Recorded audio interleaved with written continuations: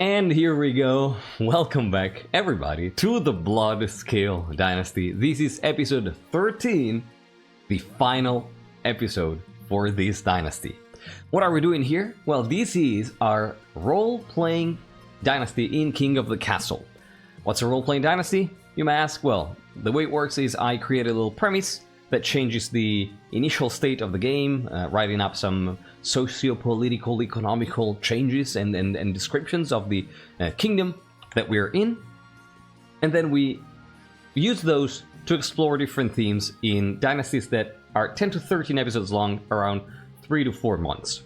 This has been kind of a long one, 13 episodes, roughly 4 months, and it is finally coming to a conclusion that, oh my god, there's been a big build-up last time. But if you weren't here, don't worry, there's gonna be a summary in just a minute to help you be caught up. Just to give you a super quick intro on what have been the themes of this dynasty. Well, there were mainly two things.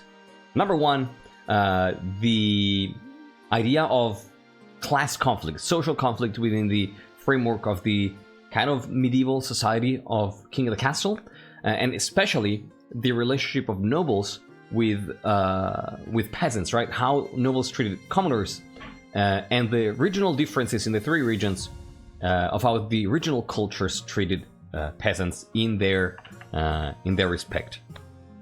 So that's been thematically one of the things that we addressed. That has later moved on and developed into a discussion, a confrontation between idealism and pragmatism too, as noted by some members of the community on the Discord, that I found quite apt, quite poignant. The other thing that the Dynasty has been focusing on so far is the interaction between gameplay and roleplay, and that has taken the form of two things. One, the idea of initial penalties and victory bonuses for the different regions. So each region has had their own initial penalty when they hold the throne.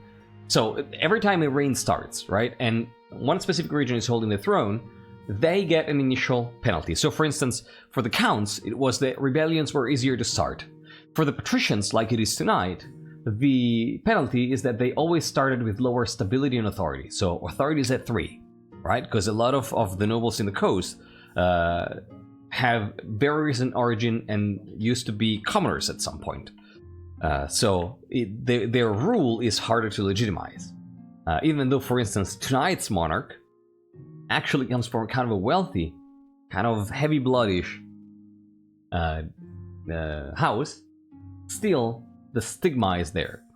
So that was one thing. The other thing was the edict system. So basically, the way that worked was between episodes, the players belonging to the region that won the throne at the end of the episode would have 1 week to vote on a series of edicts, deciding which ones to repeal and which ones to approve.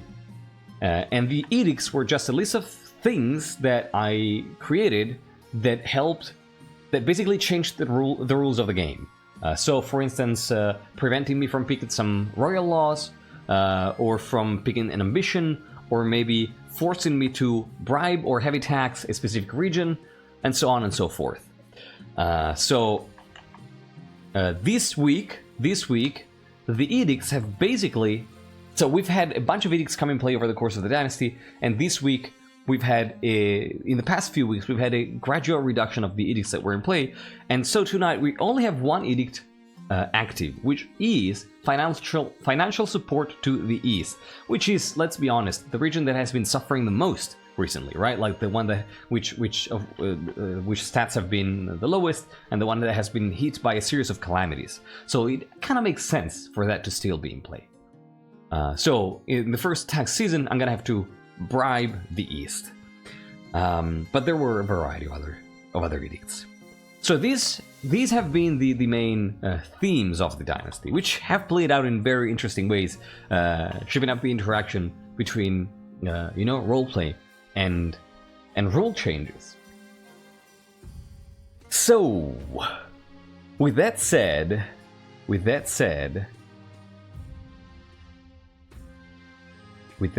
welcome in, Swede. Happy to see you. With that said, if you need any other information, you can find it in the link that's been posted in chat and is currently pinned. That's gonna lead you to our World Anvil page with a summary, a quick intro to everything, to all the background lore and specific rules for this dynasty. But now, before we actually get started with the events, one little thing. We have a summary for you, as always provided by our amazing mod, That Which Lurks, that's gonna help us all get into the groove of the game and catch up with what happened last time. Null Arc and Shiny Course, welcome in. Yeah, just in time for the summary. Hell yeah. So let me redo what happened previously in the Bloodscale Dynasty. In the reign of Queen Sophia the Unworthy, who ruled from 1134 to 1137. Sophia Sylvian used to duel other grandees to force them to treat their peasants better. She often lost and moved on to advocate through sermons. Seen as the Ninth Herald at the chaotic tale of Agrippa III's rule, Sophia took her opportunity to join the rebels, becoming the victorious moral leader, then the queen. She could at last, gently but firmly, lead nobles and commoners alike toward a unified golden age. She was once so powerful that the wizard Pestia herself plotted against her, tasking select counts with causing a new famine. The kingdom went through a few crises, massive pig and animal sacrifices to counter a demonic invasion, a quickly snuffed outbreak of crystal pox, a cleansing fire gone wrong, but ultimately the Plague Master's minions just starved their own land. That's the counts. The counts kept lowering their farming last episode. Despite nepotistic dealings aiming to save the treasury, Sophia spent so much on helping commoners that she had to sell off symbols of royalty to avoid bankruptcy. From this point onward, her authority began free-falling, and the long-awaiting, obscenely rich Lady Patrician sparse corruption took notice. The queen gave in to the demands of resolute peasant strikers. A hob forced her to eat with her bare hands. A team-building exercise saw her trip on her robe. When the conflict over the Bloodlands heated up again, no one listened to the queen until she bribed nobles into making peace, and fell back into near bankruptcy. Traders were thriving, but to the kingdom's shock, the crown defiled royal tombs for gold. This was the opportunity Spars waited for. Paying off disillusioned or cynical servants and advisors, the patrician worked on passing off Sophia as irredeemably corrupt, especially compared to one Agrippa corruption, the supposed bastard and heir of the rightful bloodline. Spars's plan was complicated by the appearance of the actual Agrippa IV, but she adapted it. She adapted to it. Soon the kingdom clamored for the queen to step down for this deposed prince. Her attempts to arrest him failed comically. So yeah, we had an event in which the real heir to the Agrippan lineage, that was the lineage that we had before Sophia, showed up and was like, the throne is mine.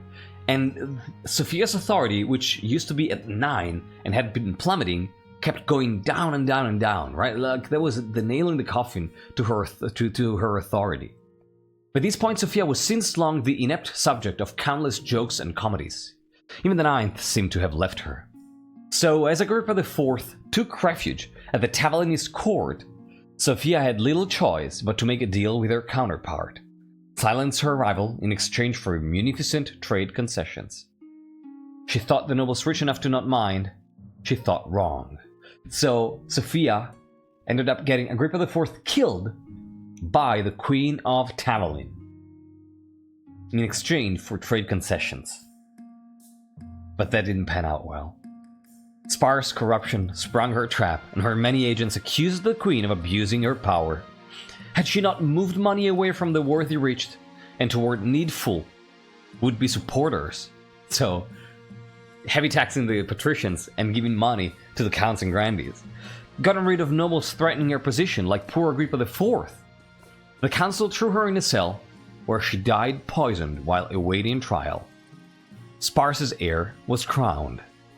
For trying and failing to make the nobles bend to her morals, Sophia the Unworthy was vilified as crooked, while the hoarding corruption reached the apex of their power. And this is what happened last time in the Bloodscale Dynasty. Please give a big round of applause to that which lurks. As you can see here, Sparse corruption is really freaking powerful and rich. And Null Arc, you've joined the game in a while. You like the thing works. You don't have to type it 1,000 times. It's usually the extension that is bugged, but usually the first time you type it, you are in the game, as you can see. And Sparse corruption, absolutely massively rich compared to everybody else. Like, it looks like we are in a kingdom of like beggars with one super rich person, right? I really wonder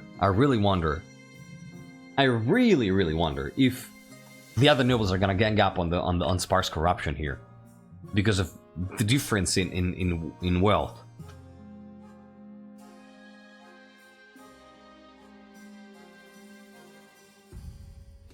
Thank you so much, Lurks, as always. And like, last episode was so dense. There was so much stuff that happened. This was a tough summary, so I really appreciate the effort. I promise to spend this time. I mean, of course, like, and now I can see, right? Like, sparse corruption is going to have the absolute control of the auctions unless everybody cooperates. Keep this in mind. Keep this in mind. So, this monarch is gonna have an easier time, maybe, being on the throne, because their own family is gonna be able to pilot how auctions go. So this is kind of a wake up call for the other nobles, right? Like, there is a family of nobles that risks being able to monopolize power in the kingdom. I'm gonna talk a bit more about the monarchy in a second when we get to the ambition selection. Yeah. It's always the extension. It's never the game in Null Arc.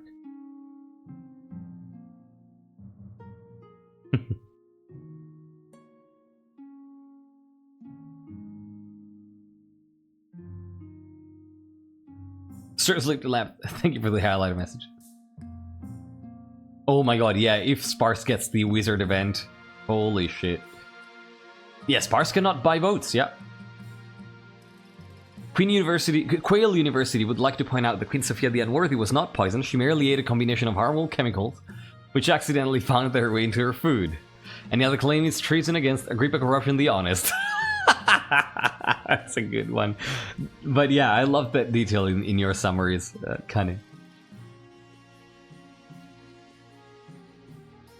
Alright. So, this is what happened last time. I would say let's begin with the coronation, shall we?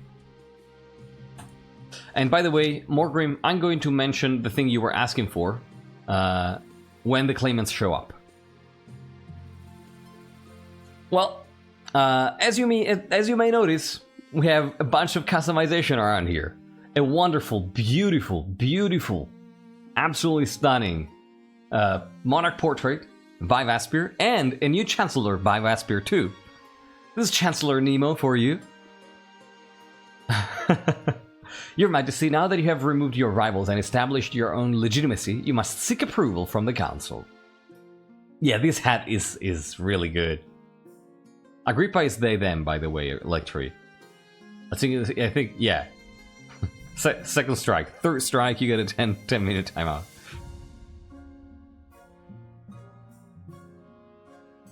It's a patty hat, yep. So, Chancellor and Spymaster have been replaced, because they didn't accept the bribes last time. As is tradition, they will decide what happens at your coronation. Yes, let's get this over with.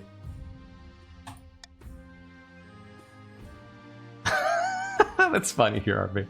Shall we call the nobles in? So.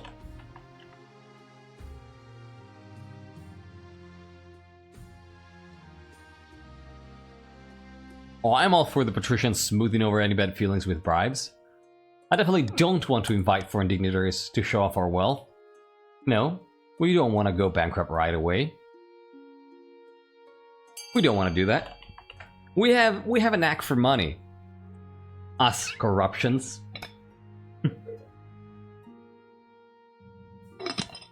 I'd love for the patricians to smooth over any bad feelings, you know?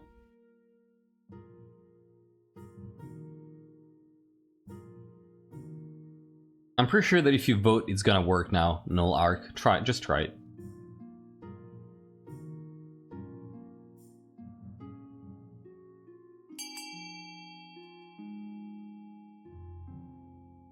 Yep, there you go. No, where are you? Yeah, there you are. See? You're in the game. You're in the game.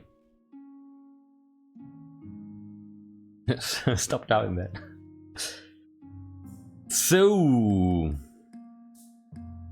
well, looks like the patricians are gonna pay up. Doesn't it? Looks like most people agree on this. That's exactly what Agrippa would want. You know, all in the spirit of cooperation. I wanted to show off our wealth.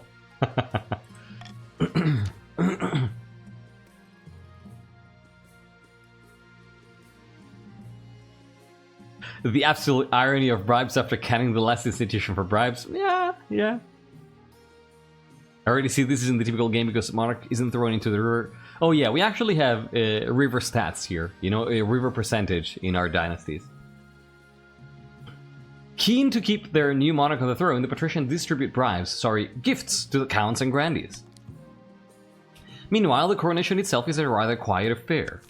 Yeah, absolutely. Council introduction. Let's see who we talk to. We did it. By the 9th, we have to pull some strings, but we got you that crown, just as I said we would. Now, just remember to uphold your end of the deal. You're not really a monarch, more like an employee of the patricians. Oh, by the way, in the last reign, as the summary said, Sophia had to sell off the crown and the scepter. And you know who bought the scepter? Sparse Corruption bought the scepter, saying something like, "Oh, look at that, I look like the queen, don't I?" I don't know if you remember that, but...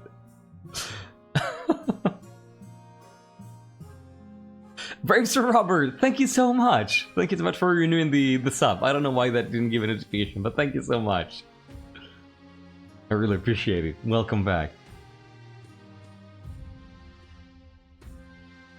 Yeah, so before Agrippa IV became monarch, the Sparse Corruption family already had the royal staff.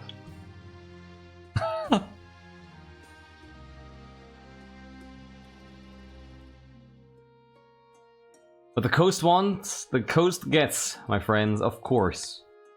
Spoken like a true and loyal servant. Sure.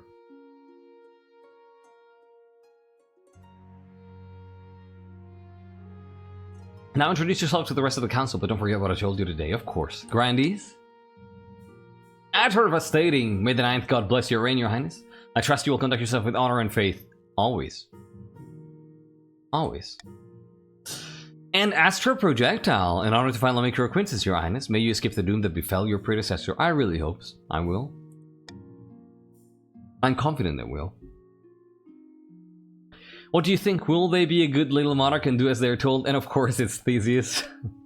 Too early to tell, we should have a backup plan, just in case. Yeah, schemer still scheming, exactly. Arise and welcome in. Alright, Furarpe. See you in a little bit. Path to victory. This is where things get interesting. This is where things get interesting. So I will add one more thing. Holy fucking shit! No, never mind. I'll add one more thing in a second here. Holy fuck, Brave Sir Robert! Thank you so much. Thank you for 5 gifted subs. to Ephra Bulbizar, Thanubis, Axel Rose, Snottit, and Digabasta. Holy shit, thank you! Yeah, I'm not allowed to add anything right now, exactly. Yeah, Monarch, see, it takes about 5 to 10 minutes whenever it kind of glitches. Thank you so much, Professor Robert. I really appreciate it. Gotta get them drops. Get them drops, and like, this is gonna be my last stream before the drops run out. Not run over. So yeah, you gotta get them drops. Thank you. Yeah, no worries, Monarch.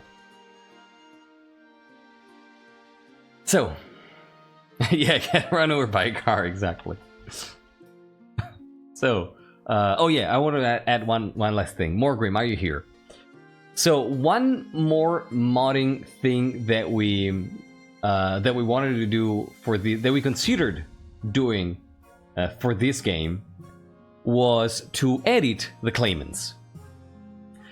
We considered having Zoya as a claimant for the East, because we found out a way to do it. And Morgrim, feel free to share the screenshots on the Discord right now, while I tell the story. Morgrim figured out a way to edit claimants, so you can imagine that is going to be something that we can exploit in the future.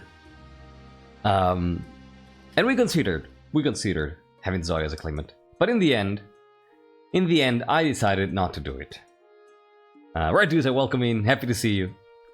I decided not to do it, and you know why? I wanted to give you a little bit of context, because like Zoya, for those of you who weren't here, was I think our second ruler.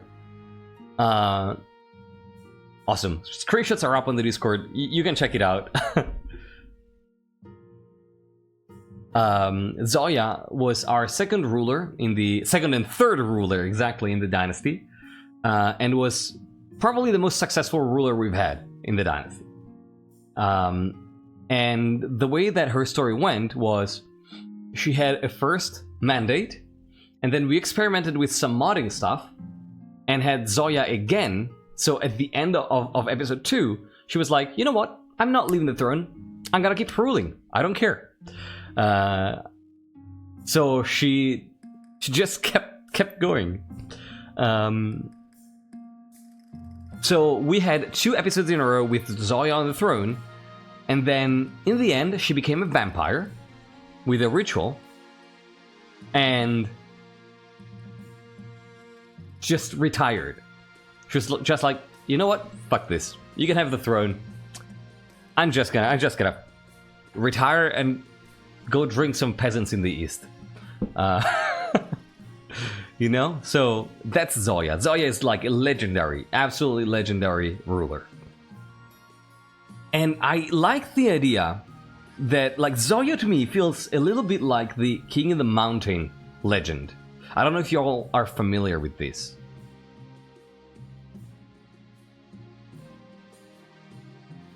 The Zoya tier. So, like, yeah, there's this myth. Yeah, right. There's this myth that, for instance, a very famous rendition of it is with Friedrich Barbarossa, right? So German, yeah, exactly, Barbarossa, precisely. So the idea that this king of old is sleeping in the mountain, like for England, for instance, it's King Arthur. So the idea that this king is sleeping in the mountain, and one day he will wake up, and him and his armies are gonna march out of the mountain and save the country, the nation, or whatever. The Kyffhäuser, exactly. Suddenly culture, yeah, that's what I do. You know, like I'm a silly King of the Castle streamer, and now and then I just drop some culture bombs here and there. But yeah, there's this myth, right, of this ruler who will one day rescue the country in its darkest hour. And Zoya kind of feels like that to me for the East, right? No, Vaspir. The thing is that monarch in the legend comes with their army. So, like, if an event like that existed in in King of the Castle, it would be like Zoya wakes up from her slumber and the counts get +5 military. Alright? And I like the idea that the counts, or some of the counts, hope for that, right? They're kind of hoping. Like, this feels like a pretty dire time for the East. I don't know if it's the darkest hour, but it's pretty dire time. So there are some counts that hope that will happen. And I thought about that, the Frozen Army, but the Frozen Army doesn't come with a ruler. So it doesn't really, it's not quite the same. It's not quite the same. So yeah, I like the idea that the counts are thinking about that kind of stuff. And that it will stay like that. You know, just a myth. And a hope. A symbol. Something that the counts are going to be waiting for and hoping for. But we'll never know if it actually happens in the future. But not today. Not today.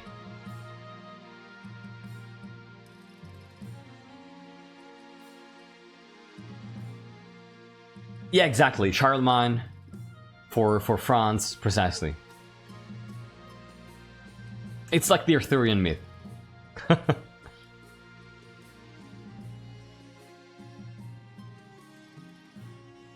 So yeah, that's the idea, right? So that's why we didn't go with Zoya in the end. We considered it, I thought about it, but I like the idea of Zoya being this kind of mythical ruler who's sleeping somewhere in the East, and maybe one day.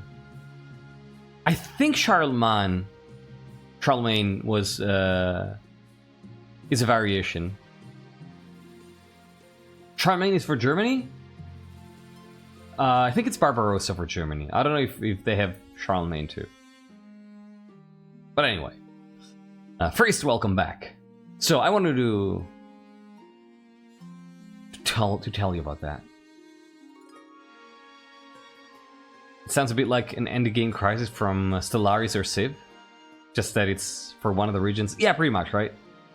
Charlemagne is both France and Germany. Okay, good, thank you. Hell yeah, Bon. Hell yeah, I'm looking forward to reading that. Yeah, Charlemagne was Franks, but also Holy Roman Emperor, so yeah, there was a little bit of Germany too. Yeah. So, with that said, you can find the screenshots on the Discord as I mentioned. Now let's continue. And let's learn a little bit more about Agrippa IV. And welcome Spy Master Coral. The new Spy Master here. Your Majesty, the throne is facing multiple challenges with alliances new and old fracturing. When you die, how do you hope the kingdom will remember you? I love how aggressively patrician the advisors are. Yep. That's all Vaspir. That's all Vaspir. And I approve. The kingdom will remember you. I got subscription. You got subscription. So, who is Agrippa IV? Who is Agrippa IV? The most patrician advisors for the least patrician is patrician? We'll see about that. So, Agrippa the fourth, quote unquote. We should have put quotes, you know, on that fourth. So, a small note about one version of tracking dates, Agrippa Raptor has taken the throne almost exactly 100 years after the calamitous famines. Oh my god. So, who is Agrippa IV? Agrippa IV actually comes from the Sparse Corruption family, right? And the Sparse Corruption... Oh, you tried? I love it. Thank you, Morgan. The Sparse Corruption family is an old and rich house of the coast. And by coastal standards, they are pretty much heavy bloods, right? So they're not a commoner house. they're not very patrician-y in that sense, as Amy was saying. So, but who are they, right? Like as a person. So what do we know about them publicly? So we know that they claim to be related to the Agrippas, right? The previous lineage. We, the players, know that that claim is false. They're not related to the Agrippas. Agrippa is not even their real name. It's just a stunt. It's just, you know, a con. Something that they're using to accrue popularity. That they used to accrue popularity. Do the nobles know that? Not sure. Not sure. Up to you. Probably some nobles have an idea or suspect something. I wouldn't say that it's out in the open yet. But there's probably some suspicion going around, right? Yeah, we did talk that Agrippa would have added petty advisors who were elevated peasants, trusted greedy minor nobles from the corruption entourage. Yes. Yes. Most nobles do not, yeah. But somebody... You know, there is some people suspect something. But yeah, we the players know that that claim is absolutely false. And that the corruption family used it to gain legitimacy, basically. What else do we know about the corruption family? So yeah, basically Agrippa claims that they come from the corruption family, but that they are also related to the Agrippas, okay? So their connection to the corruption family is out in the open. Alright? So they basically say, yeah, the corruption family somewhere basically bagged one of the Agrippas, and there comes Agrippa the Fourth. Alright? Intertwined is what I meant. Ruffled the feather with, with the Agrippas. What do we know about the corruptions? The family, I think, or at least the part of the family from which Agrippa IV comes, got rich by Toucan. You don't need to join 1,000 times. You are in the game. Your extension is gonna update in about 10 minutes. Don't worry. You are in the game. There you go. Let's not start another one of these. We already had somebody who did that. You are in the game. So I think that the sparse corruption family got rich by exploiting the free-for-all situation in the coast, right? So I think that, or at least again, this branch of the sparse corruption family, I think got rich using the fact that some peasants or some merchants or some commoners would, like, I don't know, maybe contract debts or get into risky ventures to try to improve their social standing. And this branch of the family would lend them money or make contracts that were favorable to them, exploiting the other people, you know? So just, they basically made money on the ruin of countless commoners and mid-class merchants that were trying to improve their social standing. Alright? Not really the most pristine people that there are around there. What we know specifically on Agrippa IV is that they are an injured privateer, right? They used to be a privateer. And they got injured at some point, I think, while dealing with some Kurth vessel. So I think that they probably have a grudge against Kurth. And if given the possibility, they're probably gonna try to get some retribution from Kurth. Alright? Pinky, thank you so much for the 10 months! Holy crap, it's been so long. 10 months are a long time. Thank you so much. Thank you. I really appreciate it. I hope you're doing well. Thank you so much. How dare you say we are not pristine? I mean, not really you, you know, this branch of the family, or... Yeah. We totally have legit businesses? I mean, yeah, I'm sure you do. Thank you, Pinky.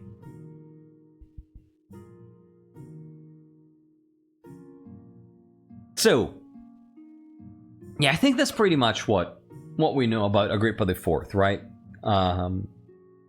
And I think that they are presenting themselves as somebody who is trying to continue the Agrippan lineage after Agrippa III, right? And trying to recover that name. Trying to increase commoner rights in a way, you know? Because they think that it's right. But still, you know, just winking at the nobles, being like, I know you're there. I'm not gonna make you mad. Don't worry. Don't worry. So they're kind of trying to be with fit in two different sets of shoes. That's probably not how the saying goes, but you get what I mean. Lelkatlan! 16 months! That's even longer. Holy shit. Thank you so much, Lelkatlan. And welcome in. Good evening to you. Your support is much appreciated, buddy. Thank you so much. I hope you're doing well. Yeah, not counting the bad one, exactly. And Agrippa IV, by the way, this Agrippa decided to be the fourth, specifically trying to remove the fact that there was a legitimate heir to the crown that was then killed. Like, they're trying to make history forget that that person existed. Alright? By acquiring the moniker Agrippa IV. So, there is a specific political move behind that. Now, with all that said... Oh, this is identity theft. Oh my god. Oh, yes. Oh, yes. Yeah, it's not casual. Yeah, what Agrippa IV? Exactly. If I was in the other Agrippa family, I would be so pissed right now. Yep. Yeah, you should. Yeah, no. It was deliberate. It was absolutely deliberate. They were like, yep, I am the fourth. What do you mean? That other guy? Oh, that guy was an imposter. I'm the legit heir.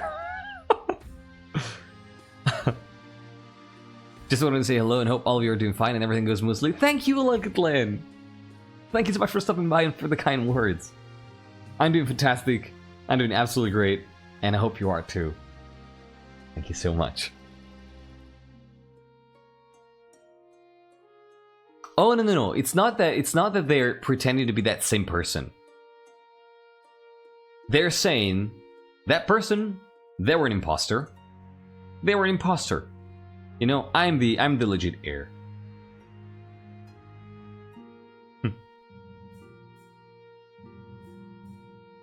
So, with that said, what do they want to do for the kingdom, right?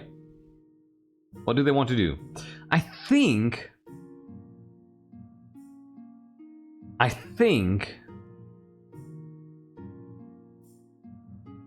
Oh, hell yeah, kinda. I think that as much as they want to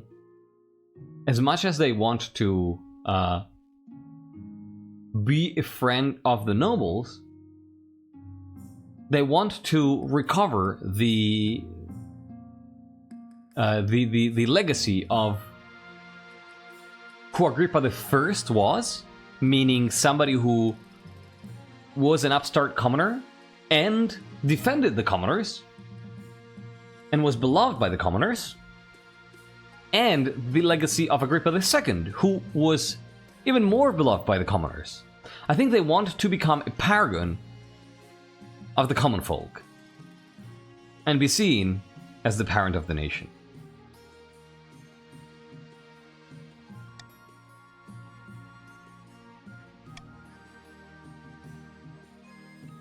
They want to restore, exactly, the legacy of Agrippa has been ruined by Agrippa III, and given the fact that they are related to Agrippa and have a reason to care about that legacy, they want to restore it. Precisely. Precisely. Alright, 1 hour and a half in. We are past turn 1. That's how we do it around here. Alright. With that said, let's take a look at our Cleavens. We have Mitcher of the Monarch Dynasty, legendary Eastern Hunter, who leans delicately on a podium, sighing. The Roman Catholic lore. My fellow counts, under the rule of Queen Zoya, we were on the cusp of restoring the days of Eastern glory, but we cannot return to those heights while the false monarch Agrippa IV wears the crown. Alright, counts, how do you want to try to overthrow Monarch Agrippa IV? Do you want to use sorcery and ask for the help of a wizard trying to raise authority? Do you want to try to look for a doppelganger, another one trying to lower your own defiance?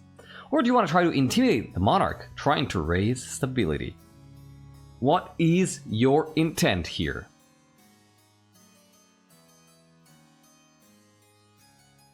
What are you talking about, my guy? Nah, I don't think Zoya gives a shit. I think Zoya is just happily... I imagine Zoya just happily hanging out in a resort, you know, in a spa, bathing in virgin blood, you know, just, you know, doing like thermal stuff. Being at the baths and just being happy and chill, drinking cocktails. Red colored spa water, yep. So, triple ganger. Counts. What do you want to do, Counts? Bomb Amy, Astro Projectile, Vaspir, Null Arc, Skeletal Recondition, Ephra, Hesperos, Bravestar Robert, Pale Ink the Second. If you have not voted, this is your time. This is very, very close. 4-3. I'm going to be counting down. It's currently a tie, so if you vote, you're going to be breaking the tie. I'm going to be counting down from 5. If you don't break the tie, it's going to be a 50-50. 3, 2, 1, and 0. The counts leave it to chance. 50-50 it is. And it is intimidation. You want to intimidate Agrippa IV. Huh. The counts plan to hold the monarch hostage in their own palace. First, they must lull the spy master into a false sense of security. To advance their scheme, they must raise stability to 5 or more in 4 seasons. Let's not get another Agrippa. Reyes of the Red Duza lineage, well-known southern prodigy, stands bathed in sunshine, speaking softly. Soft-spoken claimants today. A false pretender occupies the throne while my claim is ignored. Grandees of the South, this is a stain on our honor, we must not allow it to go unanswered. Alright. And Grandees of the South, what do you want to do to try to overthrow Monarch Agrippa IV? Do you want to start a witch hunt, try to get the highest faith? Do you want to acquire fervor, spread fervor, and try to raise your own farming? Or do you want to excommunicate the current monarch, trying to lower stability? Oh, that's cool. Oh, Atorvastating, House Taurus. That is very noble of you. Much appreciated. We'll remember that. We will remember that. House Taurus is loyal. Is loyal to the crown, is what I hear. Is that what I hear?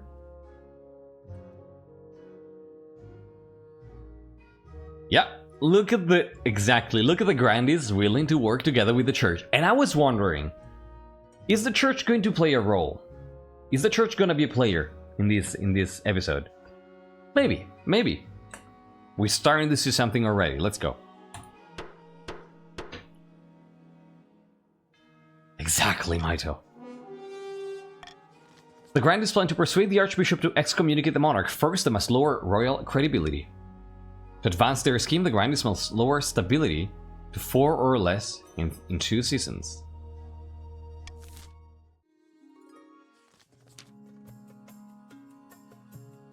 Casso of the Maito family. Is this fossil lore? Huh.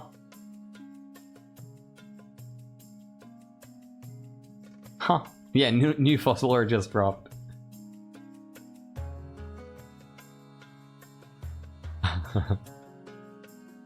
Casso, which is really funny because it sounds very similar to the Italian word for dick.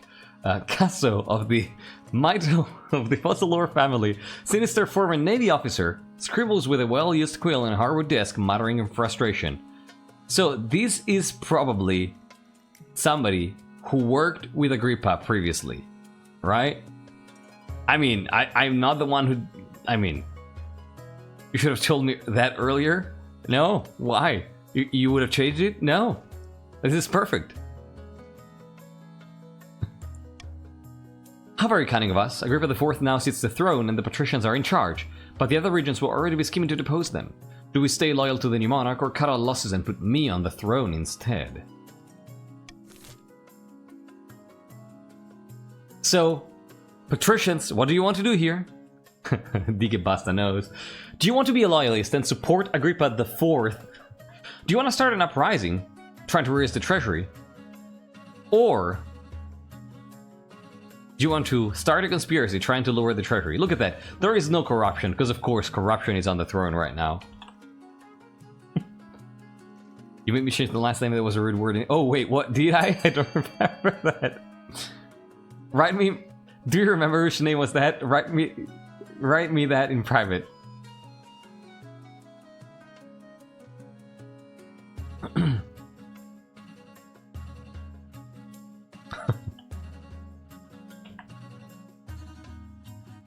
So, are we loyalists, patricians? 4-3. This is actually pretty close. Pretty close. So, yeah. I'm gonna be counting down from 5 here, patricians. If you have not voted, 5-3. Okay, counting down from 5, 4, 3, 2, 1, and 0. Family and fighting, yeah. Loyalist it is. That settles it then. Long live the monarch. May they bring peace and prosperity to our new kingdom. Wait, why are you going against your heir? Sparse. I'm really curious to know what's going on there. I always keep a backdoor plan. That's cool. But we can always change our minds. If Agrippa IV ever gets out of line, we can take up arms and get rid of them the old-fashioned way, even if it's a little costly. Alright, so you gotta aid me or rebel against me. So we have a known mediator, a questionable claimant, and an ambitious vassal. This is good stuff. I like it. I like it. And oh, look at that. We get golden choice. This is so perfect. I mean, Agrippa's not gonna be afraid to use golden choice. Absolutely not. Absolutely not. It is going to be absolutely golden choice. Unlike Sophia, I don't bribe. Exactly. I just give gifts.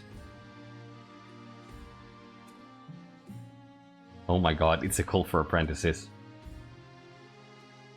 Is it gonna be sparse? Is it gonna be sparse?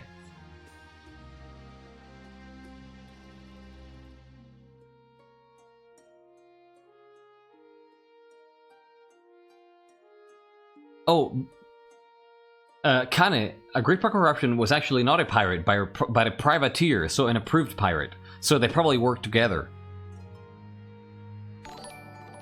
Ryana, welcome in, everybody! Thank you so much for the raid! Welcome in, welcome in. Raid to shall spread the love, have a cup of tea, and wait for all these to blow over hell. Yes! Summer 87. Ryana, welcome, welcome. Thank you so much for the raid. Everybody, go drop a follow to Ryana. I'm MrKaji, in case you don't know me. All I do is play King of the Castle, write lore, tell stories, roleplay, and all that jazz. If you enjoy any of that, you're in the right place. We are playing the finale of our long-standing role-playing dynasty tonight. So, you're in for a ride.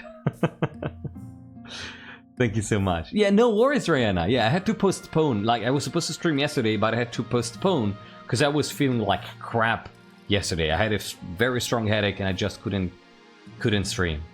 No worries. Glad you're here. Thank you so much for bringing your people over. I hope you had a good stream. We're streaming King of the Castle too.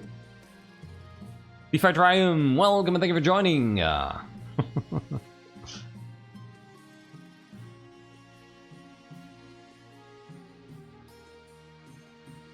Welcome in. So, let us continue. Yeah, more Grim. If you end up sending me the other name, let me know because it would be fun to know what it was. There's probably gonna be some ads playing in a second, so when they start, I'm gonna be stopping and yeah. Oh, there you go. Ads are running. I'm gonna go refill my water bottle and use the restroom real quick. All right. I love how it's Amy out of all people. Who actually cares about legacies, right? About lineages. Summer, thank you so much for joining. All right, I'll see y'all in 2 minutes. All right, super quick break time. Stretch your legs, grab a snack, grab a drink, or use the restroom yourselves. I gotta be right back.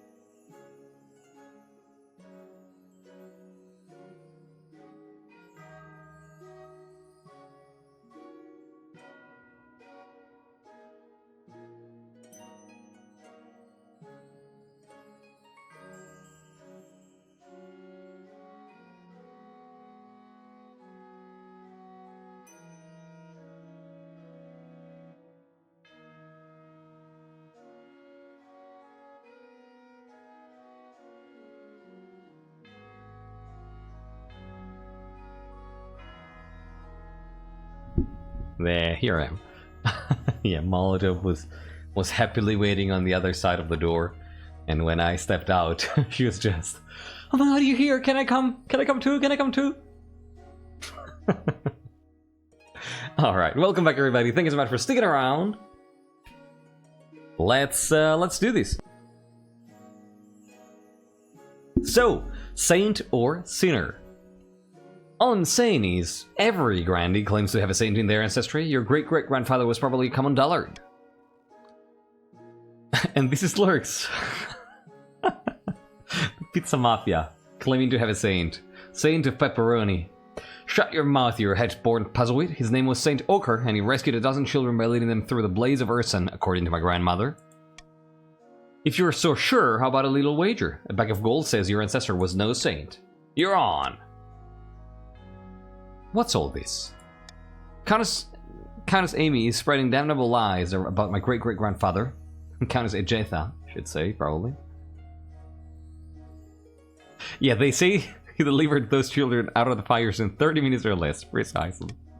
If you really think he was a saint, then dig him up. Saints are incorruptible. Even after death, they don't decay. Very well. I request the council's permission to exhume my ancestor and prove this fool wrong.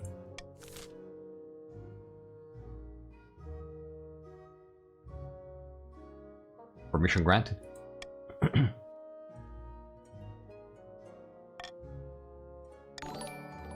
Yeah, permission granted. Permission granted. What's that? Ben Yeet. Thanks so much for the follow. Happy to have you with us tonight. Feel free to join anytime.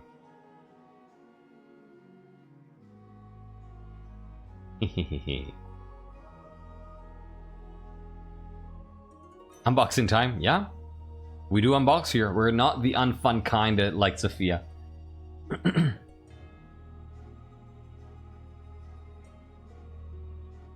Luckily, I know exactly what my character wants here. Yeah. Time to unbox a present.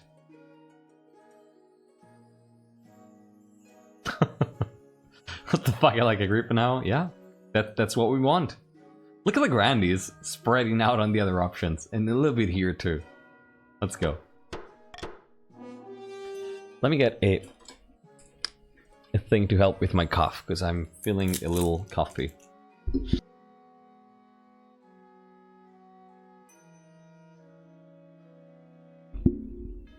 Alright. Ninth blessed to your majesty. Now where's my shovel? A few days later, the corpse of that which lurks the second's great-great-grandfather was exhumed from its resting place in the southern necropolis. We are blessed. I was right. Centuries in the ground, but old St. Ochre looks as fresh as a daisy and shiny as always.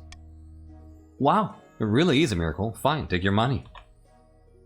Look how smug this piece of shit he is. Word quickly spreads of the miracle of St. Ochre.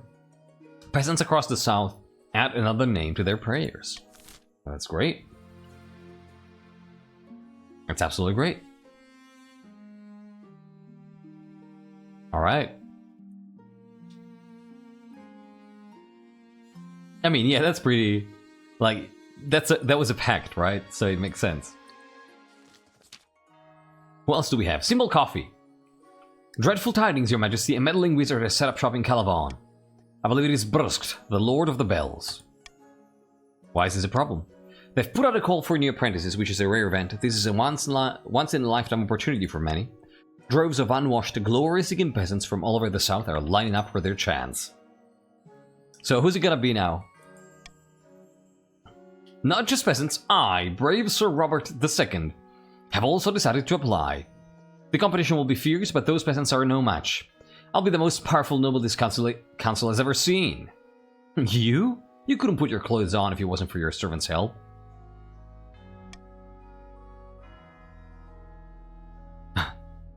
We can't let this go ahead. Not only is it heresy, it presents a clear and dangerous conflict of interests. Well, let's assemble the council then.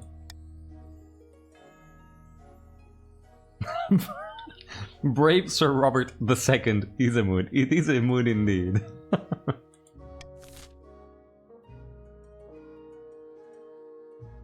Well, I 100% know what Agrippa IV would do here.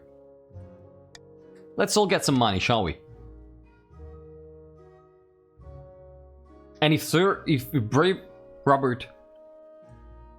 Sir Robert II votes for B2, they're gonna get some money too. You know? That's a win-win-win scenario. You win, I win, they win. They don't get as completely poor as they would normally. Yeah, it sounds like a wonderful plan. Let's do it. Let's redistribute some wealth here. I've heard you nobles like wealth and money. Don't you?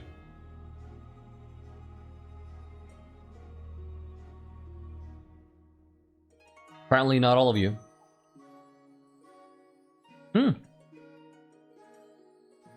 More than a few people, actually. Where are my counts? Where have my counts gone?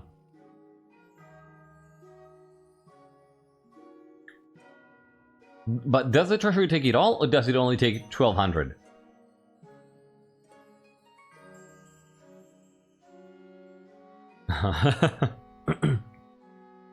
Alright. I'm gonna count down from 5 here. Feel free to vote B to get some free money. Counting down from 5, 4, 3, 2, 1, and 0. Yeah, Vaspir won't be bribed. I suppose this is an acceptable compromise. Brave Sir Robert II begins their journey to Caliban immediately. Their successor, Brave Sir Robert III, inherits their position in the council, but the treasury confiscates a vast majority of their wealth as payment. Brisk's presence in Caliban attracts all sorts of visitors, though the power of their latent magic starts to wield crops for miles around. Yeah, it's great.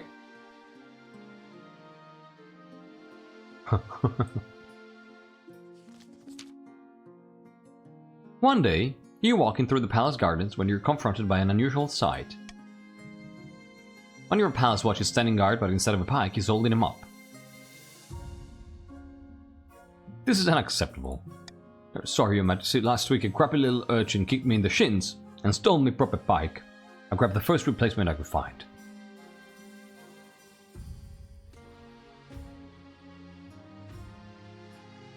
Get a new pike right now. I tried, but the quartermaster was too drunk. I can only apologize, Your Majesty.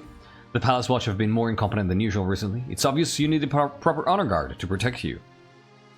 Marshal Rana, welcome back. Glad you're on the team. But first, how can we improve the watch?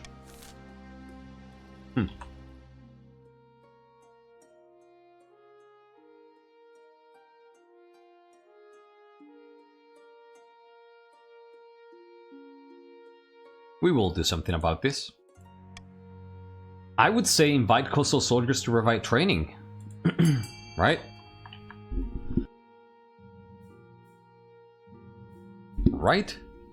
Discipline is necessary in such matters? I mean, that's an option too. I don't see a reason to spend a fortune. I would invite coastal soldiers to revive training, but it's up to you in the end, my dear nobles.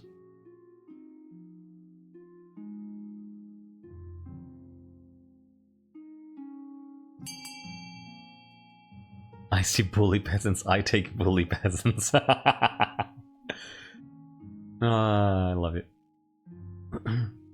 Yeah, right, exactly. You have the bombardiers. Alright. 7 to 13. This looks pretty decided to me. But I'm gonna give a few more seconds to the counts to vote in case they want to. Because I see a few counts. Amy, Bomb, Viewer, Null, Arc, Astral, Vaspir, Skeletor, Condition, Ephra, Hesperas, Paling, the second, Summer, B76, and Brave Sir Robert. Counting down from 5, 4, 3, 2, 1, and 0. Our goal is high stability. Why the fuck do you vote to lower stability? Because this is a role-playing dynasty, baby. We're not play to win. Enforce harsher discipline. The punishing exercise regime works wonders on your watch's abs, though you're not so sure about their morale. If one thing's clear from this mess, it's that you need an honor guard who can actually keep you safe, not like these kittens. Think carefully, Your Majesty, these guards' loyalties will be divided between you and their region. Of course you'll be taking the gladiators, Your Majesty. None of the other options are half as muscly. Do I want the gladiators? I think so. No, we don't play to win at all. It's about sending a message. Yeah, exactly. This is Kaji Town. No one actually tries to win the game in Kaji Town at all. We don't care about that stuff. Winning is for losers, alright? That's your quote of the day. God damn it. I think I've made my decision here.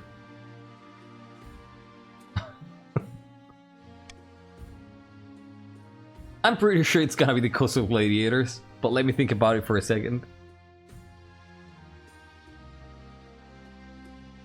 It's 100% gonna be the Coastal Gladiators. Yes.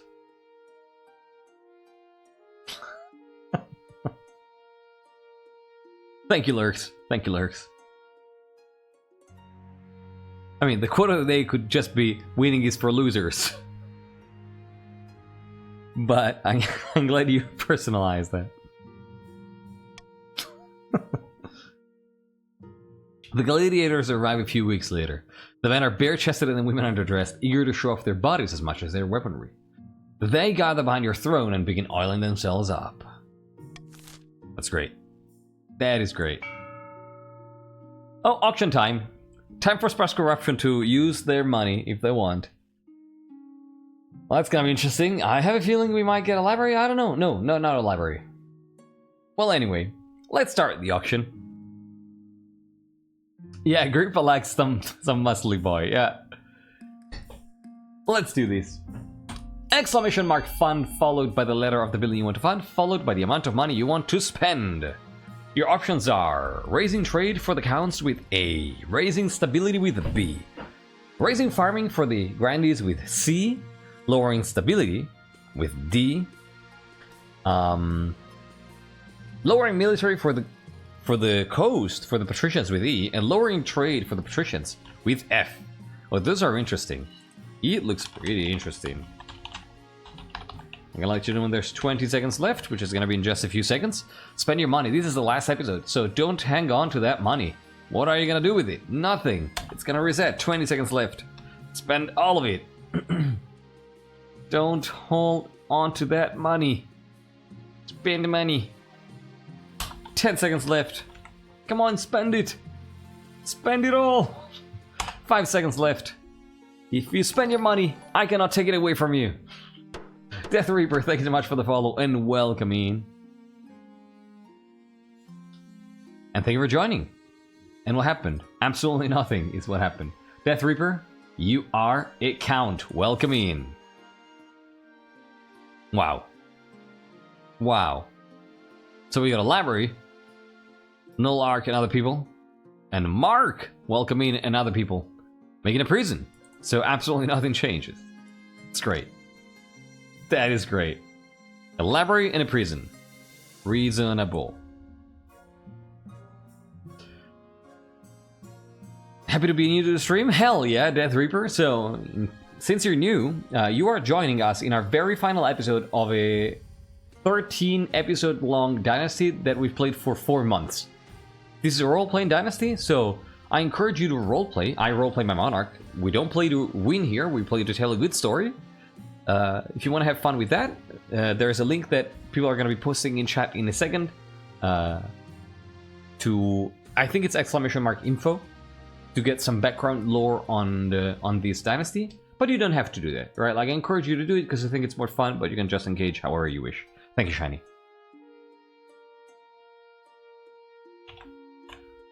Spent 5k and y'all funded other buildings anyways. You should have spent more. Alright. Incorruptible. Oh no, you're right. We are... Famous cuisine. Okay. Well, let's go with Incorruptible. Your Highness, the Incorruptible course of St. Ochre has become a sensation among the faithful. Every day pilgrims visit my manor to pray at his feet. But their muddy feet are ruining my carpets. May I take St. Ochre's body on a tour of the kingdom instead? After all, the regions at the south could do with a little reminder of the Nine's power. Your Majesty, if I may make a suggestion, perhaps we should study this phenomenon instead of mindlessly worshipping it. Heresy! Everyone cover your ears before she says anything more. Well... Cuponia. Otter Valiant, welcome in.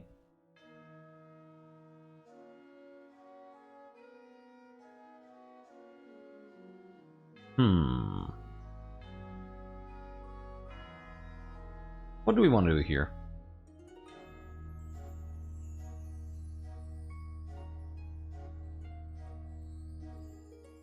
Let's do some private display here, right?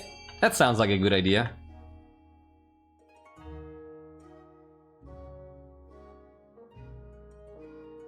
Didn't something disastrous happen last time we studied the Saint's course? I bet that was a different Saint.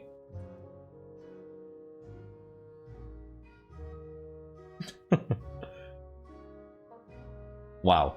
Great success. The Monarch option, incredible success.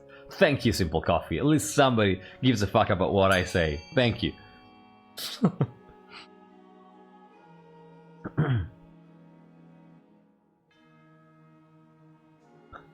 Dissect him, Jesus Christ. This is a tie? I don't fucking believe this. This is 9-9. 10-9. There you go. 10-10. Oh my god. We're already starting with tense votes here. So, I'm gonna be counting down from 5. 10-11. 10-11. This can still be tied. Counting down from 5. 4. 3. 10-11. 2. Vote now if you haven't. 1. And 0. Unfortunately, you cannot dig a basta unless a specific law is active. Have the saint examined by scholars from Quail University. So, Cuponia. Huh. Ignoring Grandy that which Lord II's protests, you pack off the saint's course to Quail University for examination. Perhaps there is a scientific explanation for the body's lack of decay? The Archbishop is just as scandalized as Grandy that which Lord II. For weeks, priests condemn your name in churches across the land. How could you scrutinize a miracle? I didn't want to. God damn it, the church is already gaining some traction here.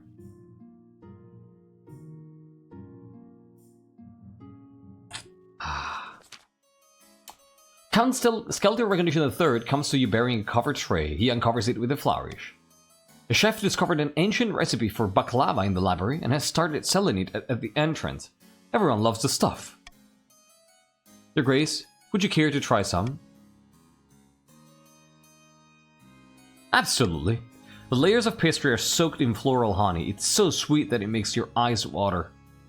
Ah. Archbishop Vinegar. My liege, shall you form an alliance with the counts to weaken the church? Well, we'll see. We'll see. It depends on what the church does. He watches you expectantly. Delicious! How exquisite. I'm delighted you enjoyed it. Trays of baklava are carted out and served to the assembled nobles. Many are enthusiastic, but Lord Patrician Battle of Kane shakes his head in disgust.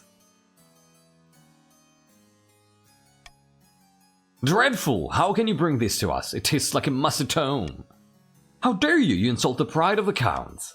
Yes, Royal Highness, please have this dreadful stuff taken away at once. Ah, shit. Oh, by the way, Null Arc, it is customary in King of the Castle community to change your chat name color to the one of the region you belong to. You don't have to do it, but it's something that helps other people know where you stand. So, if you want, that would be absolutely great. If you don't want, it's okay. So, national food, you say?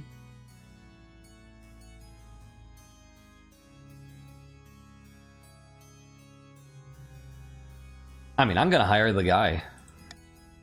Yeah. And I'm gonna give you money to give me the guy. I'm gonna be more than happy. Ace of Spades, welcome in. Thank you for joining. How you doing?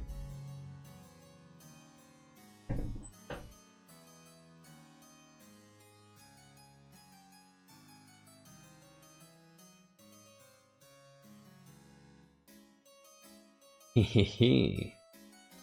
Look at that. Look at that. People are always happy to get some money. Did a peasant make the food or did a noble make the food? It was probably a peasant. It was probably a peasant. It was probably a peasant. Let's be honest. Skeletal was promoting it though. Alright. 18-6. Let's do it.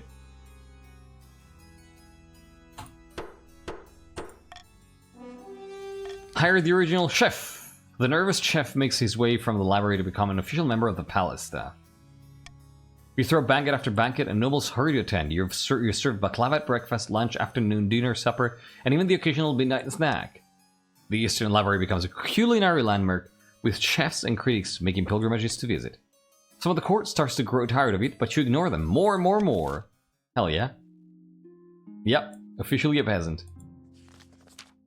Just have to always remember to change it back. Yeah. Your Majesty, it's important you find a spouse sooner rather than later. I'll take the liberty of finding eligible candidates. What is your preference, men, women, or do you not mind? So, Agrippa IV absolutely doesn't mind. Thank you, Your Majesty. I'll send out messengers to the most influential noble families in the kingdom. It's an easy enough decision. You'll marry into the patricians as we agreed before you took the throne, right? Right? Well, we'll see about that. Sole. In a picturesque castle overlooking the southern city of Tinamesca, two grandees are lying back and enjoying the sun. Yeah, Sole is... it's getting involved. The city may look peaceful, but underneath it's nothing but discontent. All across the kingdom, peasants are sharpening their cutlery and barricading their shacks. They know a storm is coming, and who better to blame but the monarch themselves? Morgrim, come on. And slip his lap. Exactly, the Commodores are afraid and it's time for them to find their faith. For the next stage of their scheme, the Grandees must raise all regions' faith to a combined total of at least 10 in 4 seasons. Well, that's gonna be easy. Jesus. So, it's that time of year. I have to bribe the counts. As per royal edicts. I have to bribe the counts.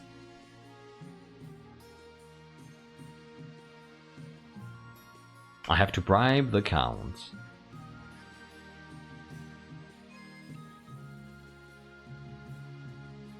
Can I bribe everybody and just make everybody happy here?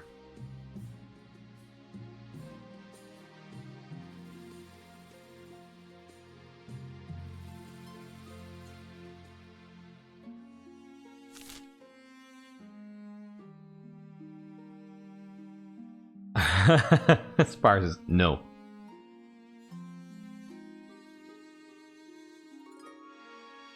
Let me take a look at my notes for Agrippa IV here.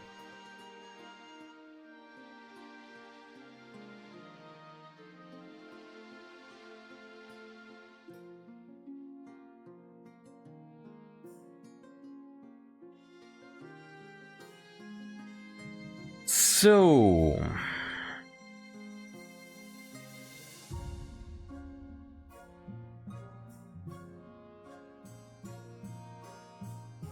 Swap the south... What? Swap the south and the coast? I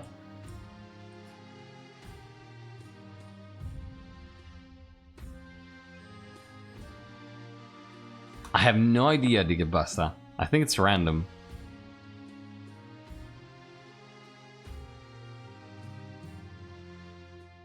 So I think it might actually be just a common tax to begin.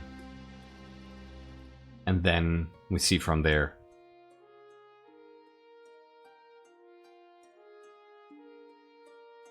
I think so. I think we start like this. We bribe the counts as we have to. And that's it. Yes. Yes. We're still not too wealthy.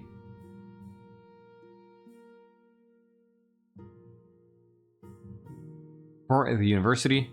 Well, that's a good place to start. Something was deeply wrong with that saint you sent us, Your Majesty. There's been... Oh, it is influenced by trade? Holy shit, I didn't know. That's cool. There's been a tragedy at the Faculty of Dangerous Theology. A worse one than usual. Well, I mean, if they insist on studying dangerous theology. Normally, their studies only result in the occasional lightning strike. They were in the middle of examining St. Ogre when his eyes blazed with light. Half the students and all the professors were instantly reduced to ash and bones. We need money to compensate bereaved families and train up new professors and, well, clean up the mess. This is the judgment of the ninth. Oh, Daisy, it's been a while. Why study things we don't understand? We should just worship them or fear them, depending on what the holy text tells us. Okay, you say so. Replace the scholars with priests? That doesn't sound great.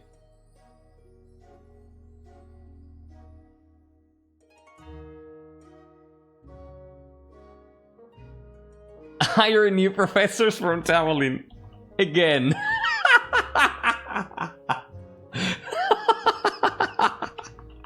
More grief.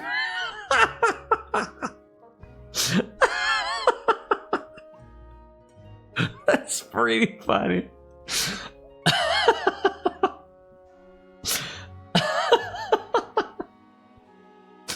A few reigns ago it did. That's pretty funny.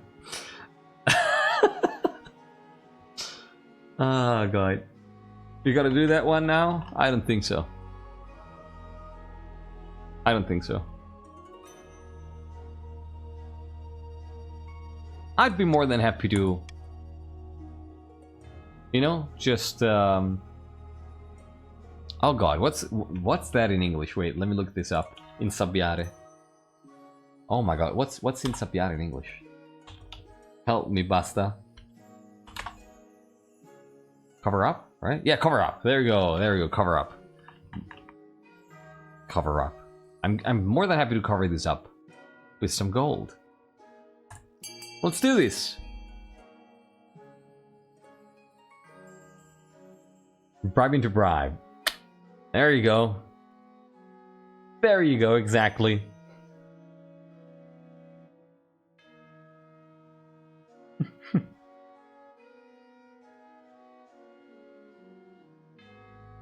I'm glad most of you agree. Even some grandies. I'm very happy. Look, the grandies are very, very religious tonight, huh? That's interesting. It's been a while since we've had such a big part of grandies being against, like being openly with the church. Yeah, for the most part. For the most part. And the answer keeps being yes. Why not, right? Alright. Looks like it's gonna be B. I'm gonna count down from 5. So if you want to vote B to get some free money, you can do it. Counting down from 5. 4. 3. 2. 1. And 0. We're uploaded just in time. Mirabella, wow, it was episode 1? Holy crap, it was a long time ago. Thank you, Your Majesty, this should be enough. Soon enough, the university has trained up new professors to replace the ones who are dust, but it will be a long time before Quill University returns to its old prestige. Meanwhile, Saint Toker is quietly reburied to prevent this happening again. It's great. Alright, occupational hazard. Cuponia again. Cuponia, big protagonist. We received a message from the wizard Brusque, Your Majesty. I heard it in my mind during breakfast. It was quite disturbing. Their new apprentice, brave Sir Robert II, has died. This is quite normal, Your Majesty. The survival rate of wizards' apprentices is less than 1 in 10. Regardless, Brusque has sent us compensation. How charitable. And what of the damage that they've already wrought in Calavon? Did we receive any compensation for that? Alas, no. Only this 150 gold. Perhaps the council will have an idea of what to do with it? Well.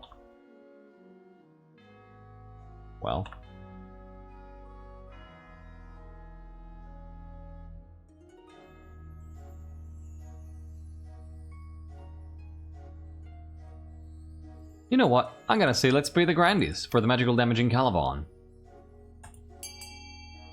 Yeah, that sounds reasonable. We want people to be happy with us, right?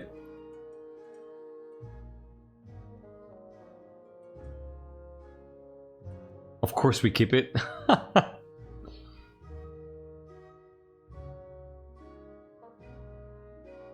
Damn sparse.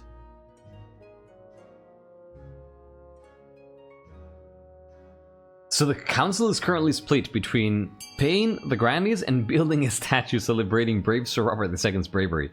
I mean, it makes sense to make a statue for brave Sir Robert's bravery, right? That's pretty funny. That's pretty funny. It's in the name, right? So I can see why people are voting for that. So if you haven't voted, this is the time to do it. 10 to 8 is a pretty close vote. So, counting down from 5, 4, 3, 2, 1, and 0. Yeah, the Grandies are not united at all. Pay the Grandies. The money, feeble as it is, goes towards the farmers who were affected by Bursk's stay in Calavan. What can gold do, really? A few cows are bought, but the old ones are still roaming around the fields, leaving flaming manure and producing acid milk. No matter what the farmers try, the land is rotten with magic. That's just what happens when a wizard visits. The Grandies are nothing but insulted by your help. I tried. I tried.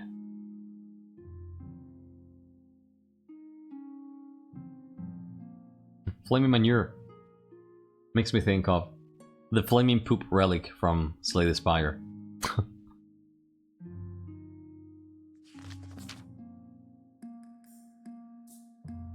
I have found 3 potential matches for you.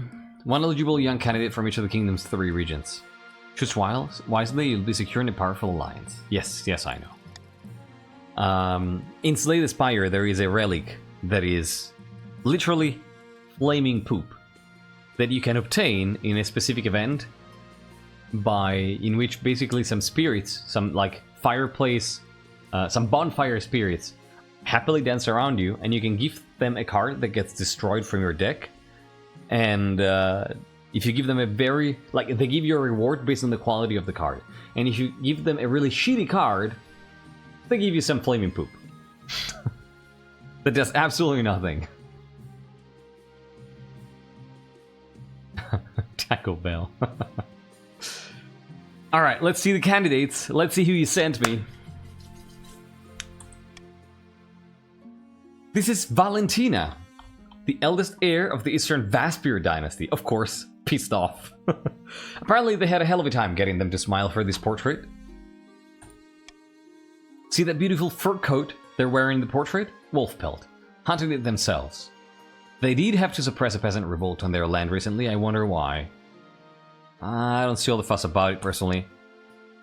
Yeah, you don't smile. You don't have those muscles, you know, it's... Yeah. From the coast, we have Zeno, the wealthy heir to Lord Patrician, the Ace of Spades estate. He's got a reputation for honesty and fair-mindedness. That's rare along the coast. We don't like that. He's also obsessed with the arena. All his friends are gladiators, and sometimes he even enters a fight himself. He's said to be led by his passions, living in the moment with no thoughts for his reputation.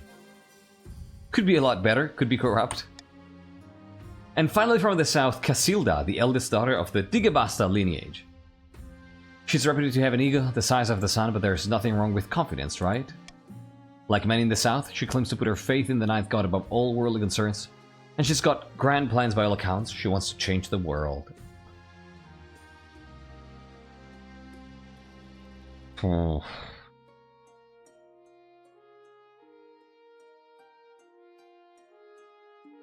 Don't like the look of her. I don't like either of these.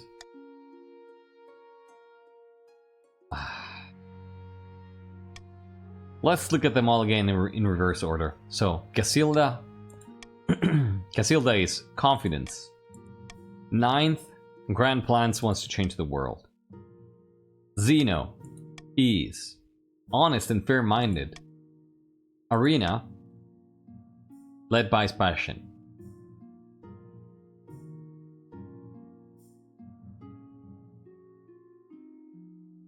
Honesty and fair-mindedness. And then Valentina.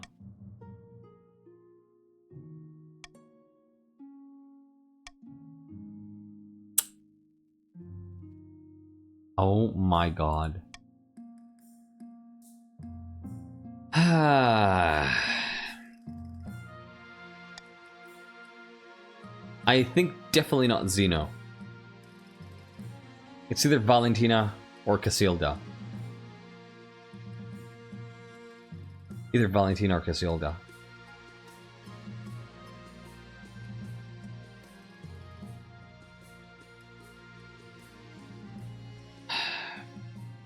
Sparse corruption says east. What do you have against the south? Casilda, I guarantee for my lineage. No, refusal to marry. Agrippa IV would never do that. Would never do that.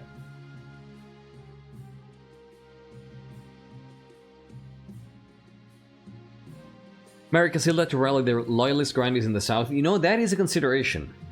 That is a consideration.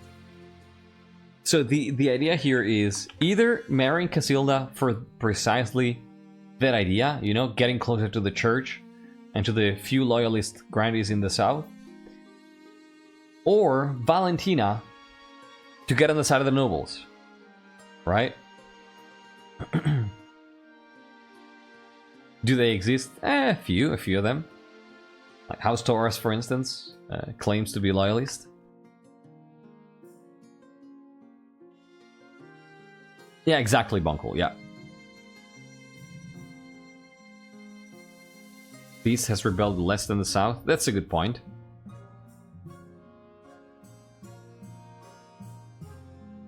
And I think that Agrippa is the kind of cold political thinker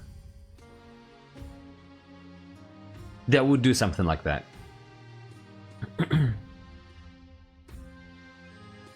I think it would actually be Casilda of the South, just out of pure political thinking.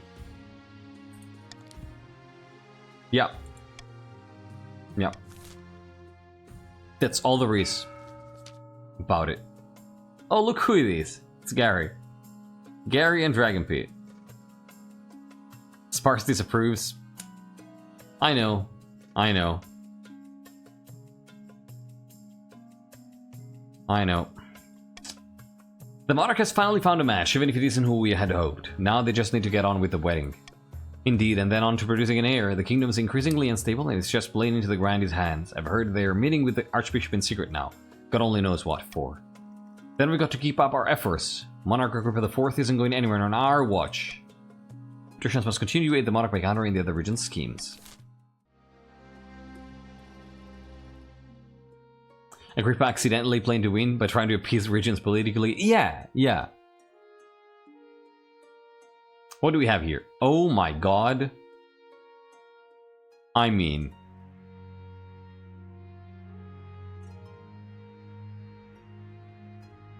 I see money, I get money. I see money, I get money. Let's do that.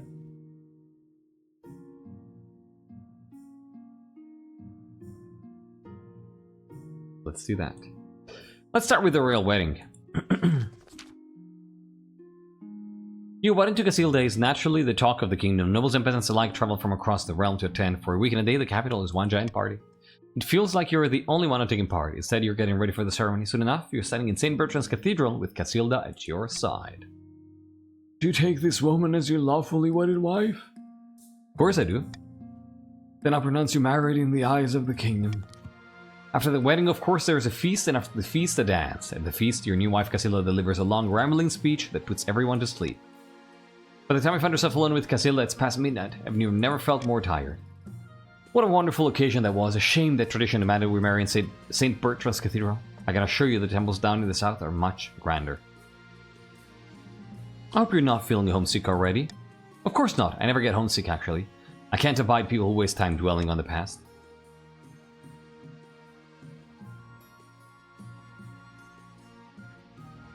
Up at the altar, what did you think when you saw me? Well, of course I thought you looked radiant. Casilda immediately changes the topic to talk about something she's more interested in. I'm just a humble follower of the Ninth God's teachings, and everywhere I look, I'm surrounded by sinners and heathens. I can't wait to laugh at them from the thereafter. And ironically, absolutely ironically, we're gonna answer, that's so interesting. It is, isn't it? Anyways, to continue on the subject. You gently fall asleep to the sound of Casilda droning on about herself. This is the last time we listen to Casilda, by the way. Yeah, this is the last time we listen to Casilda ever in our life. So let's burn this thing now. Apparently something has escaped from the cellars of Count Paling II's castle. I've asked for an eyewitness report from a local. Hello, your majesty. It's a right unholy sight. A monster stitched together from parts dug up from the village cemetery. I recognize my aunt Edna's earlobes. An abomination! That's right, Your Majesty. I damn near piddled in my breeches. This creature is my life's work, Your Grace, and my son. His escape was regrettable. He just wanted to see the village up close. Rest assured, I have chained him up far more securely. I have chained my son up far more securely in my dungeon to ensure this won't happen again. It's too late for that, Count. You and your unholy creation must be burned. It is the only way to cleanse the world of your evil.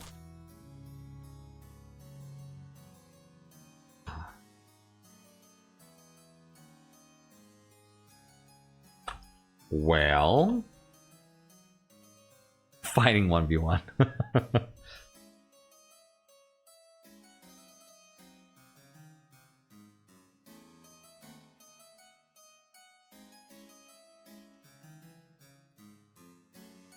Well...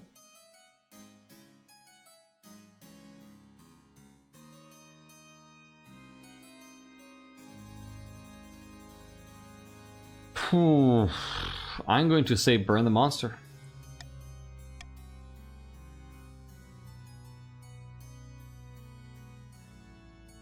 I think I'm going to say burn the monster.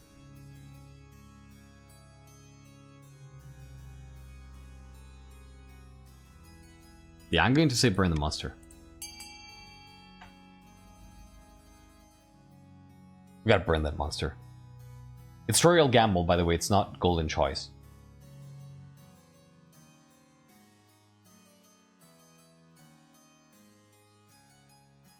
I mean, we cannot just burn a noble alive like that.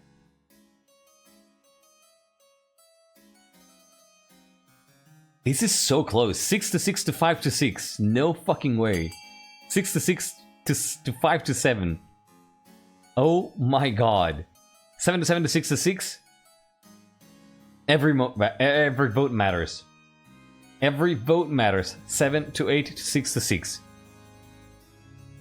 If you haven't voted truly in this vote, like in no other vote so far, it's of utmost importance that you vote right now. The council is split like never before, and the vote is currently sitting at 7 versus 8 versus 6 versus 6. So, yeah, this is the most split vote we've seen in a long while, I agree. So, I'm gonna count down by 5, from 5, okay? If you have not voted, vote now. It's currently a tie, 8 to 8. Counting down from 5. Any vote can break the tie right now. 4. 3. You have the power to break the tie. 2. If you just vote now. 1. And 0. So I'm gonna choose. And I mean, I'm gonna choose B. For multiple reasons. It's the thing that I asked for. It's the thing that it's gonna net money to House Corruption, or I mean, to this branch of House Corruption. So it is going to be Royal Gamble. Death Reaper? Yeah, you had already voted, okay. Burn the monster, let the Count leave. No, burn me if you wish, but spare my beautiful boy. No! Count Pale Ink II's hideous creation is burned at dawn, filling the village with a choking, acrid smoke that doesn't dissipate for days. Riots spread across the east as a common folk protest. The Count Pale Ink II himself has been allowed to escape justice. It's a noble. It's a noble. The Royal Navy has stopped a ship in the harbor at Thalassus, Your Majesty. It's a merchant vessel from Dania, and the crew have come down with some kind of plague. The captain refuses to go home, saying his crew need food and medical attention before offloading any cargo. That ship is carrying fine silks and rare dyes worth thousands. I don't care what happens to the crew, we need to secure those goods. Swede? What the fuck? Tell me more about the plague. The infected have high fevers, oozing pustules, uncontrollable vomiting. Sounds like Creeping Scourge, which bumped off half the kingdom a few centuries ago. Let's call a vote. Allow the ship to dock and offload its goods. Quarantine the ship but take the goods. Quarantine the ship and toss the goods into the sea. Sink the ship and all aboard. Huh.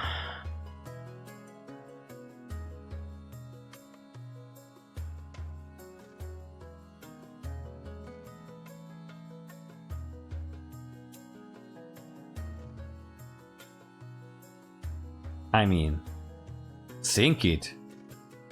I'm going to say quarantine and toss the goods into the sea. That sounds like a smart thing to do. Oh yeah? You want to allow it? Why would that be?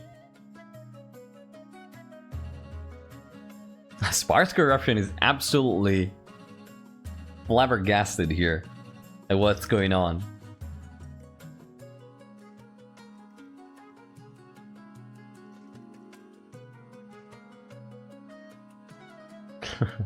I'm glad I'm confusing you. I'm very glad I'm confusing you enough, Sparse Corruption. Because I have a very clear idea of who Agrippa the Fourth is.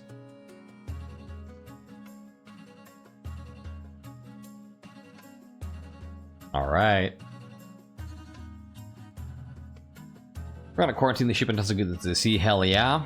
I'm gonna count down from 5 here so you can vote on C to get some free money. Counting down from 5, 4, 3, 2, 1, and 0.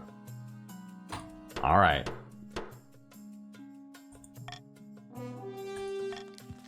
The fine silks and dyes are tossed into the ocean, much to Lord Patricia and honestly II's chagrin. A quarantine is established around the moored ship and the crew are left to wait out the infection. 2 months later, the Navy board to check on the crew and find nothing but corpses. There you go. Yeah, Cuponia would hate this. Yeah. If you don't vote the golden choice, you don't get the money. Exactly. Alright. Far in the east, Count Bonviewer II is hosting a dinner party in his castle with a few distinguished guests. Grave news, the spymaster is still watching us like a fox talking to a hen. A good thing we are not hens then. We are crows, far cleverer than the fox could ever imagine. Agreed, but since we're clever little crows, let's continue to look like harmless hens for as long as we can. The counts aim to raise stability to 5 or more. Alright. Let's go. A petitioner from afar. Oh my god, we actually have a Kurth event here.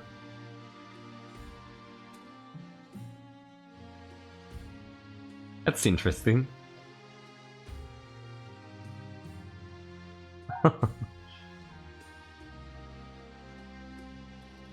Oh no, not another Agrippa. I hope. We'll see. So let's do the bones first. Your Majesty, some accursed grave robbers have dug up my ancestor, Saint Oker.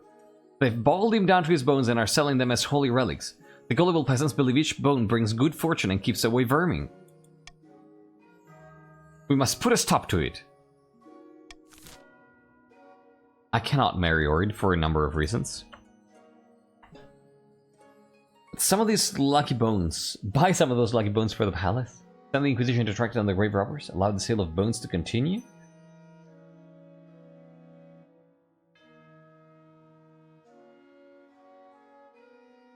Well...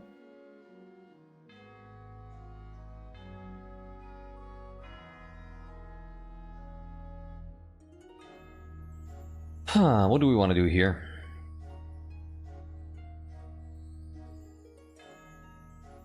Yeah, I agree. Like, yeah, what Morgan is saying.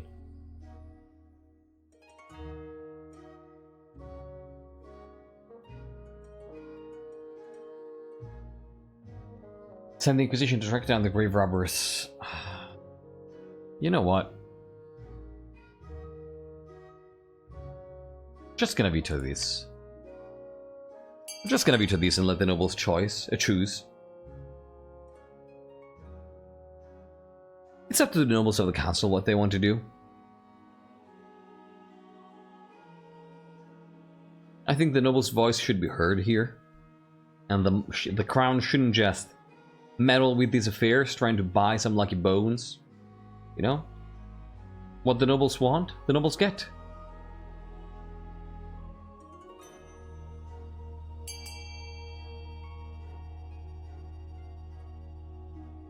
After devastating against Sleep this lap, voting to continue.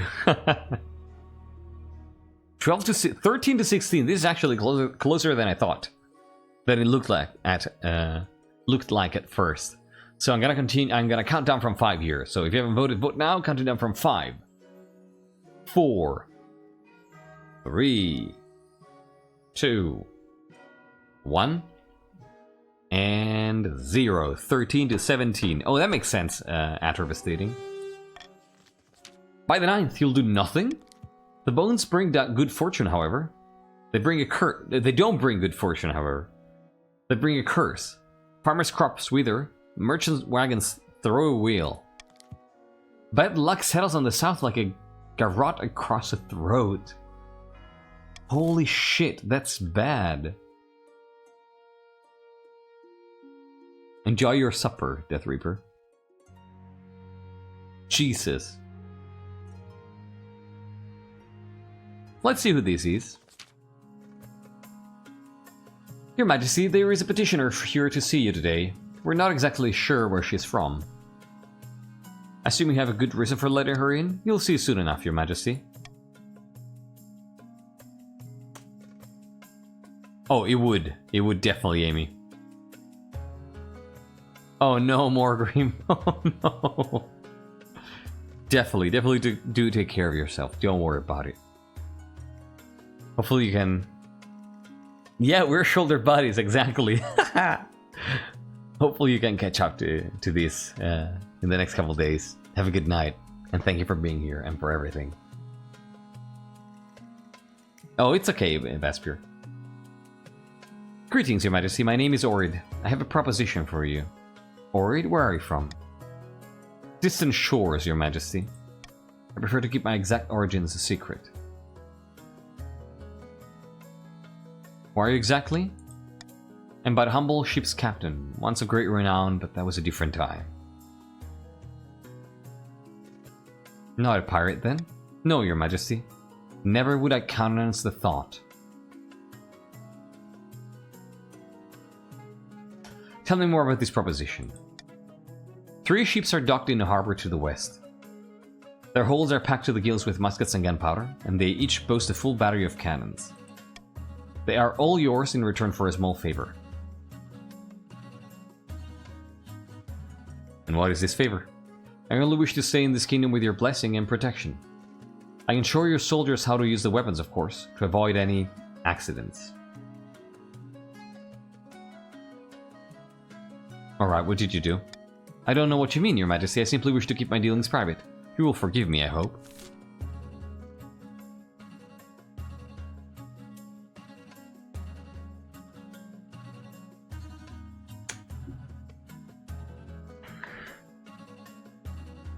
What would Agrippa do?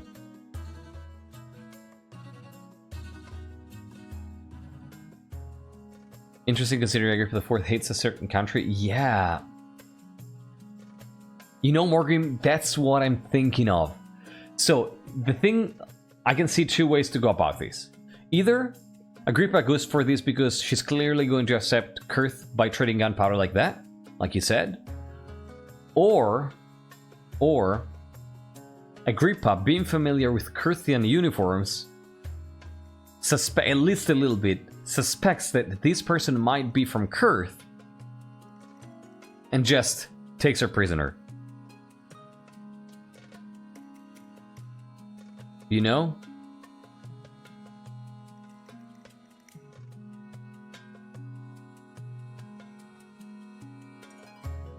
I'm a little bit torn between these 2 options.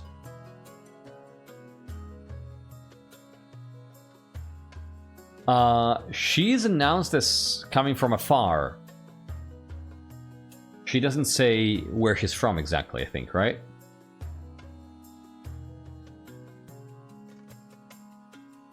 I'm feeling like C right now, yeah.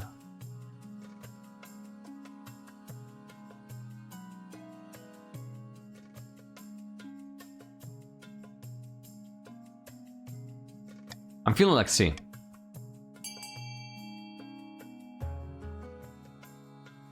I am feeling like C. I'm gonna gamble on C. The way the Chancellor phrases the intro suggests to me that it was very obvious to the court where she was from. Yeah, right, like, I mean, the fact that the uniform is what you know, defines this for me.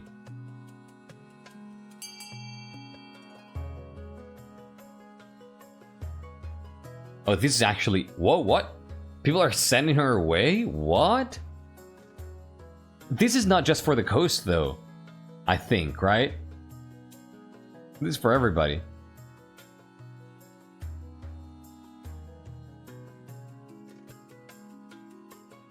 I find it hilarious how much the Monarch's own house goes against her. Yep. 11 to 11. This is insane. Alright. I'm gonna count down from 5 here. This is currently a tie, so you can break it. 4. 3. 2. 1. And 0. Alright. It's a tie. And we're having some ads, so I'm gonna let this sit here while the ads are running and run to the restroom and be back in like 2 minutes. Alright? So break time. We take 3-minute break every hour here, so I can stretch my legs a little bit and use the restroom and, you know, just not sit for hours straight. And same thing goes for you. You should get up, stretch your legs a little bit, get some water, and then I'm gonna see you in 2 minutes. Alright? So... quick break.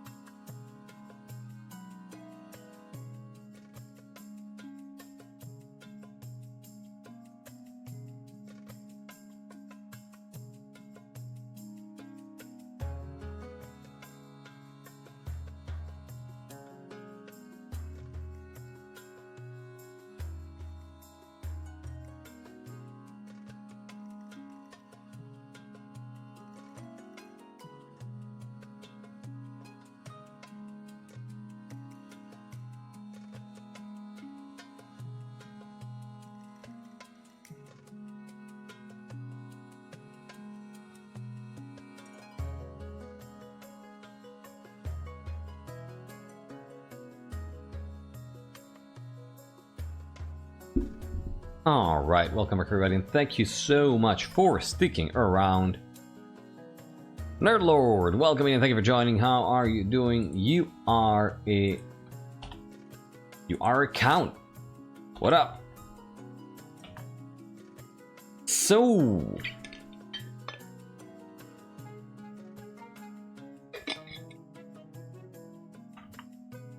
what do we do here?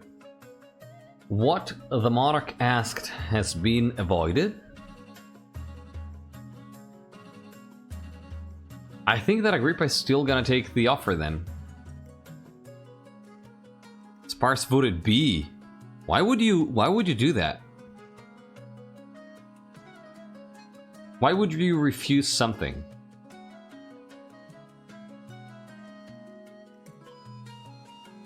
Yeah, accepting her offer feels like the next best thing. We can always walk back on our words, right?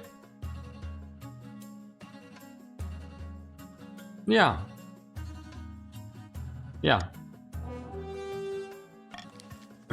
Horde and her weapons prove most useful in the coming months. She and her crew train your officers as promised. Horde demonstrates by puncturing a metal breastplate at 500 yards. The council clearly made the right decision. It's great. And damping the walls. I don't remember this event. Your Majesty, there's a problem with the library we built in the east. Moisture is seeping into the walls and the books are damp and moldering.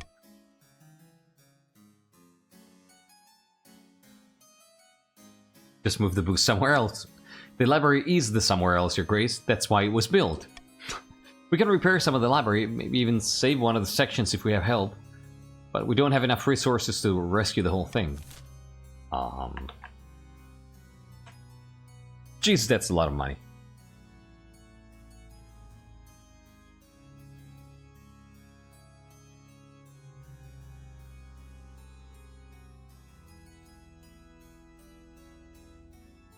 That's a lot of money.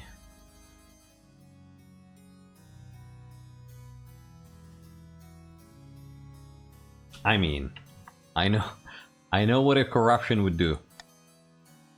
Focus on protecting the economic section.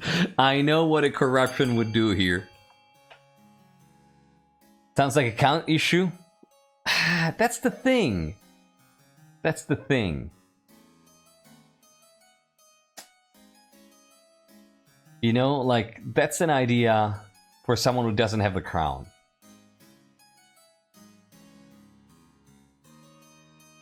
Like, once you have the crown on your head, it's a little bit different. A little bit different. Things work a little bit different.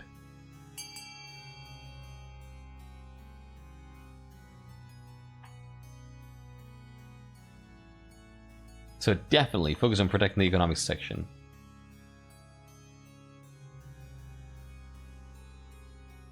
Alright, I gotta be counting down from 5. You can vote C to get some free money. Counting down from 5, 4, 3, 2, 1, and 0.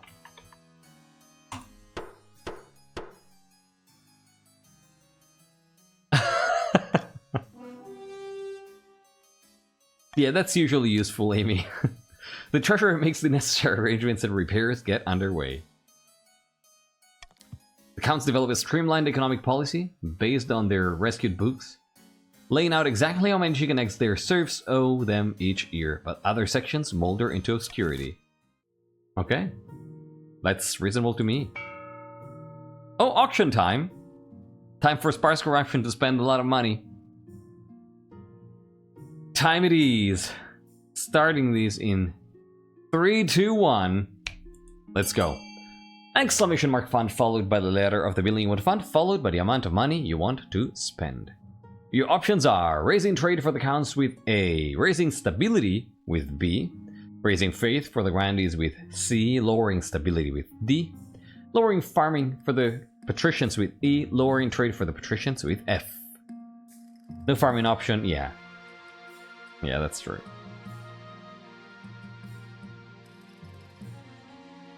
Huh. So we need a new library. Oh, I was about to forget. 20 seconds left now. Oh, look at sparse corruption coming in with the big money.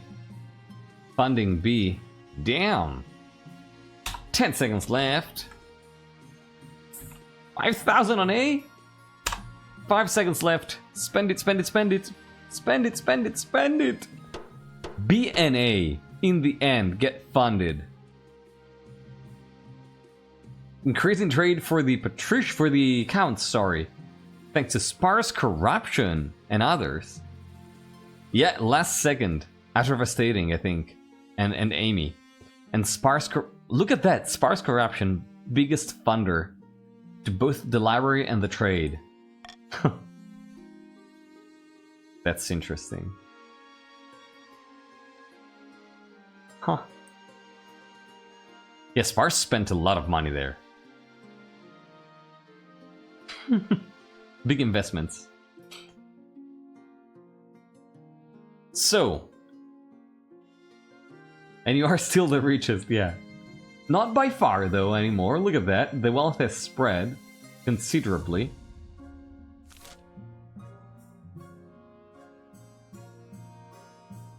No, the stats did change. Stability was at 4, and it went to 5. Let's start with the shark. Exciting news from the coast, Your Majesty. Several peasants have been killed by a shark. I've already sent your condolences. You can't close my beach! Excuse me?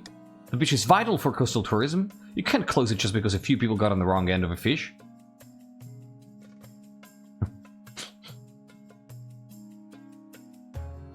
I mean, we can't risk coastal tourism. Exactly. Over the next 7 days, so many tourists are eaten that the common folk start referring to it as Shark Week. Finally, the council is forced to intervene. I thought this would lead to a vote.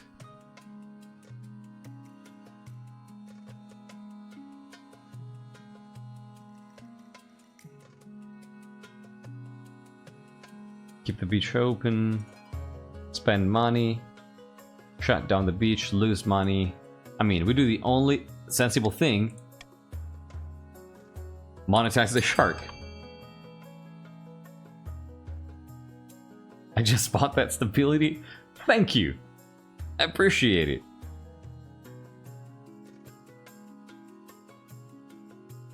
Monetize the shark. Yeah, that's not golden choice, of course. No. I'm gonna clearly say when I use golden choice. Don't worry. You really want me to shut down the beach? Even the patricians want me to shut down the beach? What? What kind of patricians are you? What? Even sparse? What? Wow. I am... Okay. What can I say? I want my money back. You're gonna lose it this way, though. You're gonna lose 750 or something, probably. Well, let's go. 11 to 6? Looks pretty decided to me. That's not Sparse's money? Isn't it all the... I thought it was the patricians. Yeah, some patricians, see? Sparse too. Sparse was above 8,000. No. A bunch of patricians lost it. For the ninth sake, how are we really shutting down my most profitable beach over a rowdy tuna? It's the only sensible option. The beach is closed until further notice, and tourism revenues take a nosedive, but no more people die. Huh. Yeah, that makes sense. That makes sense, Sparse. About your heir. Your marriage to Casilda has grown stale. Oh, you get along well enough and you've made some good memories together, but there is no spark. She cares more about the ninth god than your happiness. Yeah, so we need an heir. What do you think Agrippa IV is going to do here?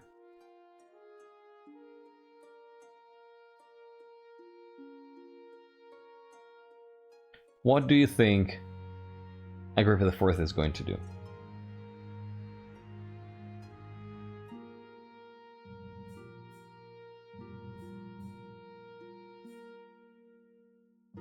I see bastard child, I see adopt, another affair. Can I call you cousin now? Can you borrow me? No, I cannot.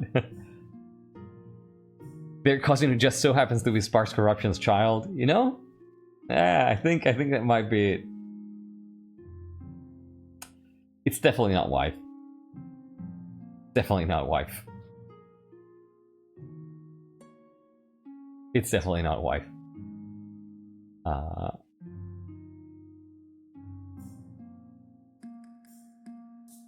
Given the heavy blood, yeah, but I don't know. I don't think it's having a child with the wife.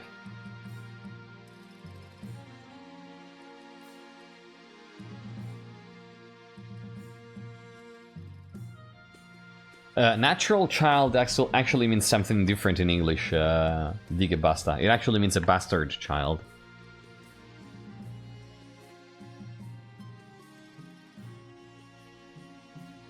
I make that mistake a lot too.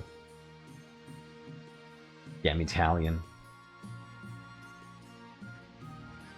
Keep the blood heavy or make the cousin an heir? Is the... I don't know. Is the family... The wife's family heavy blood?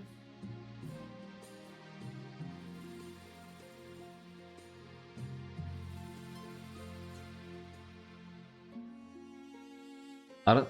Do we have guarantees?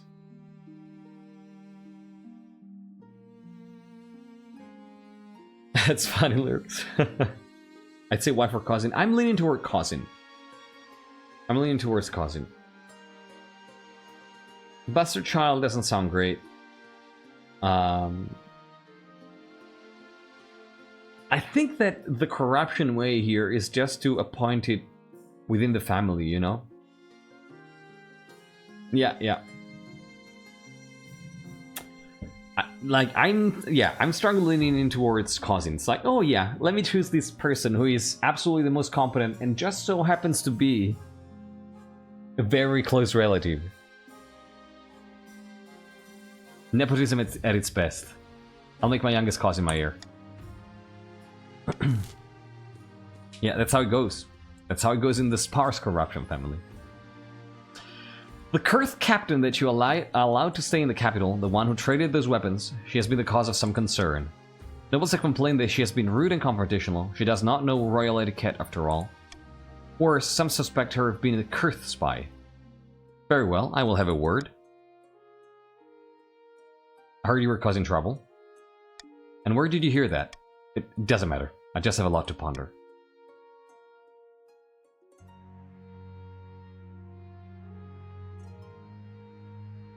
I'm the Monarch, surely I can do something. Or...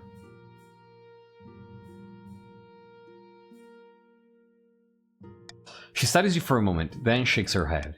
I appreciate the offer, Your Majesty, but I must deal with these myself. Please excuse me. She walks away without another word, leaving you to ponder her secrets. Well, that's... Or damn Orin and her mysterious ways. Deep in the south, a group of grandees watch silently as a blindfolded grandee Sir Sleepless Lamp tries to stab a portrait of Monarch Agrippa IV with a wooden stake. We did this at my grandparents' 4th birthday with the drawing of a pig. Finally, grandee Sir Sleepless Lamp hits his mark, and a cheer erupts in the secluded villa. What do you mean, Amy? Oh, you're right. Holy shit. Friends, honor guests, people of the faith, the 9th god has spoken. Now begins the final stage of our plan, excommunication. Yeah, why did we skip that? Only one question remains. For which sin will the Archbishop excommunicate the monarch? Grandees, how do you want to end this? Do you want to condemn Agrippa IV for tyranny and abuse of power, the oppressive rule of a dictator trying to raise authority? Or for greed and avarice, hoarding money that could be used to improve the peasants' lot, trying to raise the treasury? Yeah, these are both really good. I mean, if you look at the corruption family, one sticks out, right? Clearly greed.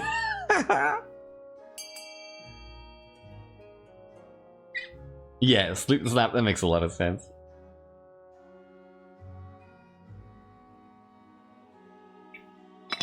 I mean, this is perfect.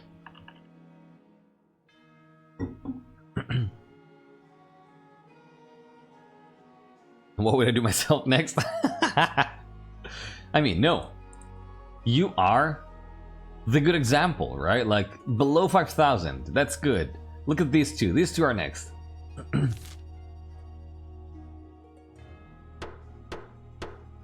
Yeah, I agree. I agree, Amy. Like, they're both really good.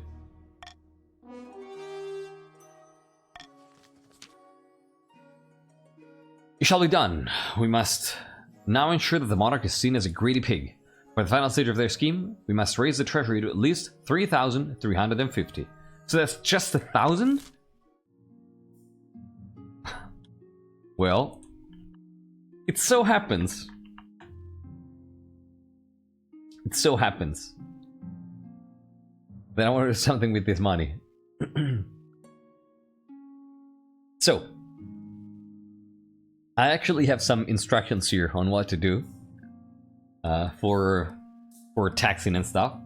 So one thing that I'm gonna do is this, for sure. And then I need to take a look at my this. Ah, shit.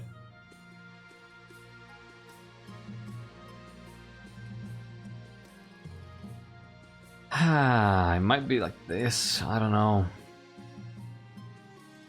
I want to do this.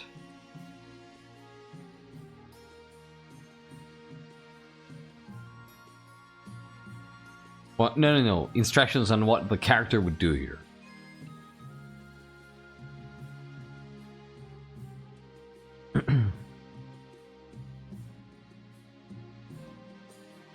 I was saying about Agrippa tyranny. Nothing happened yet. Nothing happened yet. This is a little bit borderline to what I have in mind for this monarch. Let me read this again.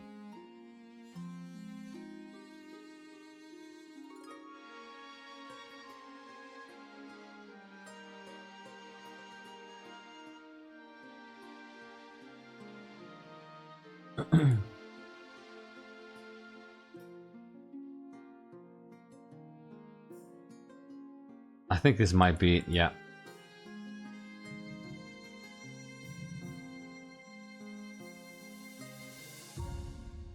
Yeah, it's not a bribe.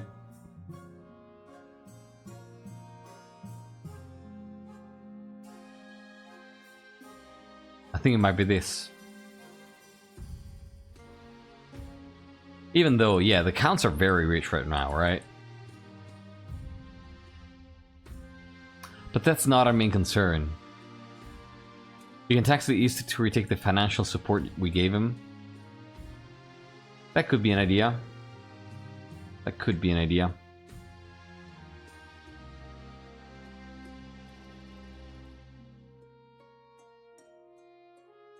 Why not tax both, you say? Ah, no, I don't think that's it.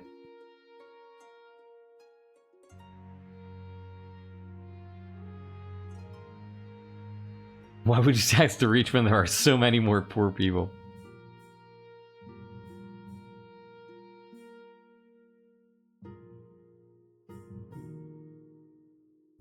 Honestly, it's either this or this.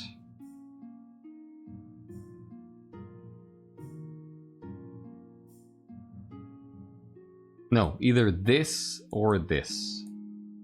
I think it might still be this.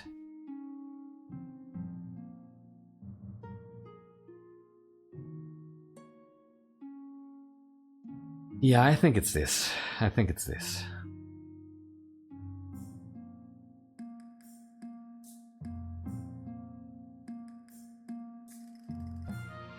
Yeah, I think it's this.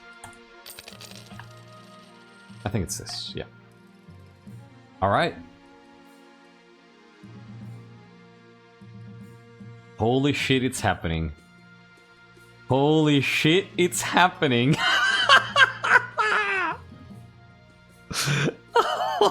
Holy shit.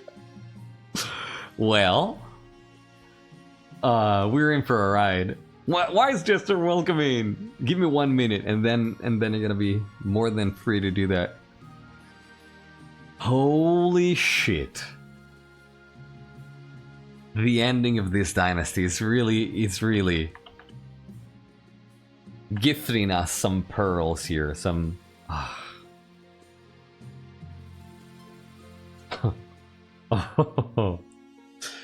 Tell me all, Jester, tell me all. Is it Zoya, maybe? I don't know. We'll see. We'll see. Oh, shit. Sometimes life has to throw a curveball at you, but you say no, and get back up and try again. That's what you do. That's just what you do. Thank you, Wise Jester. Thank you so much. Oof. I've had a few curveballs myself in my life already. Some tougher than others. But you gotta stand up. Yeah, this is what you call a finale, exactly. Oof. I'm gonna start with this. I'm gonna start with Bat Mushroom. Death Reaper, you don't have to join again. You're still in the game. Even if the extension doesn't work, you're still gonna be able to vote. Bad news, Your Grace. The Eastern serfs are starving. Predictable, yes, but in their starvation they have turned to foraging for swamp mushrooms to survive. This particular variety is delicious and filling, but makes one very ill. After a brief recovery, all seems well. I don't like where this is going. The next morning, the unfortunate soul rises from their bed in a fugue state, wandering the streets as though touched by a demon. Yeah, no worries, Death Reaper.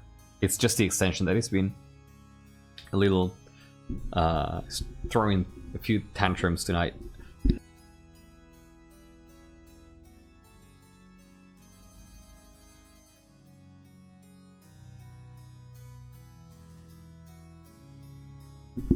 Oh, then they drop dead. This mushroom is so dangerous that my servants are calling it the sixth god's bane. Holy shit. Sounds rather useful. Oh, well, I couldn't comment on that. If we can't get more food in the east, we should at least tell the peasants that what the sixth god's bane looks like. So, what can we do here? We can pay the counts to harvest mushrooms for the spy master. That sounds like a great idea. The other nobles must send aid to the east. Ensure the people know how to recognize the sixth god's bane. You know, harvesting mushroom for the spy master doesn't sound half as bad. Vitamin C? Since a few months. Since a few months.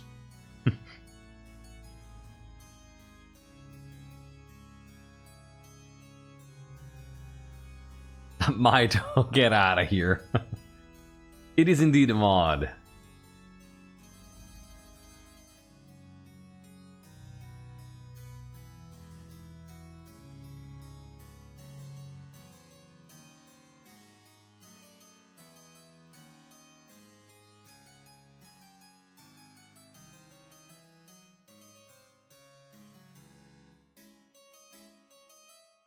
I'm going to stop this.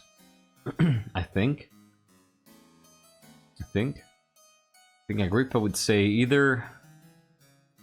Yeah, so these would be the selfish Agrippa, and these would be the selfless Agrippa. Yep, that sounds like it.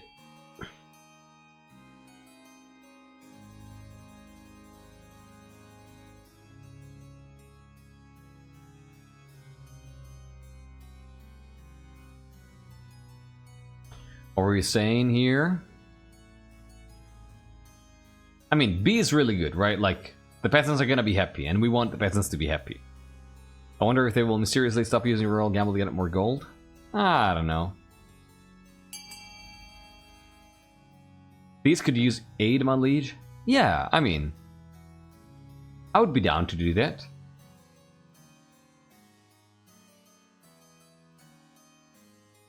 Here's an idea. Let me put these mushrooms on select pizza and we'll do the required deliveries.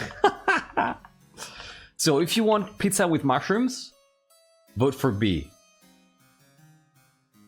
If you don't want that, vote for A. Counting down from 5, 4, 3, 2, 1, and 0. 13 to 12. Lemon Square, you're gonna get banned in a second here. The harvest does little for the starving peasants, but at least the sixth god's bane is no longer on the menu. In the meantime, the spy master hoards the mushrooms, distilling them down carefully until a deadly poison remains. Well, that's fantastic. That's good stuff. Oh, you know, it's very convenient to have a deadly poison now that a rightful heir is coming up, you know? Let's start with the bounty hunters first. Your Majesty, these good folk are bounty hunters, representing the Republic of Kurth, they say. Monarch Agrippa IV we greet you humbly. How may I help you? We are searching for someone, a fugitive, you might say. Last we heard, she went by the name Orid. What kind of fugitive is she? The ships under her command are property of the Republic of Kurth, as is their cargo. Oh, that's what you mean? Oh, really? Oh, really? They're property of the Republic of Kurth. Oh, what a pity. last I heard, they were my property. Ha. Yep, I'm afraid she's under my protection. As we feared, still perhaps we can work out a deal? The Grand Pensionary of Kurth is offering a large bounty for the return of these women, and we are sure that an esteemed monarch such as yourself would not risk drawing Kurth's ire. As proof of our goodwill, we will even allow you to keep the firearms that were stolen. Well...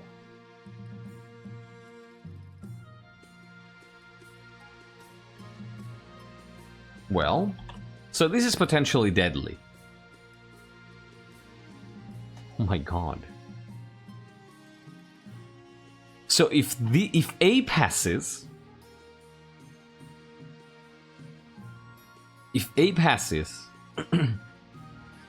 I think the game is over. If A passes. No, we don't need to vote for C. I'm just, you know, I'm doing theory crafting here. So, I called it Oritis Travel. If A passes, the game is over. And the Grandies managed to complete their scheme, saying that the Monarch is greedy, right? That, like, think about this though. Like, the fact that Agrippa IV has a history with Kurth, right? And probably Kurth fucking hates their guts too. Alright?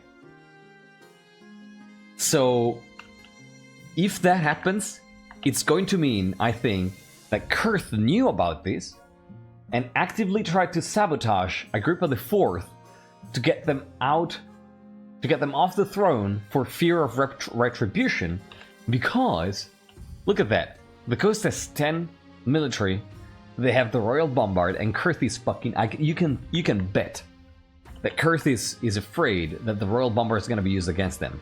You can bet that they are afraid. So... If A passes and the Grandies win because of that money, this is going to be Kurth meddling with the kingdom and destabilizing it in order to get the Agrippas off the throne.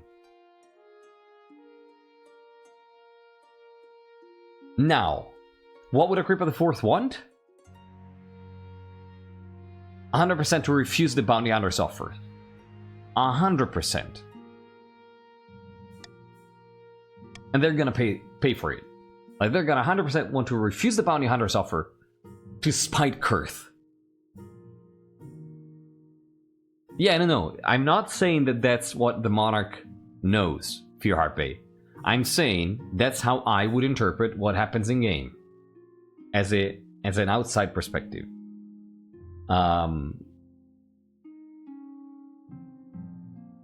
Yeah.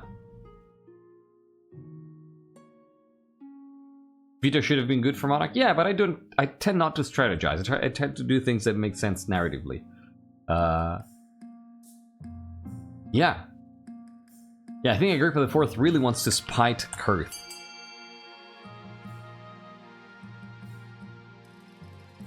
Oh, no worries. Oh, Nasukin, welcome back and thank you for joining. Bunkle, you can just change the capitalization, exactly. There you go. You did already.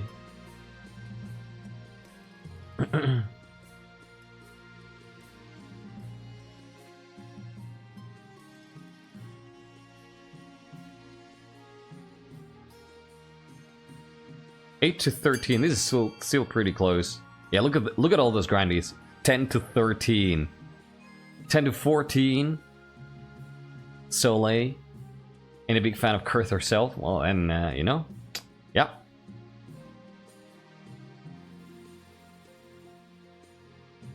$10 to 17. There you go.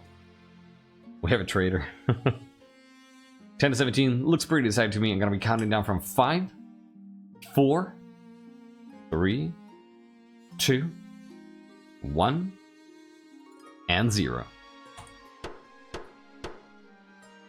Let's go.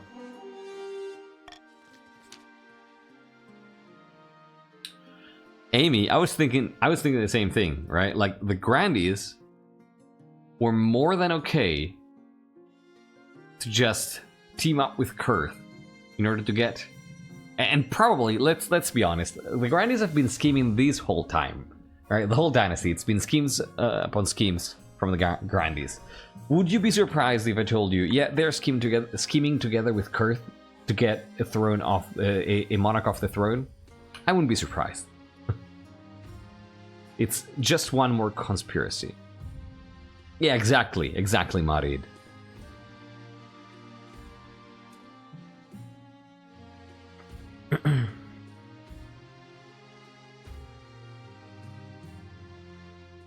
Vilifying the Grandies and downplaying said schemes with Kurth isn't okay. I don't know what you mean by that. The bounty hunters protest and leave only when you threaten to have them thrown out. Their parting words contain chilling warnings of cursed retribution, which you hope are only idle threats. Oh no, I don't. Let them come with me. Rightful heir. Amy, yeah, that is 100% true.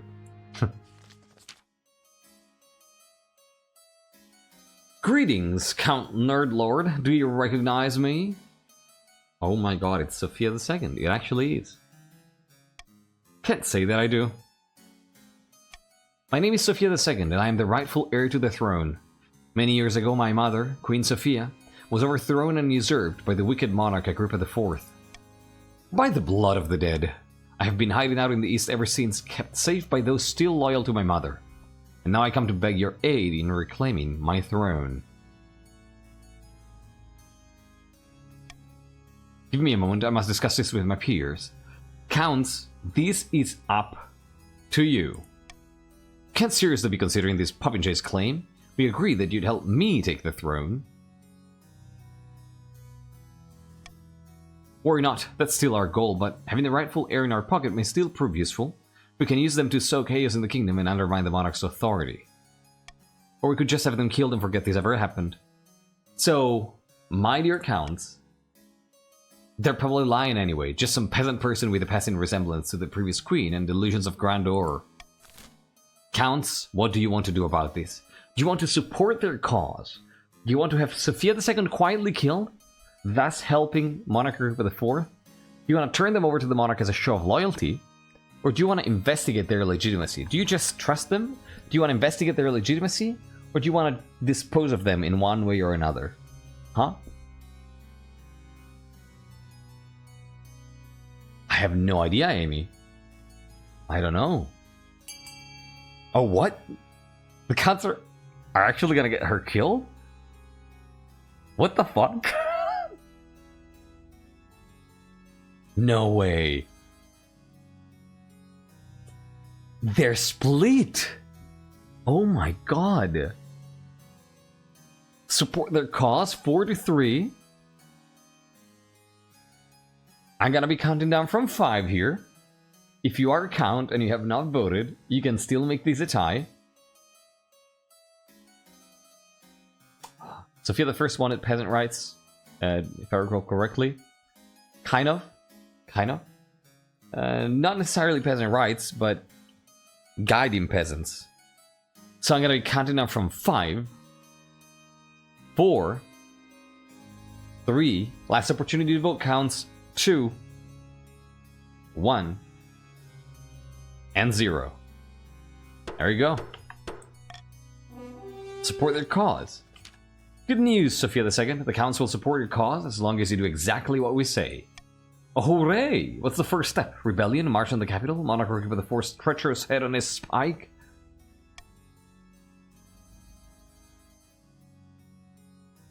No, not yet. Have patience. We have to be very careful. If the monarch finds out about this, we'll all face the Nasukin. We need some time to think about our next step. I suppose I've waited over a decade already. Another few weeks won't kill me. Alright. What other council scheme their cunning or dangerous and using powers of their own whenever the coast rebels use the bombard to their commands, it's entirely them, but for Grandies it's downplayed? Not quite sure I understand what you mean.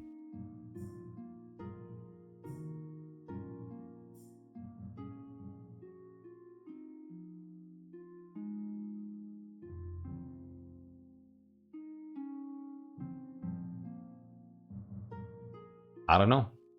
I don't really see what you're talking about. I mean, now I think I understand what you mean. I don't think I agree. I mean, I'm sorry if it feels that way, but I don't really see it. I think it goes back to the old thing of Grandi on average are more blooded than Patrician on average, so support? What?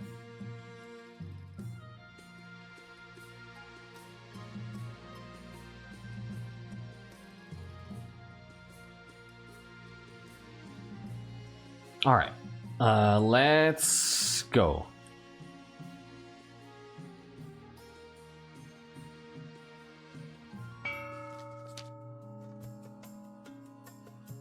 The patricians are gathered in the empty council hall late at night, and your report from one of their spies has just come in. But yeah, like, just to finish commenting on what you were saying, Fiharpe, one, I don't think that it's literally every time the Grandies have done something, it's been because of something else. And two, it's not really about, oh, the Grandies can't do anything by themselves, so they need that support, but it's more the fact that, oh, this event has come up in conjunction with this scheme. It makes a lot of sense for those two things to go ahead, to go together. The Grandies would have been able to do it together, to do it on their own, but the fact that this other event comes up kind of means that, you know, there's a conjuncture there. So it's not a thing of necessity, but more of opportunity. The patricians are gathered in the empty council hall late at night, and your report from one of their spies has just come in. Depths below, the Grandies want to have the Archbishop excommunicate Agrippa IV. It'll automatically make them ineligible to be the monarch. Yeah, exactly. Yeah, I don't think it's about being pawns at all. Actually, I would say the other way around. Like, it's kind of like in the situation with Kurth, it would be like using each other.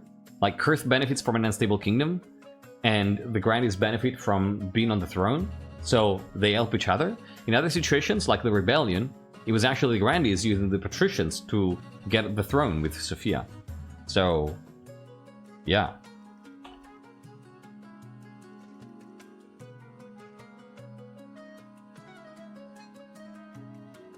Yeah, but again, I don't think it's reliance necessarily. It depends on the specific case. So, is it too late to stop them? The Archbishop will never side with us over the Grandies, and the Monarch still has yet to produce an heir. Perhaps it's worth changing track. If it's too late for Monarch Agrippa IV, we might want to get out while we can. Our only other option right now is to retake the throne by force, if we think that Agrippa IV is too weak to hold it. But it's an all-or-nothing play. If we rebel now, all our goodwill will be gone. So, what do you want to do, patricians? Do you want to support the monarch by diverting some extra tax from coastal peasants? Do you want to support the monarch with the propaganda campaign? Do you want to support the monarch by donating food in their name? Or do you want to stoke the fires and invent a reason to get angry at the monarch? Just because you can. Patricians of the coast, what do you want to do? Support the monarch by donating food in their name? Yeah, but taxing the peasants can't go wrong, right? Donating food in their name sounds pretty much like what they would want. I agree. I do agree with that.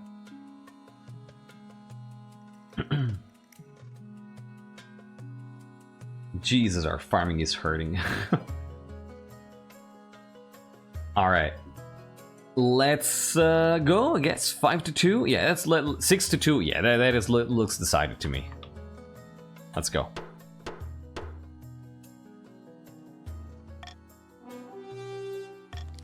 Marvelous. This should help Agrippa IV keep a good grip on the peasantry, but we can't do it all for them.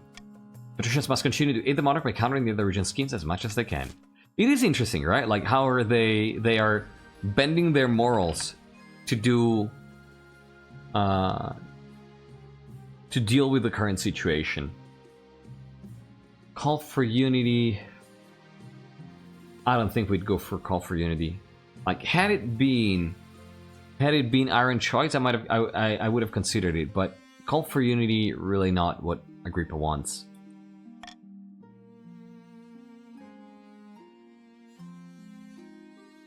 Yeah, bending morals all the time. Heretical discovery? So let's start with undercutting here. Oh, sparse corruption, look at that. I wanted to speak to you today about a delicate matter, your most august majesty. It concerns the perfume trade. Ah, yes, I'm very familiar with it. Then you will understand our position. You see, the Grandees have a long history of creating perfumes and scented oils for all sorts of purposes. Why, I purchase some for myself, fairly often. The Counts are in a similar position to me, in fact, always attending those fancy balls of theirs. Always having to look and smell just perfect. You wouldn't believe how much perfume they get through. Traditionally, we patricians have facilitated this trade, making sure that a fair deal was reached on both sides, yet now, the Counts buy from the Grandees directly. They're cutting us out of the deal. You can't let them get away with it. Yeah, that's despicable. Indeed. Then you will call the council together to deal with this?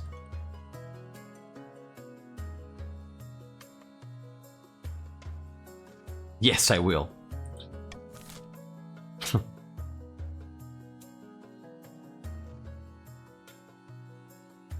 I don't know. We'll see.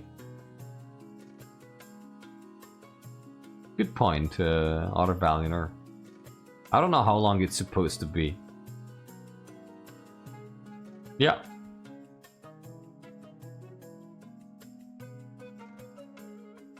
Any wizards here who know anything about this?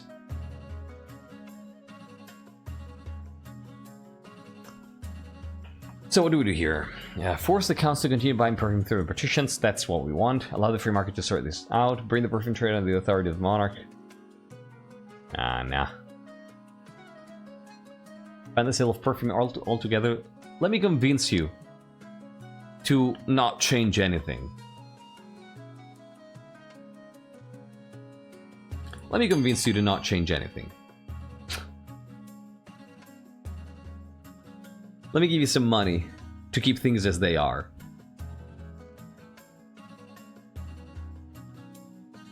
Oh no. Oh no. The crown wants to help family here. Like, if sparse corruption was the one to bring this issue to the table, then it probably means that sparse corruption is among the families that deals with the perfume trade, right? So, Agrippa the Fourth kind of has a personal interest in keeping these like this. Yep. Sean to ship. Hello and welcome in, and thank you for joining. Sean, you are a count. There you are. How you doing? All right. 17 votes for A. I'm gonna be counting down from 5. Vote A to get some free money. 5, 4, 3, 2, 1, and 0. Hello to you, Sean. All right. You can't do this. Those patricians are just exploiting us to earn some more money on the side. It's daylight robbery, it is. But the counts still want perfume, and now only the patricians can sell it to them. Despite principled words and angry letters, the trade continues and patricians continue to get richer. I think that the thing that makes it, I wouldn't define it boring per se. I think it's just the law that for which it's harder to really make a distinction between RP and gameplay. And so a lot of people just, you know, cross the line.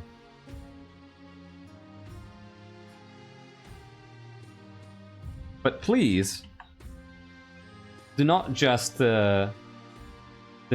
call other people's choices brain dead. That is kind of disrespectful. You don't know what's going through their minds. Always stay respectful to other players, please.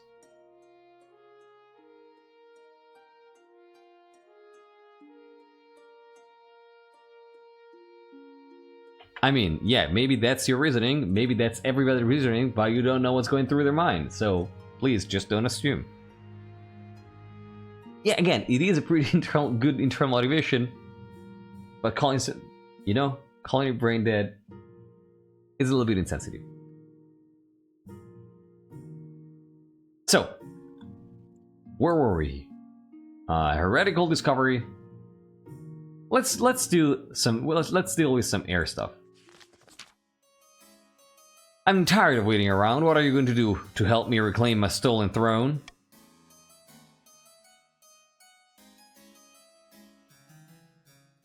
Fine, we'll figure something out.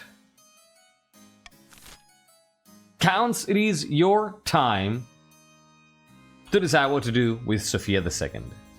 Lend troops to their cause. Okay, use Sophia II to sow dissent among the peasantry. Challenge the monarch's legitimacy in court, or just kill it. Just kill that person. What do you want to do here? Do you want to change your mind and just kill the person, or do you want to actually take action and try to get the throne? I'm actually concerned about the scheme, by the way. I don't know what's going on.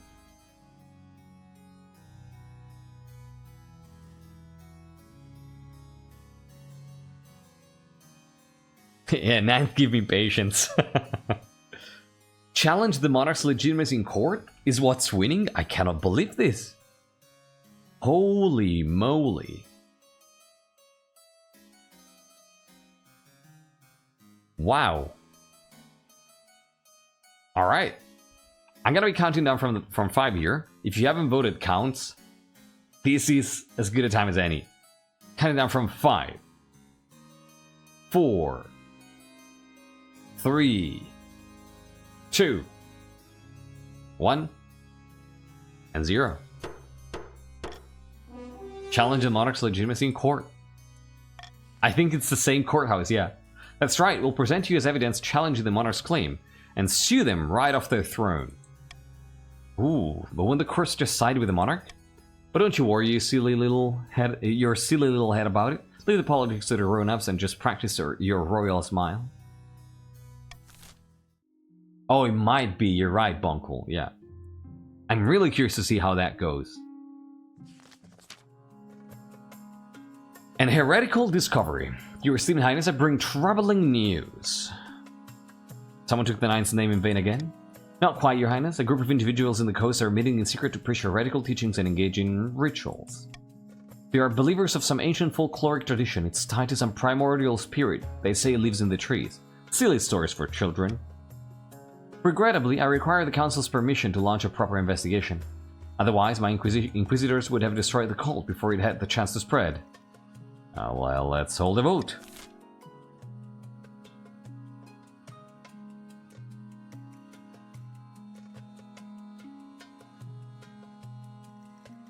Well, that's definitely something that we're not doing.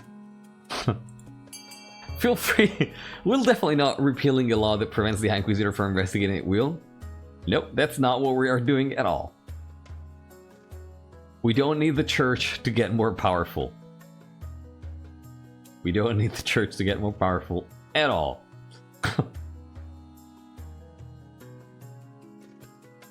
So, in the end, it's up to you, my dear nobles.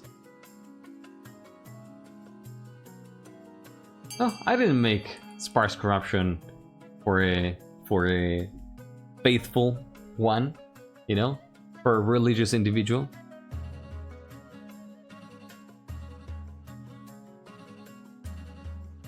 Huh, interesting.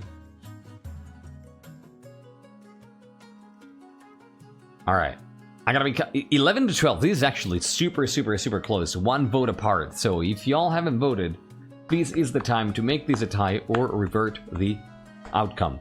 Counting down from 5, 4. I follow the 9th, but I do see 3, 2, 11 to 12 again, 1,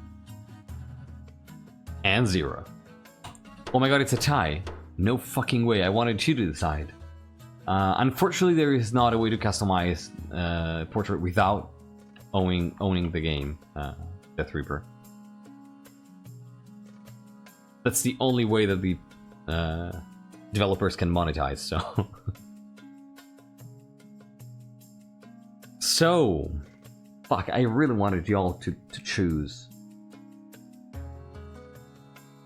This is super close.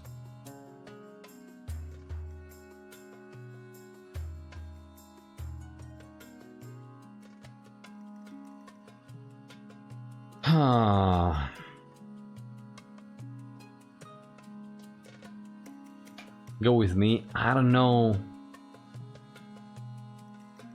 I don't know, mother. I don't know, mother. I'm kind of feeling like denying access, you know? On the one hand, oh god, but yeah, on the one hand, I don't really want them nosing around. And on the other, it's like, look at this. We have the majority of the coast, even though by not that much. It's kind of like 2 regions want B. I mean, you're right. There is heresy, right? So I am supposed to do that. I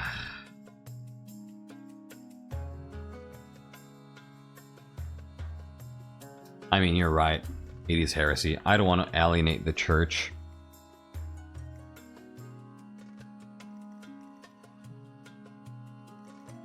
Freedom of religion makes the peasants happy, but heresy is heresy. Like, yeah, denied Inquisition access is pretty rough. I think it'll have to be this.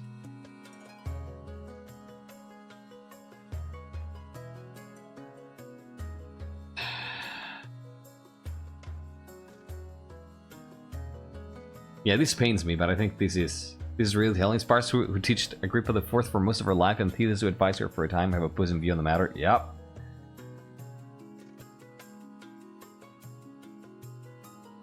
Yeah, you're on the throne by the 9th. That's the main reason why I'm thinking, yeah, I probably have to do this. Yep. Yeah. The High Inquisitor and her followers are as swift as they are ruthless. Within a month, the fetid corpses of the heretics hang from the battlements of Salil's Anchor, the town where the cult had begun. I had never seen this name. Imagine if they picked B and then excommunication passed. Oh my god, yeah, that would have been so fitting. So let's see if this freaking event comes through now. Legal wrangling? What the fuck? Oh! Explosion at the port? Okay. Okay. So let's start with the... It's still overlapped. It's still overlapping with the... with this. Yeah, the scheme I think is on pause because of this. Let's start with the air, which is a quick one.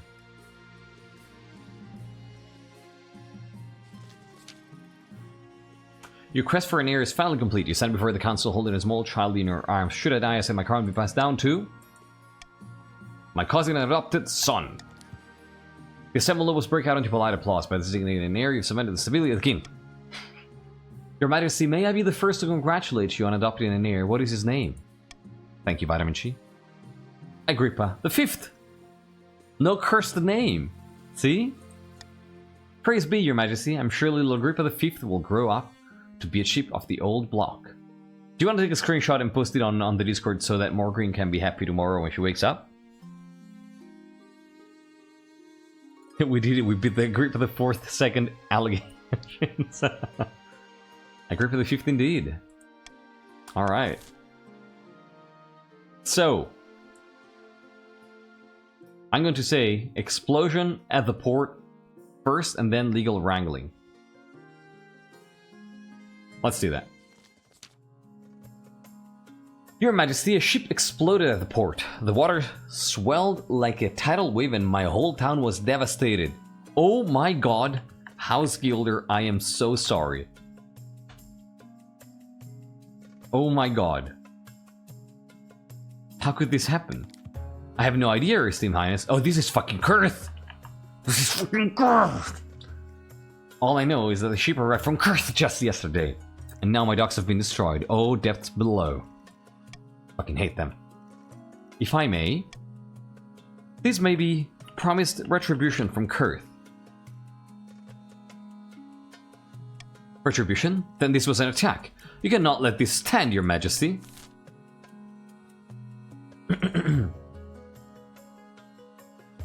We're gonna kick their ass. Hand Orid over to Kurth. No. Oh hell yeah, we're gonna patrol the coast. Yes, yes we are. Yes, we are going to do that.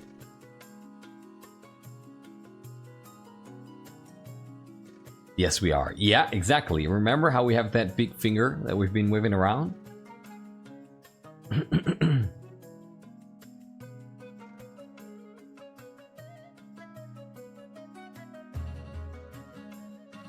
Yup. Me? Me, Maito? What? What's confusing you?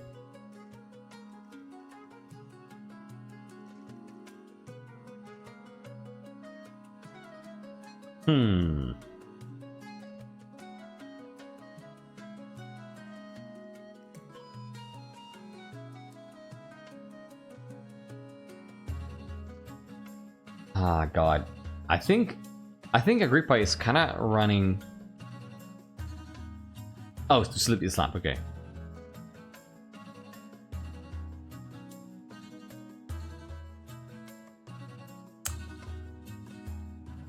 I think Agrippa is actually starting to get worried at the amount of wealth that the nobles are accruing. So might want to just stop giving away money. But this is something that is just that they just want so viscerally, because they just hate Kurth with all their, for every fiber of their being. I mean, yeah, yes, Paris. Even if that sounds strange, the idea is also that that kind of relatively impoverishes the sparse corruption household, if you think about it. I think they're just going to push for that. This is war in their mind. This is just war. There's no other way to solve this. No, we're not tolerating an attack by Kurth at all.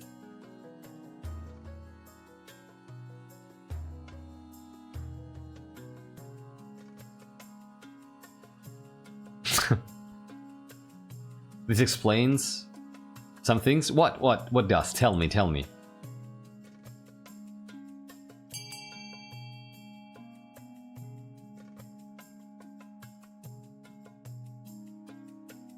Oh, Soleil is so nice. Soleil is so nice. Alright. 20 votes on B. Feel free to vote on B to get some free money. Shiny, do you know what's going on with this being paused? Is it officially the true heir? Agrippa's choices in taxes balances to keep corruption above the rest. Kinda. Yeah, that's part of the consideration. Yeah. So, you use personal wealth on auctions, Death Reaper, that happen once a year in summer. So at the end of this turn, for instance. So counting down from 5, 4. Vote B to get free money. 3, 2, 1, and 0.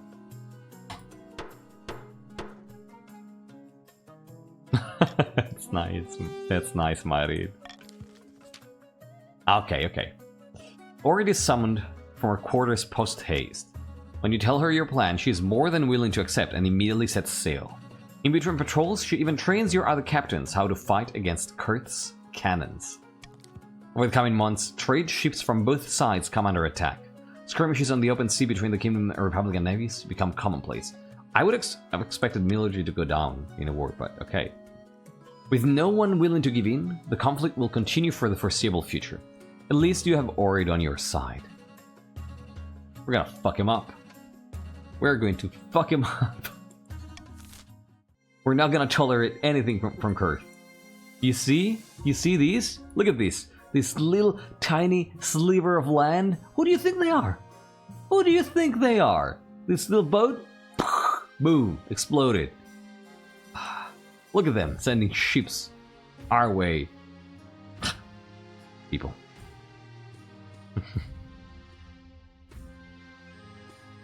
I doubt I'm gonna have a good game looking at farming Batsphere, but thank you for the trust.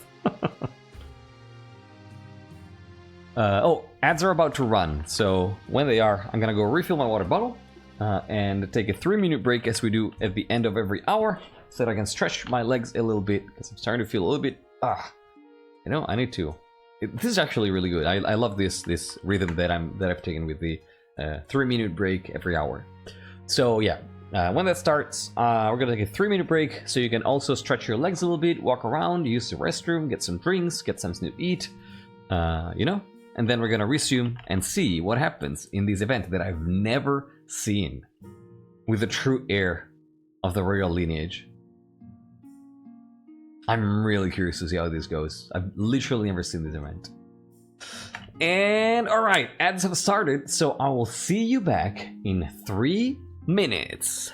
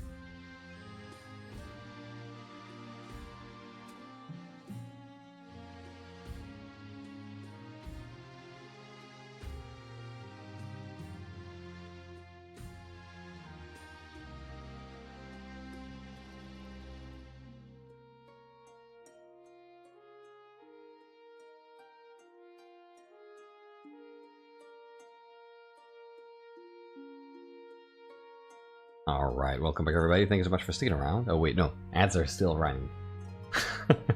Give me a few more seconds. And then we're gonna resume here. Alright, ads should be over. So welcome back officially. Thank you for sticking around, as I was saying. I think it's time to see what happens in the True Heir event here. Random Interrupt, hello and welcome in. Thank you for joining. You are a patrician. There you are. How you doing? You are joining an RP Dynasty, the very end of it. Random Interrupt, thank you so much for following. Legal Wrangling. Let's take a look at that. So yeah, this is a roleplay dynasty that we've been playing for 4 months. Yeah, for just real quick, for those of you who might be new around here, this is the final episode of a 13-episode long dynasty that we played over the course of 4 months, once a week. And it focuses heavily on role-playing and lore building. both here during streams and on the Discord server, !Discord, to have a link to that. If you enjoy role-playing, world building, lore writing, you're in the right place. You're in the right place. Once this is over, a new dynasty is going to start in a few weeks. That's going to run for another 3 to 4 months. So this is a great play. This is a great moment to join in case you like this kind of stuff.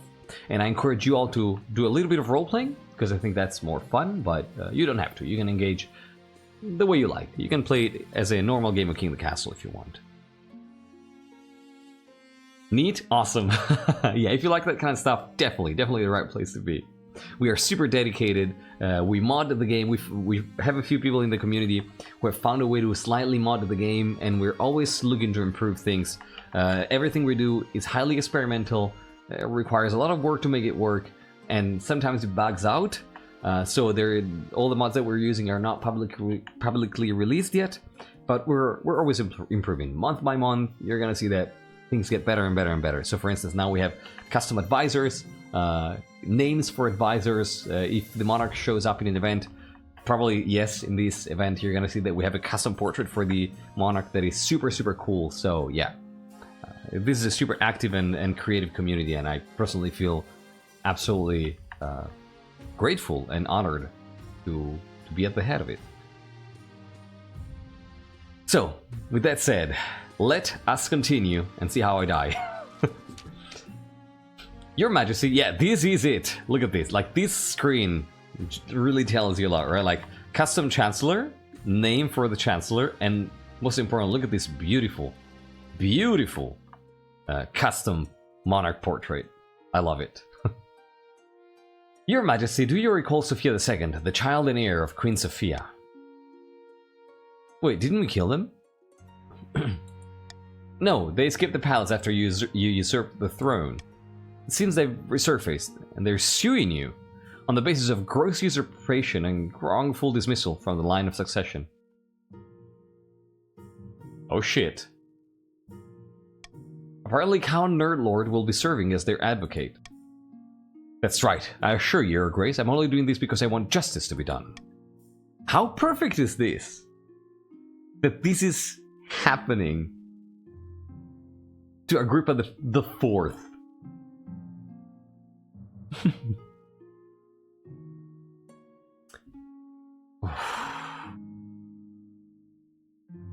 No court. I think that Monarch is that Agrippa the Fourth is just absolutely self-confident, right? Be like, no court in the land can convict the Monarch. Not quite true, Your Majesty. As Sophia II claims a divine right to rule, Count Nerdlord challenges us through the ecclesiastical courts? Holy shit! That means the Archbishop will serve as the judge. This is so fucking perfect. Oh my god. 1, the counts are using the church.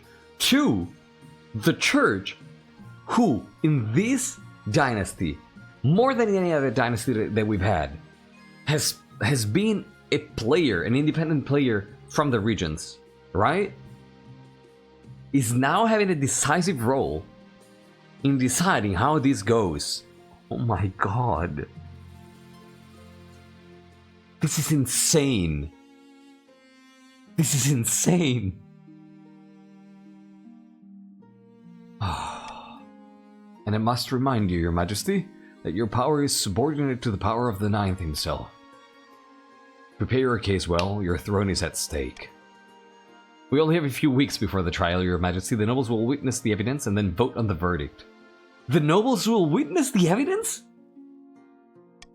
We don't have much time. What do you want to prioritize? Offer the Archbishop a big fat bribe? Oh, this is good. This is good. Fund a detailed investigation into Sophia II? No. Panic uselessly.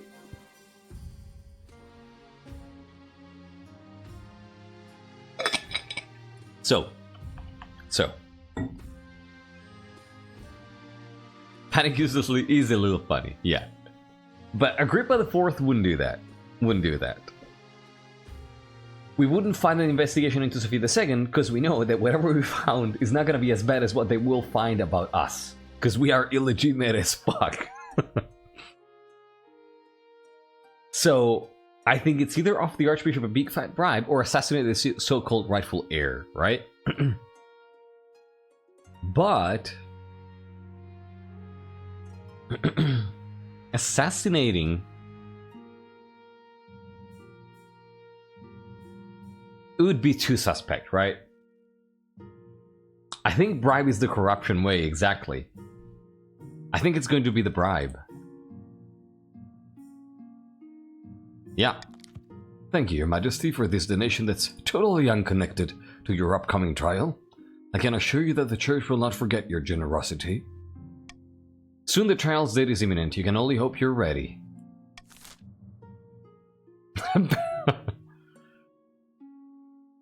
I don't know, Electri. Like, honestly, I have no idea how that works.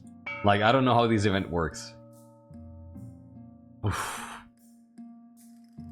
Event time, and there's still nothing about farming. Oh my god.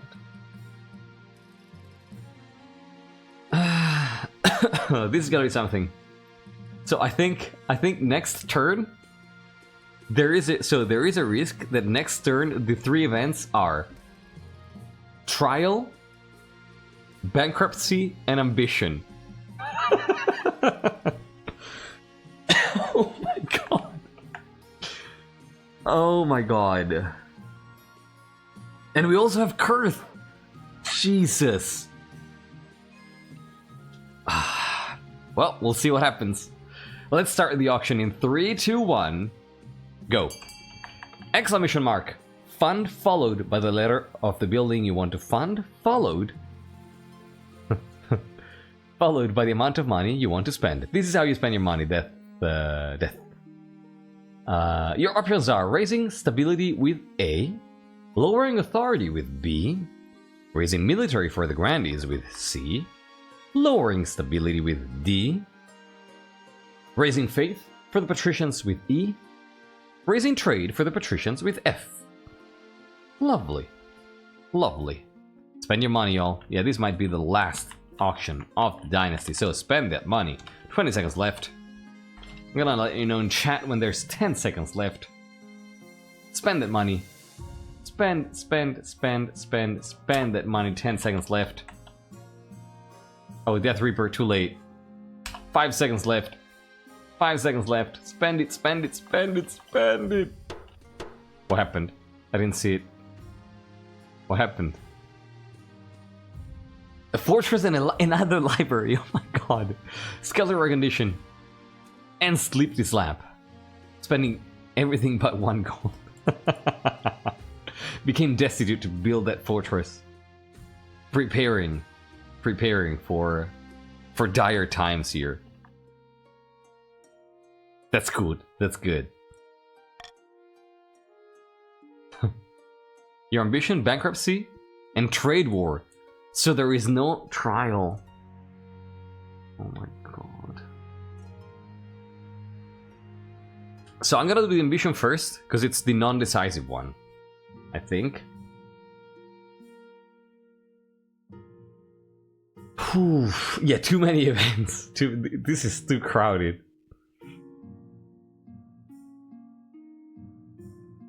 I'm gonna do the ambition first. At the start of your reign, you said you wanted to be the parent of the nation. I think I'm fucking failing at this. Yeah, but so far you've not convinced anyone. The kingdom's farms aren't producing enough food, Your Majesty. The peasants can't rely on you. Your current ambition isn't working out for you. If you want to stop the nobles from overthrowing you, you need to pivot. Change your image. My advice would be to infiltrate, treat them with loyal spies, defeat their schemes with schemes of our own. But your other advisors have other ideas. We should crush these disloyal nobles, smash their armies, and force them to submit. Your Majesty, if you help us spread the zeal of the Ninth God, the Church will lend our full support. With the backing of the Church, the nobles wouldn't dare move against you. Don't listen to the rest of these fools. Have you heard of the Scepter of Sages? Yeah, blah blah blah. So, this is actually super fucking interesting.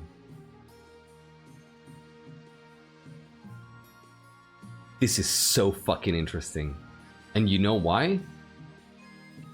The way I've been doing the monarchs in this dynasty is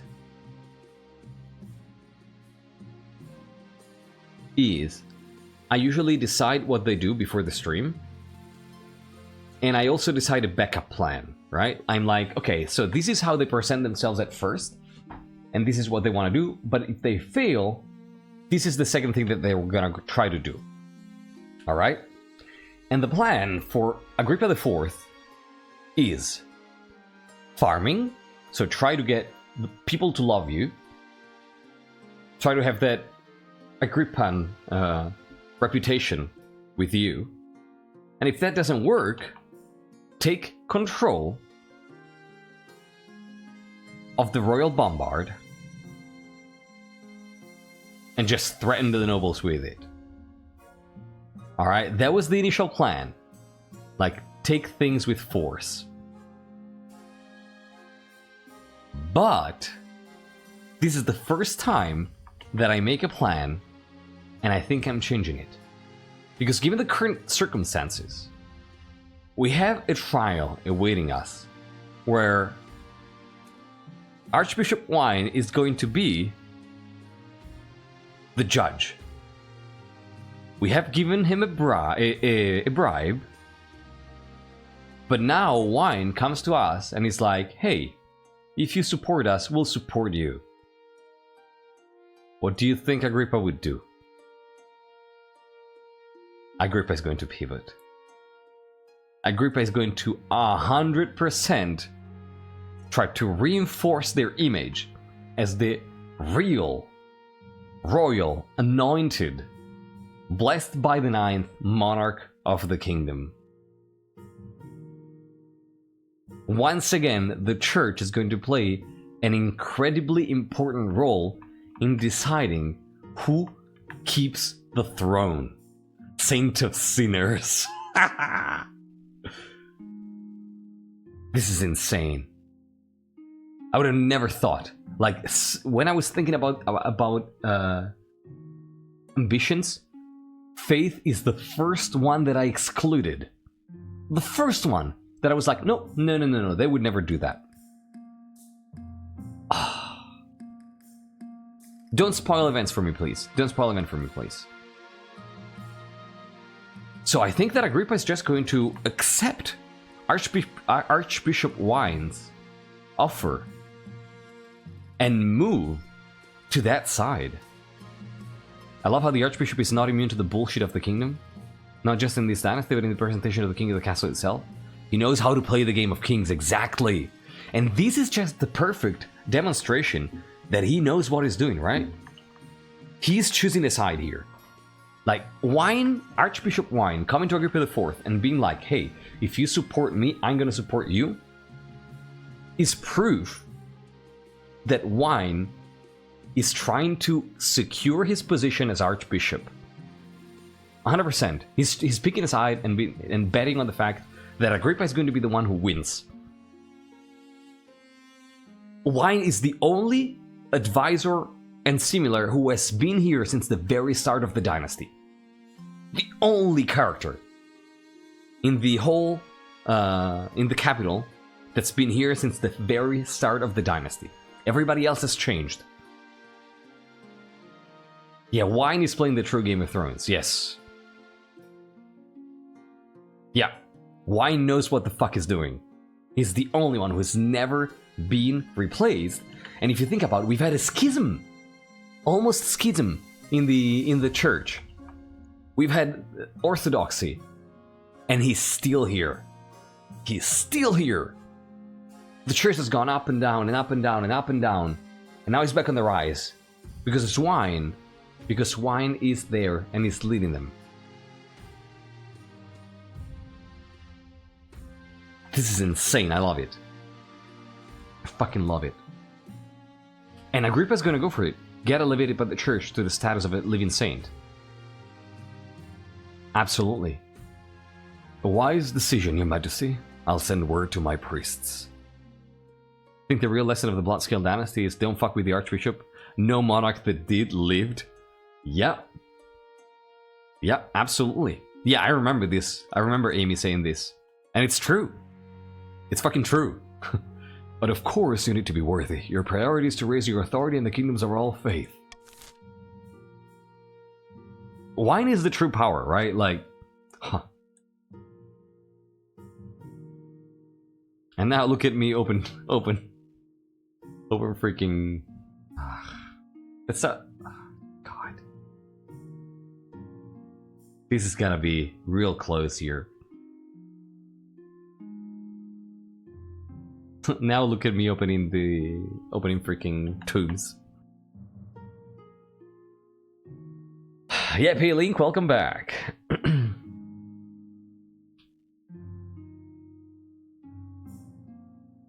So I think that Agrippa, that's what Agrippa would have done.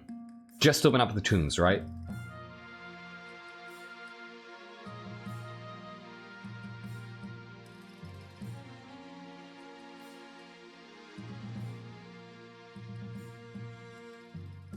Yeah, exactly. But now that there is a pact with the church, no. You know, Bunkle, I was tempted to do trade war first, but I want to see if the loan is available or not. Yeah, they have to respect the church now, yeah.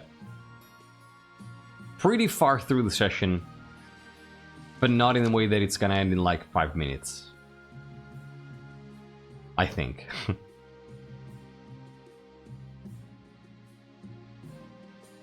The treasury is almost empty, Your Highness. What do you suggest we do?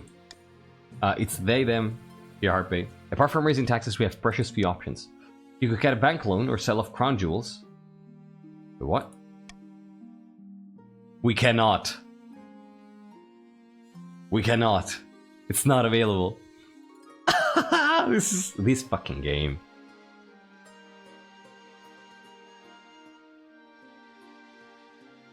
Oh my god.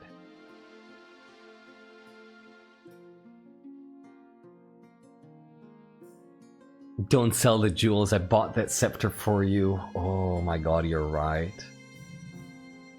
I know, mother. Fear heartbeat, it's like the 5th time you say that. The next time I'm gonna time you out. It's really... You know, it's funny the first couple times you say it.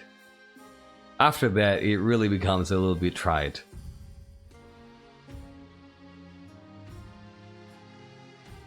And like, it's something that you've been doing for the whole stream. Just chill down, please. First and last warning.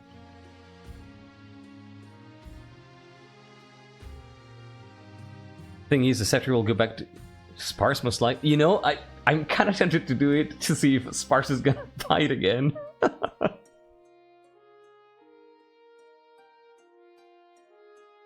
But yeah, like, so, Royal Mint, Agrippa knows it's a bad decision.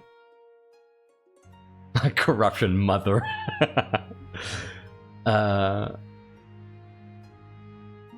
Yeah, printing money is out of the question. Like, Agrippa is too good at money to know that that's a bad idea. Tombs does lower faith, even if it doesn't show it. It does. Some consequences to events are hidden, and this is one of them.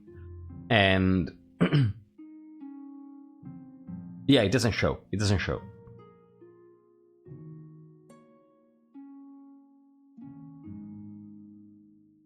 Tombs does lower faith. Doesn't it? I'm pretty sure it does. I'm pretty sure it does. But anyway, whether it does it or not, it does not? Okay, never mind. Then sorry. Then yeah, the priest just condemned you. Okay, never mind. Sorry then. I apologize. I was so convinced by the fact that it just goes against the church that I thought it even lowered faith. Ah, okay, sorry. Misremembered. But still, they wouldn't do it because... They still wouldn't do it, because it goes against the Archbishop, and they need the Archbishop. What they need is also approval, and You know? What better way to be called a saint than to show yourself as humble and selling off royal jewelry? You know? You auction off dozens of necklaces, 5 gold rings, and a jewel scepter to the nobles. Would I have done the loan if they could have done it, considering how hostile they are to foreigners? I would have considered it. If only to spite Kurth and not paid back. It is a humiliating affair. Selling off symbols of power makes you look weak and desperate. Oh, look at this tiara. Fetching, isn't it? Don't mind if I do. Lurks, of course. It is corruption!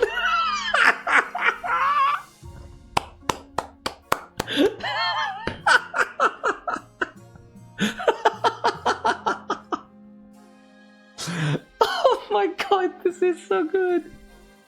This is so good. So Sparse Corruption bought it, gave it to me, and now I'm giving it back. Yeah, it is yours again. You gotta give it to my cousin. If he becomes Monarch, right? This is so good. Hey, check out this scepter. It's like I'm the Monarch again. Oh god, I love this. This is so good. Ephra, let me see. Ephra, you have... Where are you, Ephra? Oh, you have 7,750 gold? You're freaking rich, Ephra. Yeah, I don't know why you're not buying something. It's, yeah, right? Married? Yeah, I agree. It's almost like she's saying that she's the true power behind the crown. Yep. I love this. I'm saving face by buying it a second time. Yeah, that's exactly what's happening. I agree. Alright, trade war. Let's see how this goes. Your Majesty, the Republic of Kurth has levied extreme trade sanctions against us for our perceived crimes against them, notably your refusal to surrender ore to their custody. Pah, we don't need Kurth. They're our biggest trade partners by far, Your Majesty. Our economy is basically on fire now. So what can we do about it? That's for the Council to decide. Kurth must also be suffering from this, but we can't afford to wait them out. Our people will soon run out of basic necessities. Oh my god, Agrippa hates Kurth so much. Escalate the trade war by raising tariffs on Kurth goods. Import essential goods from Ashmead instead of Kurth. Lower tariffs and offer exclusive trade on Kurth's concessions. No. Send Ord and the Navy to take Kurth's goods by force. Yes. That's what we do. That's what we do.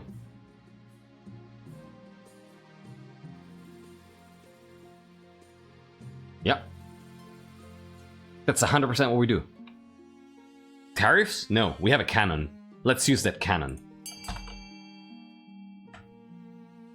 Let's use that cannon. We have a bombard. Let's fucking use it. We're gonna bend them. You know, I agree, but Agrippa is so hell-bent on having revenge on Kurth that they are going to do this. Like, these Kurth events, I think, are probably, if not the only ones, very close to the only ones for which Agrippa would still use the golden choice here. Like, it's really to drive the point home that Agrippa really doesn't want to let Kurth go without a beating. What did Kurth even do to Agrippa? It kind of bit Orid? No. They were a privateer who fought against Kurthian privateers, and they were injured. They probably have a limp or something, right? Like they in their backstory, it said that they are an injured privateer, and I think that they got severely injured in a fight with some Kurth privateers, and they just did. Since then they hold a grudge.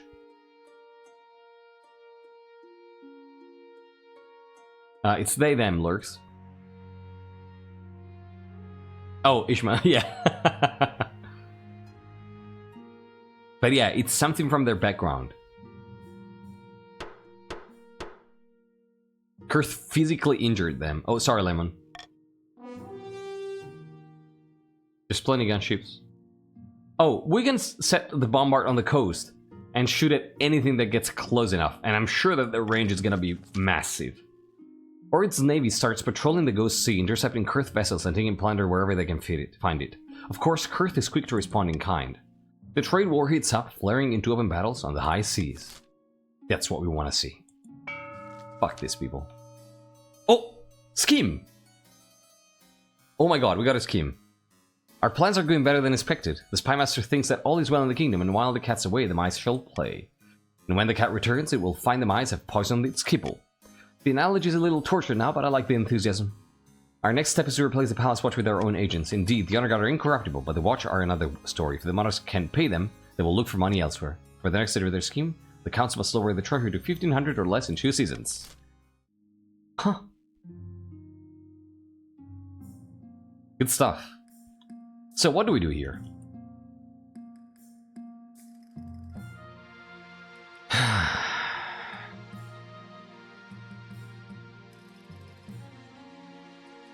This is gonna be really bad.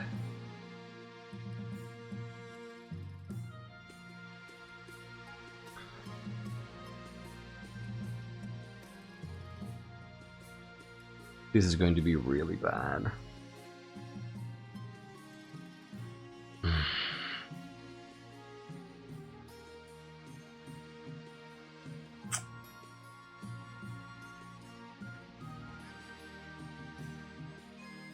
I have conflicting orders here. The patricians invent insurance, making 500 wealth while fires rack the coast.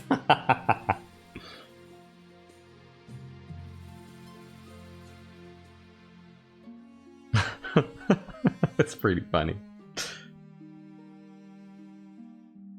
Patricians are German, confirmed.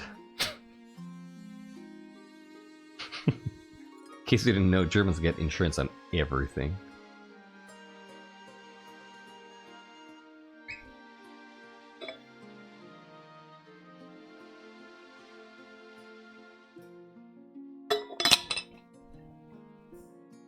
So this is a tough choice here. Germany is canon. Yeah. This is a really tough choice. Oh my god. Tax the East?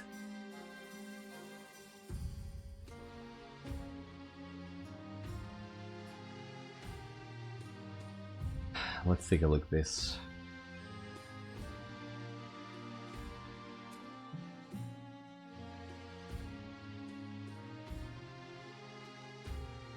Bribe the coast and tax the others.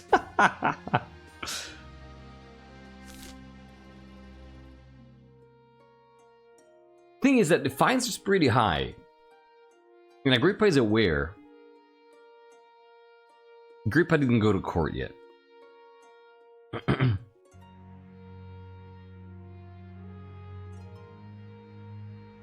I think it might just be a common tax, yeah.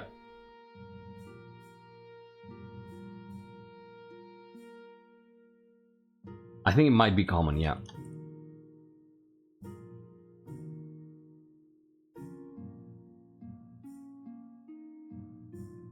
So this is the moment where if I was playing to win, I would do this, right? Trying to balance out Defiance just to make sure that things were alright. But I think that Agrippa would just do this, yeah. This is too low. This makes no sense. I mean, it kind of does make sense. It makes sense on the treasury. Sense. On a character sense, I'm not so sure.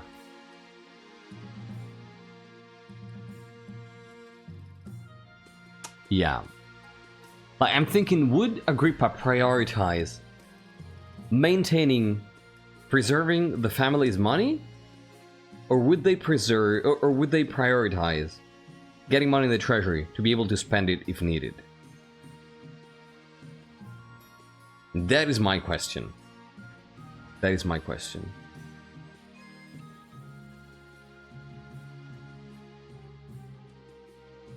Private counts heavy tax arrest? No, no, no. No, you're saying this? No, no. No, no, it's not. That's not a thing. That's not a thing.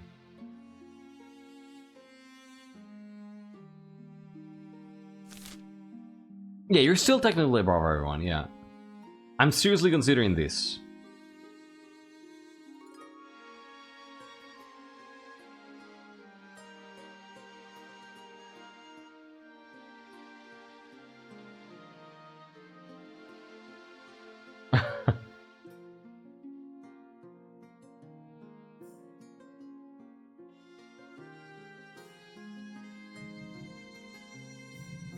Yeah, I know you won't agree. Cruel tax as well. Sell scepter, have mom buy back scepter, get back scepter, repeat, infinite money glitch. Yeah, there you go. Agrippa the Fourth has figured out a way to get infinite money. Genius.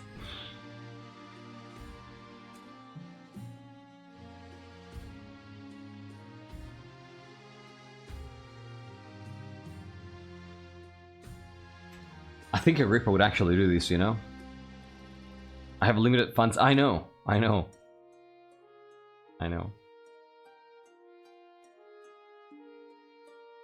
Common tax everyone while fighting Kurth and having a trial coming soon feels more correct in my perception of the character.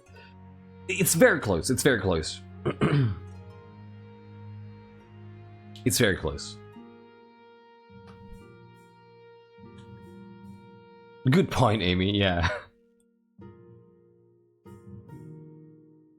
You know, that was a consideration at first, but that's too much money right now. And 3 is what I had in my notes here. But anyway, let's get to a decision. I think it's either this or this at this point, depending on how scared Agrippa the Fourth is of running out of money.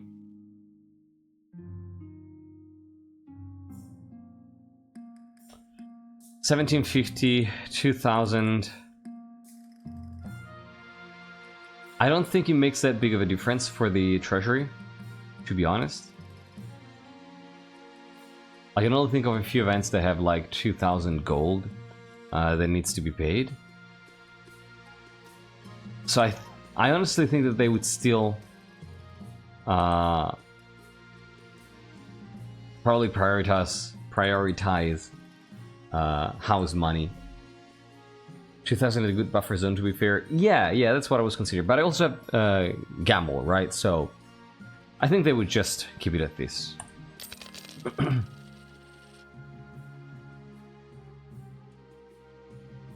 Yeah, right, exactly. Like, that would also risk damaging relationship with the coast. So I think it's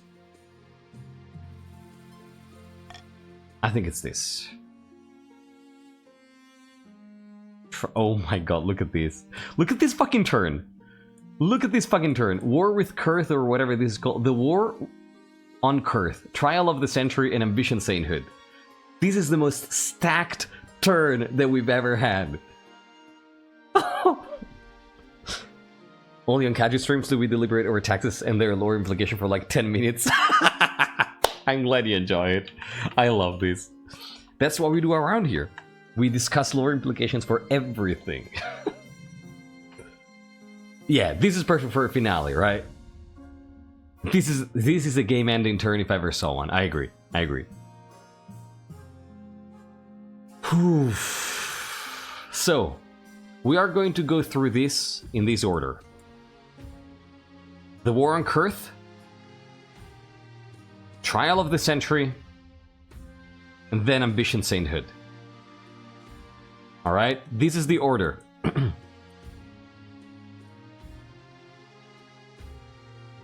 I am starting to get tachycardia. Ah, God.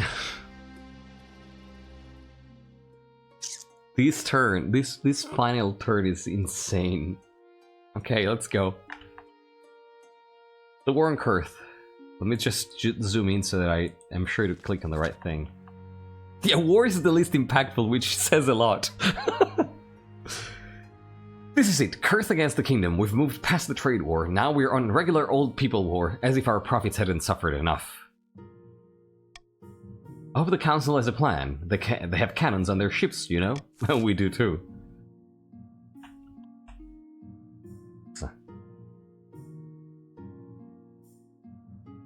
I mean, y'all, you know what to do, right?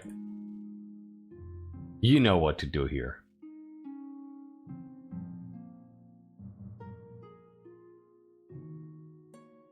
I mean, this is time for gambling. Yes, I agree.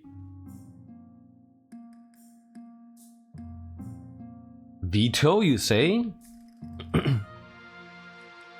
I mean,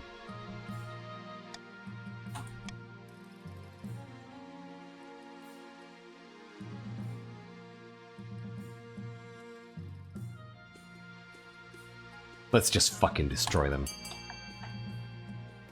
Let's just fucking destroy them. Let's hurt them. Like they hurt me. That's the whole reasoning. That's the whole reasoning behind Agrippa the Fourth here.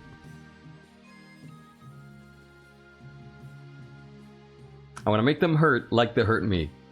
That's how you could summarize what is going on here. Is Kurth Moby Dick? A little bit, yeah.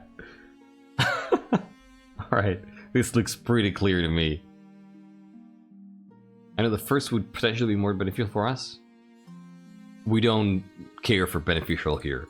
Yeah, but consider, I hate Kurth, exactly.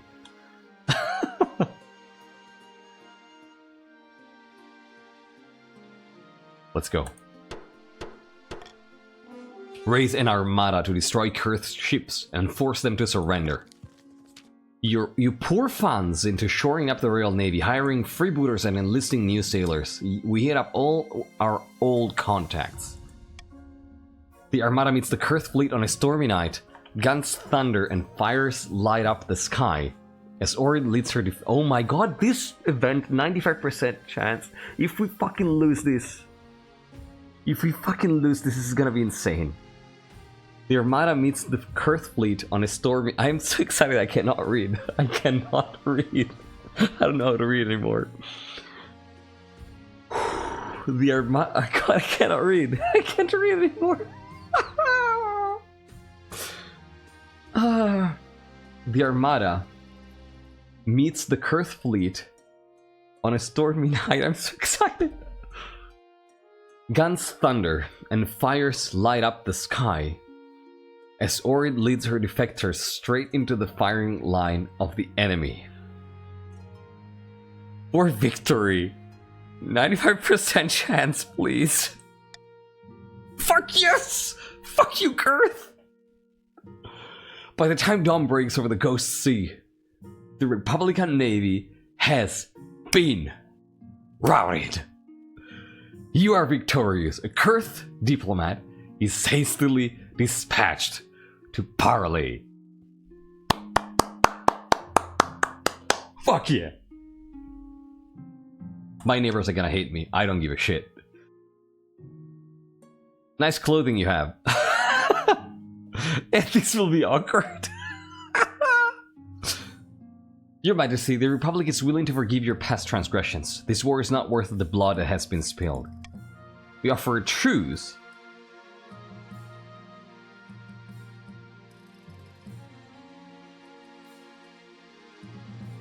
They give you 10,000 gold?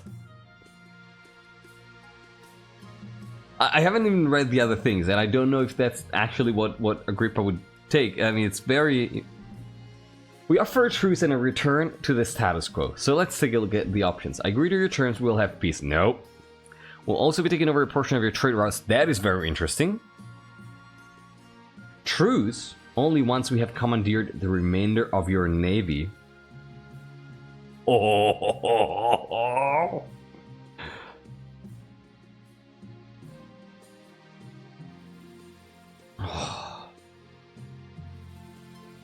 We'll have peace as long as I get some monetary compensation.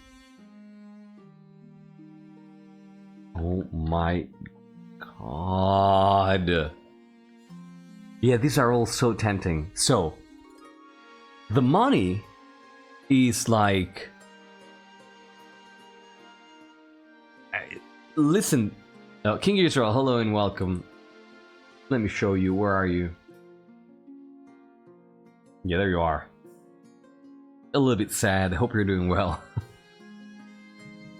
So, the money is interesting because it's money. And it's money now. So it's a guarantee.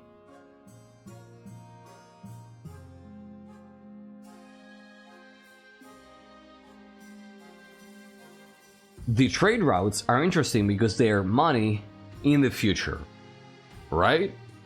So they are basically something that keeps giving you an income.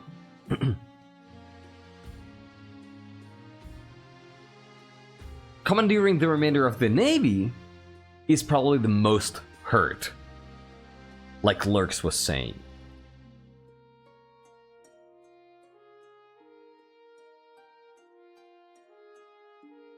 Amy, you know, that's also something that I'm very interested in.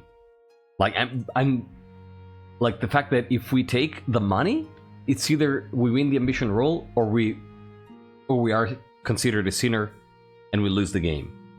That puts a very hard break to the game, right? Oh, I agree. If we were picking based on what makes the best climax, I'd pick D any day.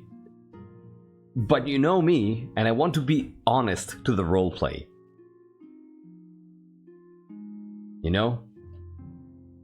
I'm trying to be a good storyteller, but I'm also trying to be true to the roleplay. So I need to consider, like, this is a very important option. So you'll have to bear with me if it takes me a few minutes to get to a decision here. This might be the most important option that I've taken this dynasty, probably.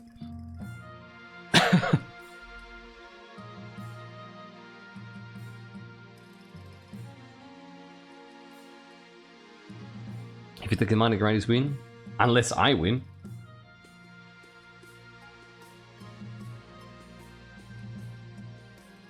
So.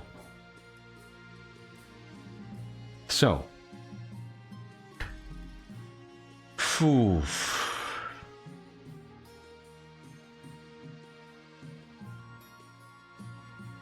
So.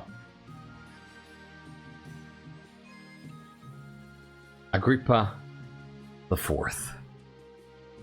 What would this person do?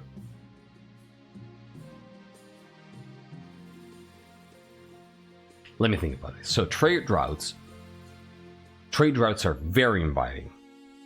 Trade routes versus money. If I was okay, I'm gonna compare the options and try to figure out a hierarchy here. That's what I usually do. Like, whenever you see me debating over multiple options, that's what I do in my brain.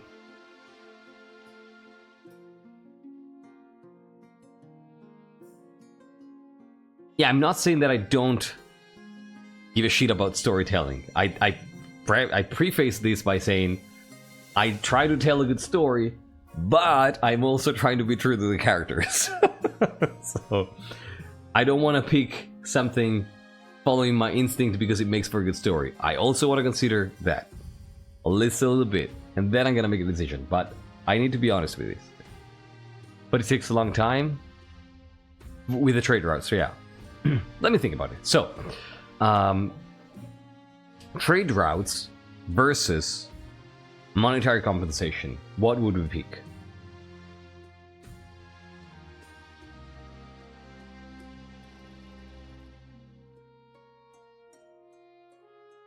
I think it would be the monetary compensation.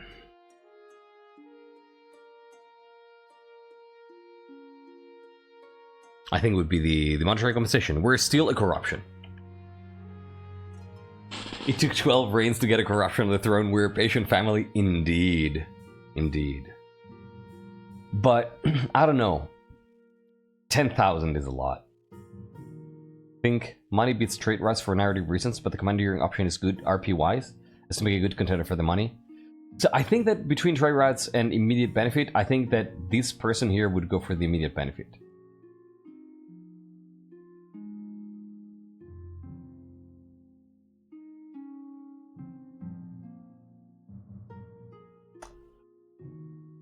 Trade routes versus commandeering the remainder of the navy.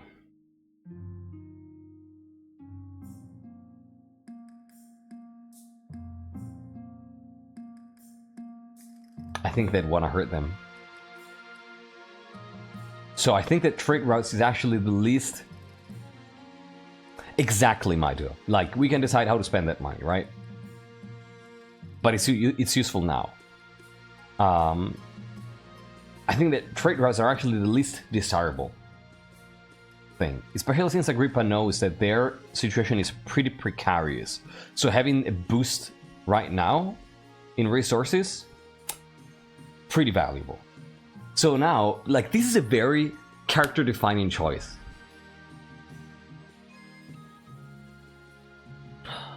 This is a very character-defining choice. Would they?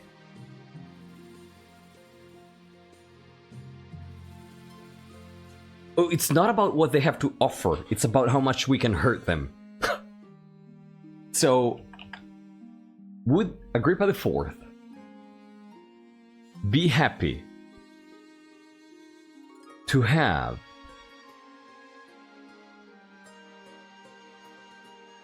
compensation for what happened, or would they want to just finish enacting their vengeance?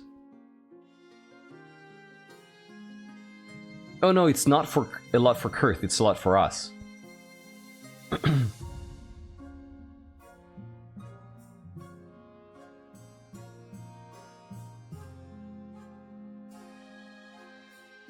Nasukin, that's what I'm thinking. Yeah, exactly, Bunkle. Like, that's all the things that I'm considering, precisely. What about the coast? Because our trade suffered greatly as a result of Kurth, and it was our navy that got your vengeance. But also what hurt Kurth the most, since money is immediate use, and also least painful Kurth. Harming their navy is the worst thing you can do, because then they are largely defenseless against the pirates of Song. I agree. I agree. I think that C is definitely the most hurt.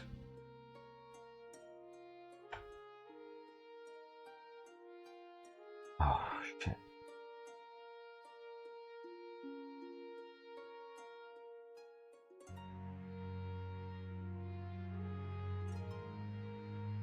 Oh, shit. So, let's be honest here. The thing is, if we pick D, the Monarch is either going to win this turn, or be forever known as a greedy Monarch.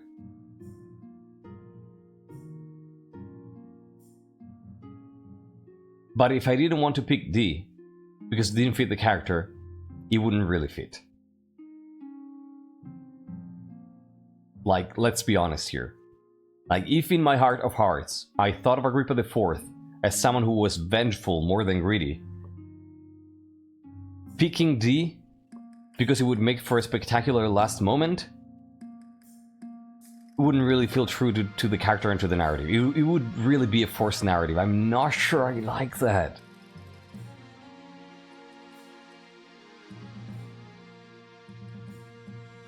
Because in my head, Agrippa really isn't a greedy person.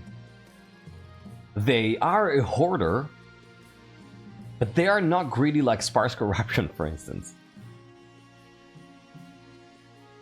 Yeah, exactly. Like, Agrippa started this war out of pure vengeance. I think it's C. I think it's C, to be honest. I see how it is.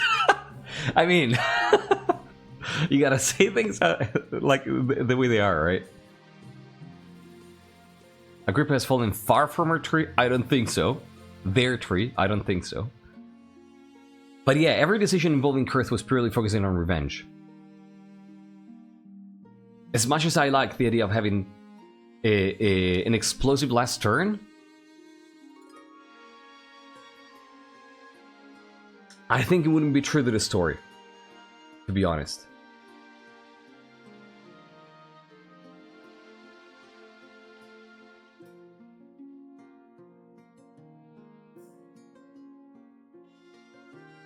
I think it's C. I think it's C. Saint of Vengeance. Saint of Retribution. Oh, I like the sound of that. Oh. Saint of War. Saint of War and Retribution. There you go.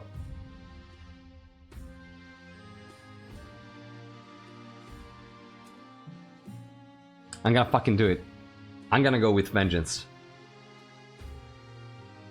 Another 10-15 minutes of decisions in a Kaji stream, nothing new. Yeah. In the meantime, we lost like 8 viewers. Do you think I care? I don't give a shit. Yeah, I think it's Vengeance. I think it's Vengeance. It just feels so right. If it had been anything else but Kurth, it would have been 100% a different option. But it's Kurth. So we're hurting them. Kurth is powerless to prevent your total appropriation of their warships. The Patricians' navy is suddenly the most formidable armada in the known world.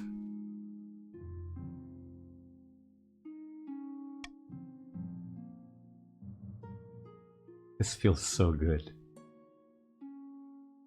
Ha ha ha ha. Glorious, your majesty. With these ships we will be unstoppable. None shall dare oppose our iron grip on the high seas. Oh my god.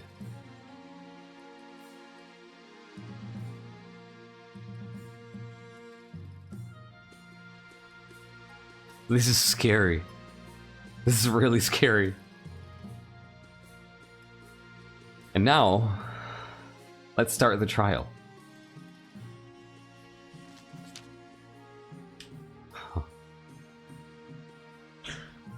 I imagine that with the kingdom confiscating the Kurth naval vessels, someone would have thought to reuse a couple of them to actually get the Royal Bomber to be viable at sea. I don't know.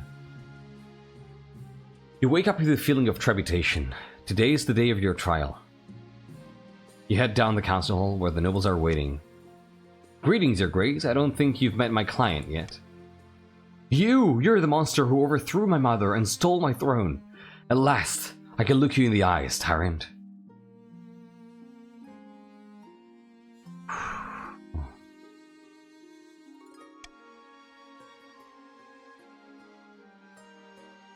Today, justice will be done.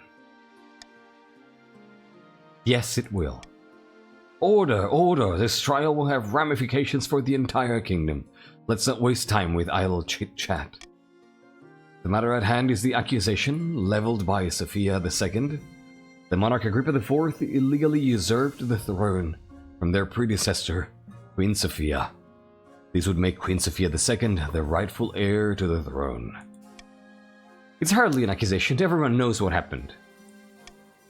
Order in the court. Now, your majesty, how would you like to respond to these claims?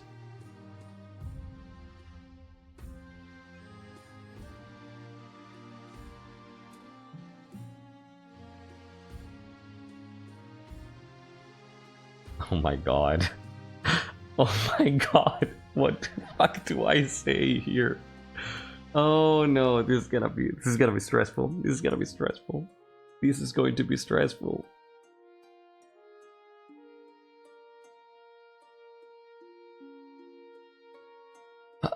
Yeah, this is the most character-driven moment. Yeah.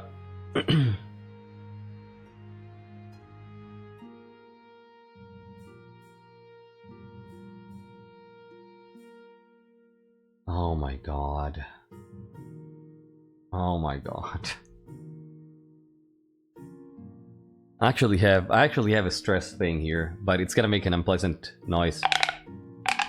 So can't really use it.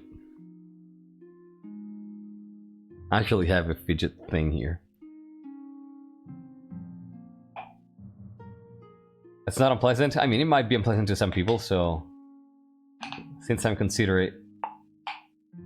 Yeah, right, Lurks? Yeah, no, let me put this away. Oh god, I need a fidget thing. Your Majesty, how would you like to respond to these claims? It was good ASMR for now, okay.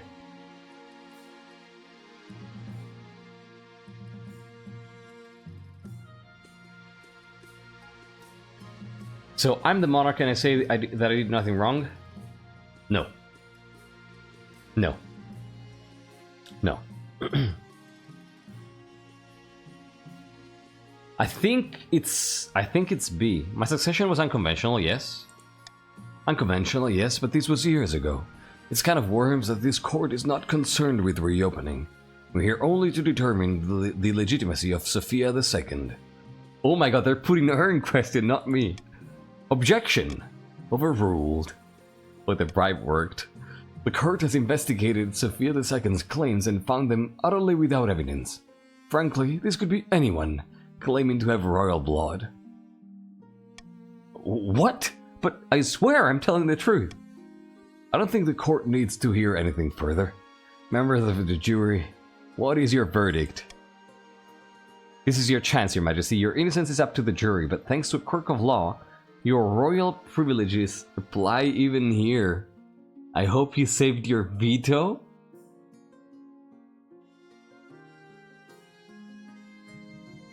Holy shit! Monarch Agrippa IV is innocent of all charges and Sophia is a liar? Monarch Agrippa IV is a usurper and Sophia II is the rightful heir?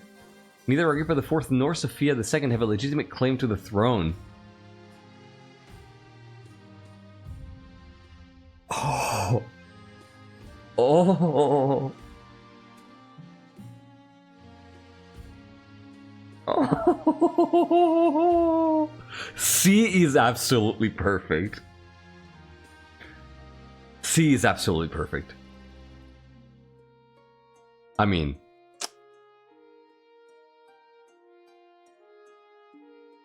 I'm going to veto B. Agrippa would not hesitate a second to do that. C is so good.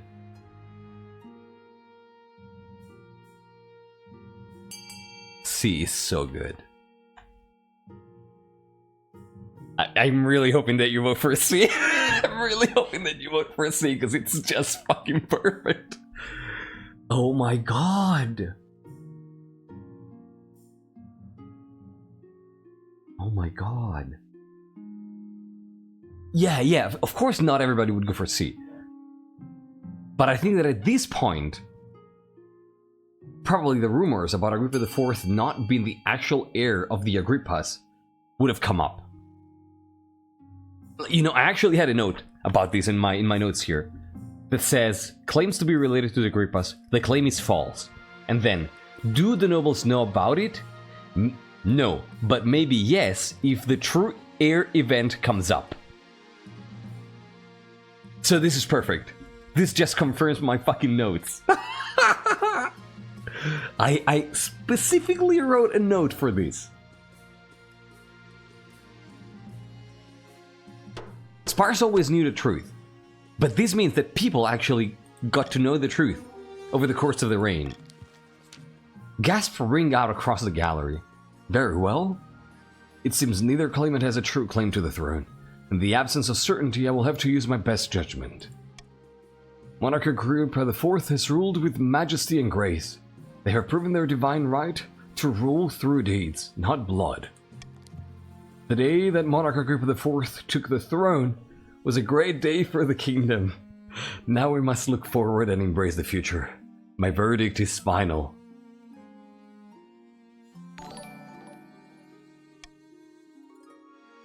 Holy shit, this is insane. No cause, thank you for the follow. But objection! Again!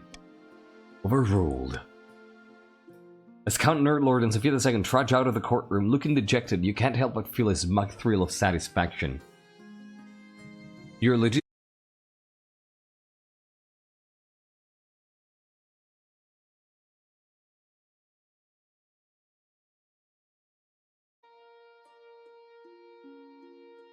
Alright, we're back. We're back.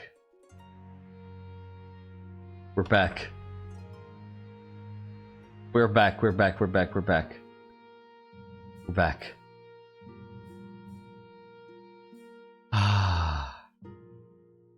Yeah, you know, I don't know North. I don't know, Amy. Refresh. We back. Extension will be bugged, but you will still be in the game. You don't need to rejoin.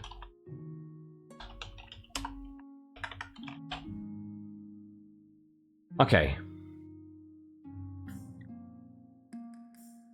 Oh my god.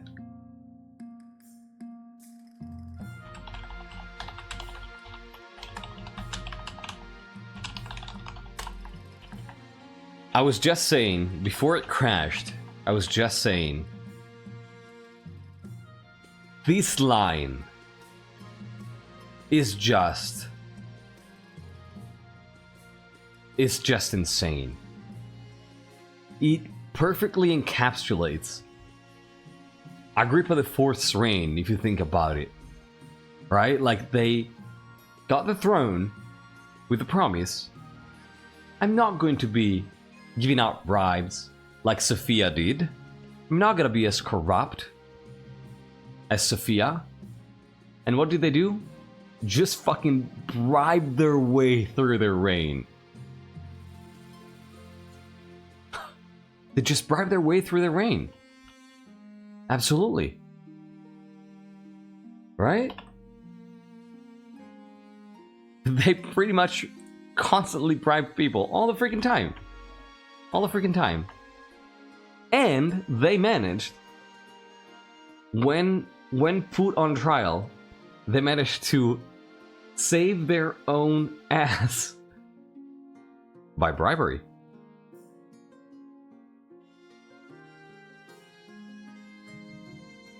Thank the Ninth for the power of bribery. It's such a freaking powerful statement.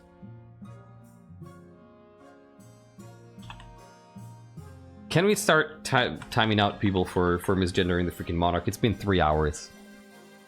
Next person who misgenders, please freaking time them out. Hey, you know what fucks actually? Agrippa did not become beloved by the common folk. Yep. So instead of a big peasant win, we get centralized power in the nobility, naked bribery, exploitation of the lower classes, but making them thank them for it. I think a count won in the end. They just wear green. And think about it. I said at the very start of the stream, sparse corruption, old and rich house, basically a heavy blood. Going against everything that the coast represents. Wearing coastal colors, but not wearing coastal ideals. And remember how at the start of the dynasty, when we discussed the different regions and their outlook on common folk, I said, of course there can be people in the different regions that have ideas that belong to other regions, right? And they probably would have names, right? Like the grounds, if you remember. So, grandees who have counts ideals, for instance. It all comes back full circle. It's so perfect. It's so perfect. After that, the unlucky Sophia II wanders the kingdom, heartbroken and disillusioned, ranting and raving about their lost heritage. Eventually, oh, it was they, sorry. Eventually, they drop out of the historical record entirely, waylaid by bandits, perhaps, or stabbed in a bar brawl. Who cares? It's not your problem anymore. A fate worse than death. That's just the most perfect conclusion. Oh my god. And now, Ambition Sainthood. We're gonna wait for ads to run because they're about to start. And then we're gonna roll these in 3 minutes.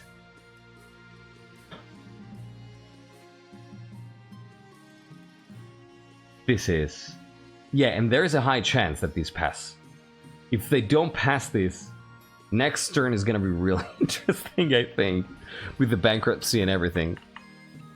So, ads are gonna run, I'm gonna use the restroom, and then we're gonna roll these rolls and see if this is where it ends, alright? Exactly, Agrippa went through. Where Sophia flinched, they answered accusation of corruption by doubling down. Yes!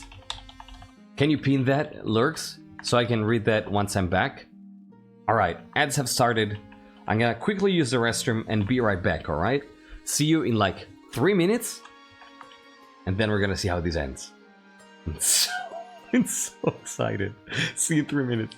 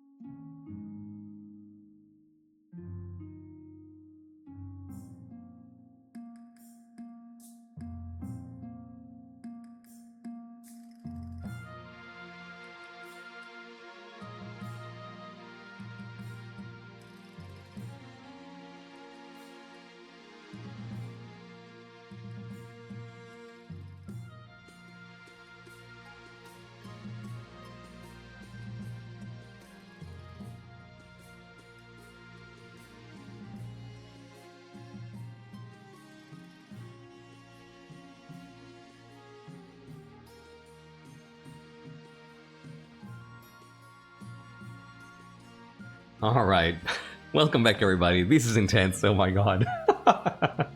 Thank you for sticking around. So, I really wanted to comment a little bit more on what just happened there. Yeah, Lurks was saying Agrippa went through where Sophia flinched. They answered accusations of corruption by doubling down. Sophia could have stopped her demise with bribery, but didn't, and so ended up replaced by Agrippa. Agrippa, if they had hesitated, they would have probably lost the crown already. But they didn't. They used the power of bribery, and so still on the throne so far.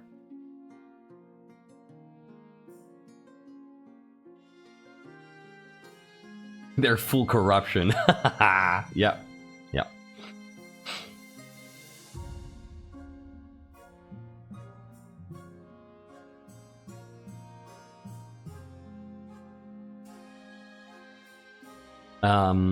And I wanted to wait. All of this is making me think about how even the counts have been suffering ever since Luda lost the throne, compromised their morals. Their values never fully left. Exactly. That's what I wanted to say. So, Enya was saying earlier, kind of feels like the coast has won, maybe in a way. Think about it though. Has it? Has it though? Also, looks like there's a flood up here. It's tsunami. Yeah, like we cannot talk about winning, right? In the conventional sense, because like we're role playing. There's not really winner, but think about this. It might feel like the coast has taken a predominant position, right? So kind of like asserting themselves over the other regions. Is that really the case, though? I don't think so.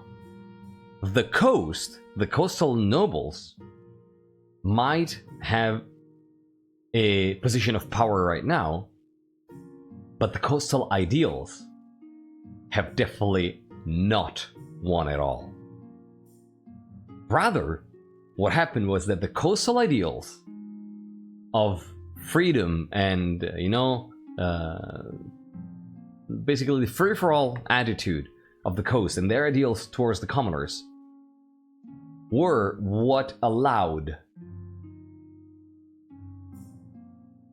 the old noble houses who share the same ideals as the East to better exploit commoners for their own benefit. So it's not like the coast really won. Very few heavy blood families of the coast managed to use the ideals of their own region to uphold their old values. The eastern coast won in a way, yeah. Exactly.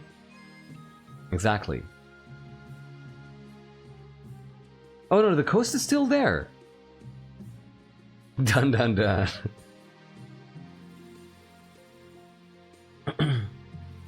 Yeah, exactly. This is how it is right now. Right? Like, and one thing that I always say in these dynasties is this is not how things are forever, right? Like, we only look at a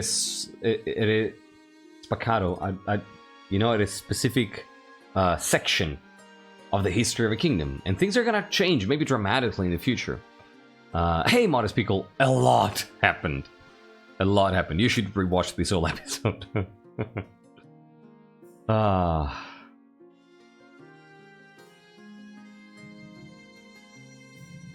This is amazing. I cannot possibly make you a concise summary in 30 seconds, modest people. I'm sorry. So much happened. Mostly bribery.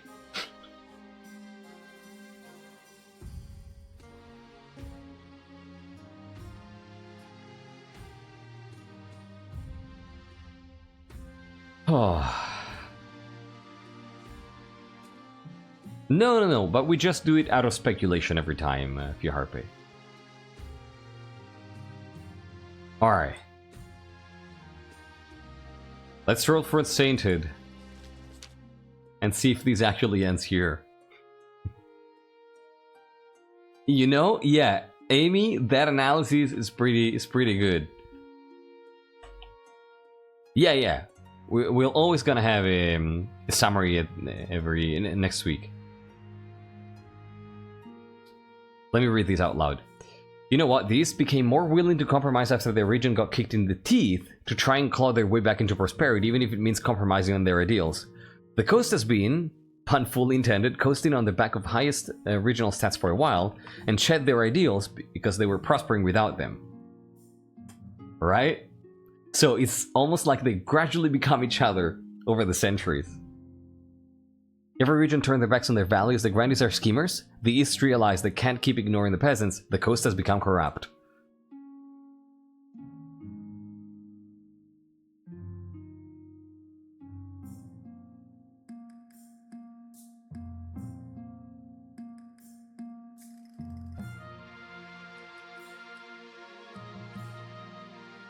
Yeah, King of the Castle canon status quo. It's a great phrasing and it reminds me of when Monopoly won. It felt a little out of character, but it showed the ruthlessness that's a commonality through our depiction in the vanilla game. A ruthlessness that's still there today. Yes. These are definitely the most similar, right? Regions in stance towards each other to the vanilla KOTC. Exactly, Fiarbe, yeah. the Eastern stance prevails, I would say. The patricians' ideals have been sparsely corrupted, and Southerners are somewhat holding true to their ideals, but failing to adapt. Right? Like, I think that the Grandies have been mostly beneficial to the kingdom whenever they got the throne, but always couldn't hold it because it just wasn't feasible. Right? Like, that do-good attitude that pervaded what they were doing wouldn't allow them to keep ruling. But anyway, let's see how this goes, and then save some conversation for after the end of the game. So let's see if these rolls are actually decisive, or if XCOM is gonna strike me. Your Majesty, I've received messages from the priests beyond the capital. They've been working hard to promote your power in every sermon. Oh. I love to see church and state working together. What a sentence. What a sentence. This is so good. Absolutely, Your Majesty. Listen to the priest's letters. This is an 80% chance. 1 in 5 to fail. Let's see what they say. Sorry, that was loud. Sorry. Your command of the kingdom is masterful, Your Majesty. The nobles are in no position to push back against you. There's a second roll for you, Harpay, you know, right? Please hold the GGs until the book screen. Okay, let me do something.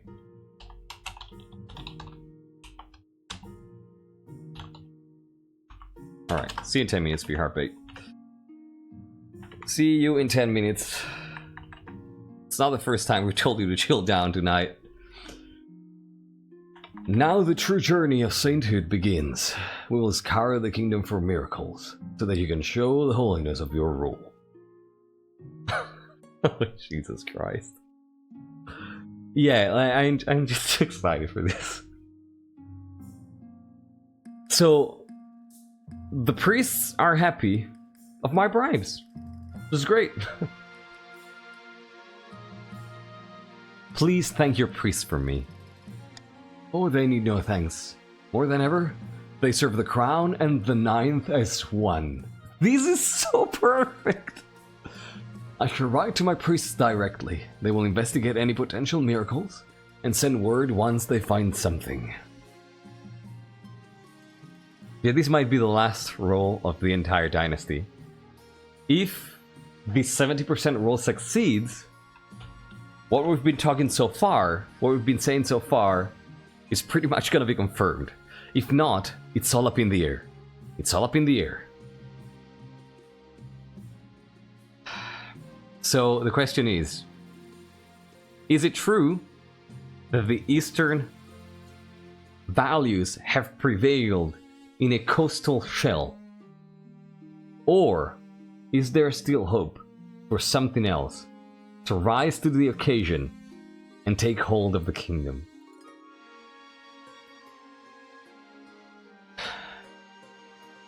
Is a miracle happening? It's not happening, oh my god! It's not happening. Holy shit! After a few weeks, the Archbishop returns with an immensely sour expression.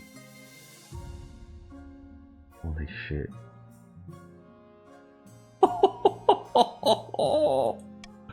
In the east, a pig seemed to be sick, but then she got up and walked. That's not a great miracle. And a villager in the coast claimed that his statue of St. Bertrand started crying, but his neighbors say it was just the rain. Oh. Unfortunately, the ninth god doesn't take bribes. Yep.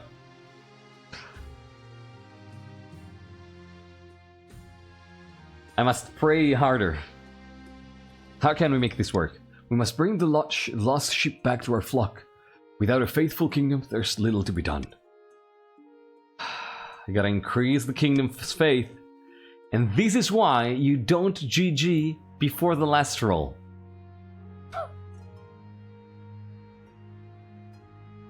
Point taken, I hope.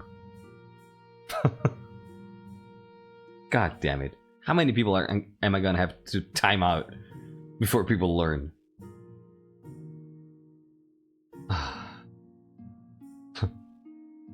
Agrippa can talk the saint talk, but can't walk the saint walk.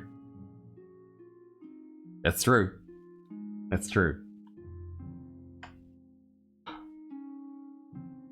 This is insane. Cut down on the all caps, please, Toucan. It's an actual rule in chat. The solution is to increase the church's power, of course. Yeah. Yeah, Wine is playing the master game here. This game is insane.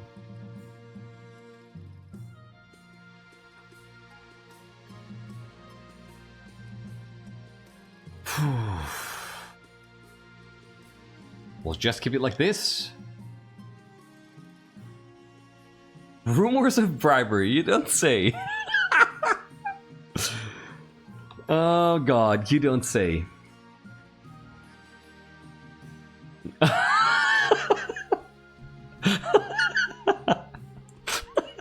Well, let's see what these rumors of bribery say.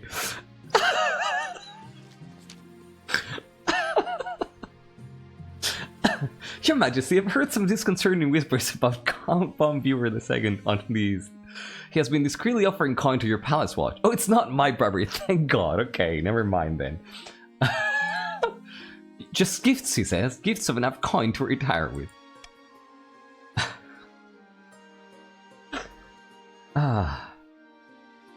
I thought the counts could be trusted. The palace watch has been grumbling about their low wages recently. If you don't give them a pay bump, these bribes will look very appealing. Yeah, they probably other people are doing the bribery. Oh god. Yeah, imagine thinking for 1 second Agrippa the Honest could be corrupt. Who would think that? But unfortunately, we can't give them that pay rise with the treasury as low as it is. We need to bring this matter to the council, Your Majesty. Okay, let's do it. By Xenia's ashes, you don't have a shred of proof for any of these. Don't make me laugh. I trust the rest of the council will join me in scorning these lies. Take emergency measures to boost the treasury.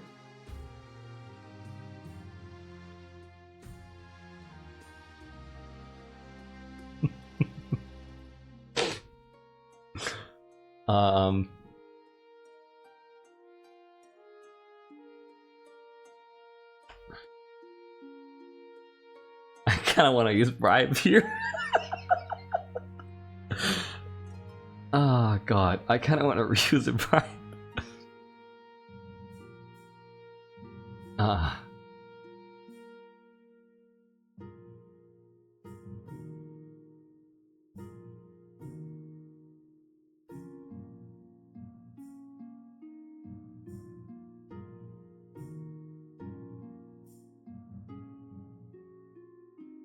I mean, I'm gonna bribe to do this.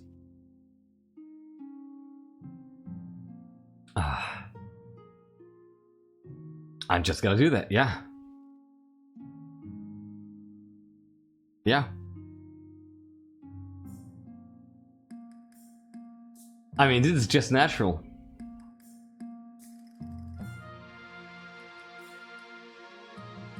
Yeah. That's it. That's it. That's the solution. Oh, there's bribery? No way. Let me fix that. Oh god, yes. Oh god, yes. Vote me to get some free money, by the way. Yeah, they are incompetent. They have great abs, though. I use the bribery to destroy the bribery. Yeah. Yeah, get some free money on B, please.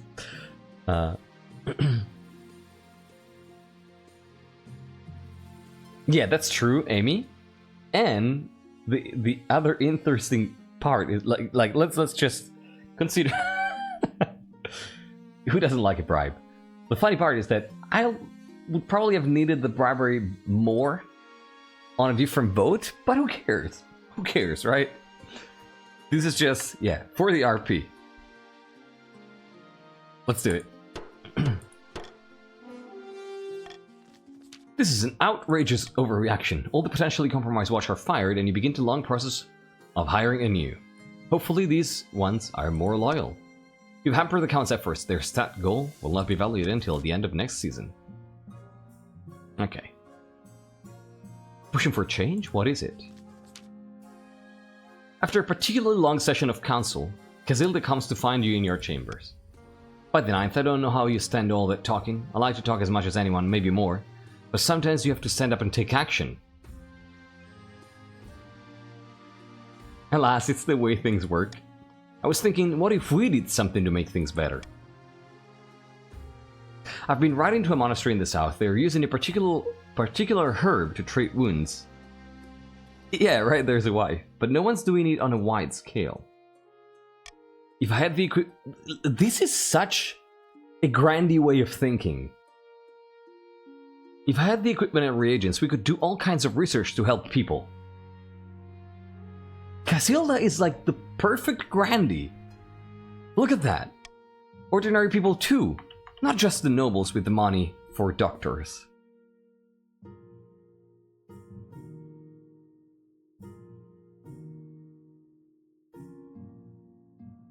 Yeah, that's so grandy.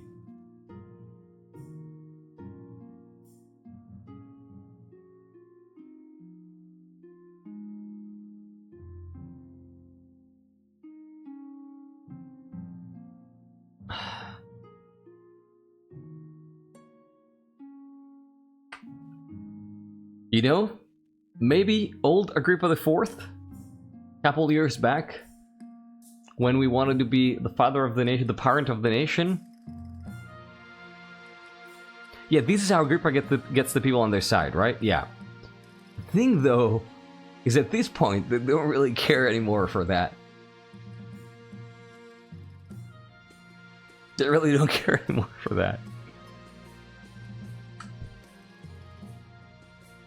Yeah, we've been ignoring her this whole time. We can continue still. I think I agree with that.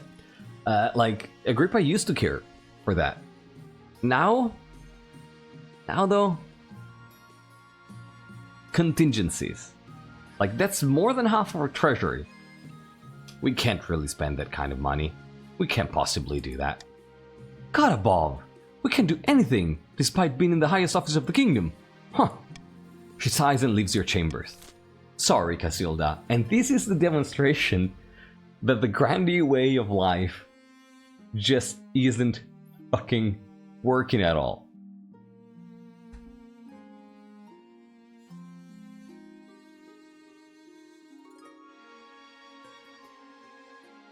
I genuinely have no idea about this pickle. It's not something that I've ever entertained the thought of.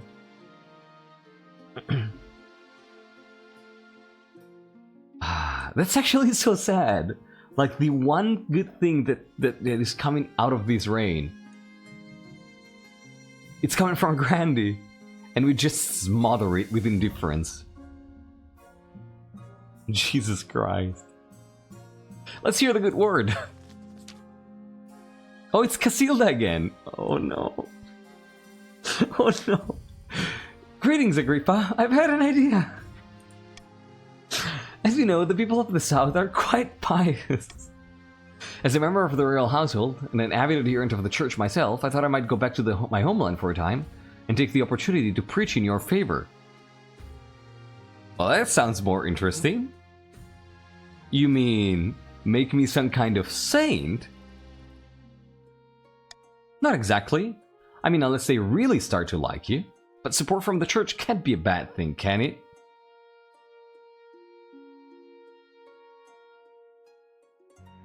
Well, if you insist, my love. Yeah, Casilda is helping with both games, exactly. Well, let's see if the 9th actually hates us and gives us a 10% loss. Word spreads fast that the Queen Consort is planning a tour of the south. Thousands flock to the towns and villages where she plans to stop. Casilda is lovely, contrarily to us. The 9th might love us. Once she arrives, Casilda gives a series of impassioned speeches to the locals, preaching at length about your good standing with the church. It strikes a chord. The Spymaster happily announces that your popularity is rising all across the region. Casilda is lovely. I love my wife. I love my wife. Yeah, if I can't ignore her, I might as well use her optimism for my ends, exactly. The 9th hates Agrippa but loves Casilda. I hope not. So we're gonna do the ambition last, as always. We're gonna start with the horrible haunting. And then we're gonna do a board royal, which I don't think I've ever seen. Horrible haunting first. During a meeting with the Council of Nobles, a commotion erupts as Count Nasukin lets out a piercing scream. Bacchus VTuber! Hey! Welcome in! Thank you so much for the raid! Welcome in, everybody! Thank you so much! Bacchus, Mez, Dragon Slayer, Yururuel, Cuddling Wolf, welcome, welcome, welcome in! Happy to see you! How you doing? Please, everybody, go drop a follow to Bacchus VTuber. I'm MrKaji. I basically only play King of the Castle. And tonight you're joining us at the end, the final episode, and we're at the very end of a game of a role-playing dynasty that we've played for 13 episodes. So roughly 4 months, once every week. Welcome in, and thank you for the follow, Dragon Slayer and Bacchus VTuber. How was your stream? Ours was insane. So yeah, what we're doing here is we're playing a role-playing dynasty where we focus heavily on role-playing and lore writing and world building, and we do one of these pretty much at all times. We take a few weeks break between one and the next one, but we're almost always running one of these. And you know, if you like role-playing, if you like lore, if you like world building, you're definitely in the right place. How are y'all doing? Bacchus, thank you for joining. Esoteric Sayobi, welcome back. How you doing? I'm back from a visit from a faraway land. How goes it, my fellow Grandies? Grandies are not doing great.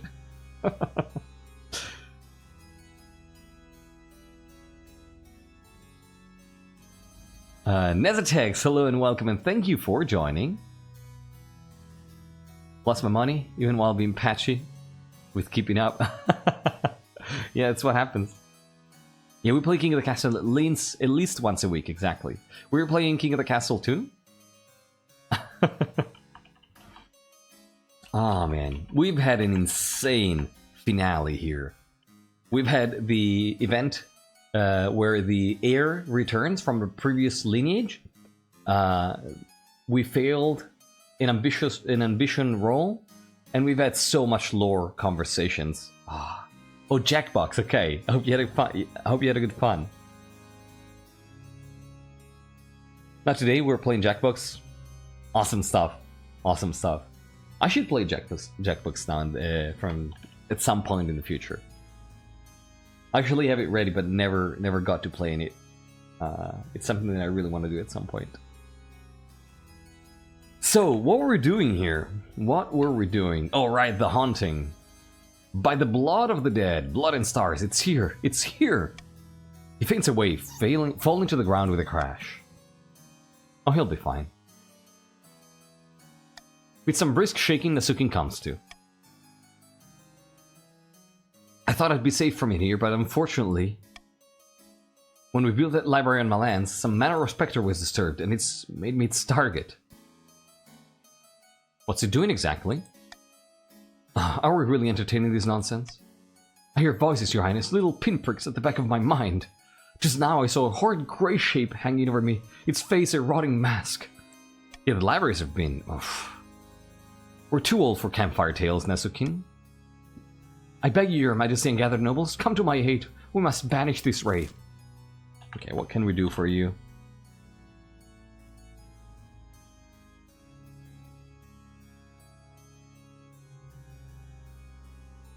I mean... Do we want to gamble on the gamble?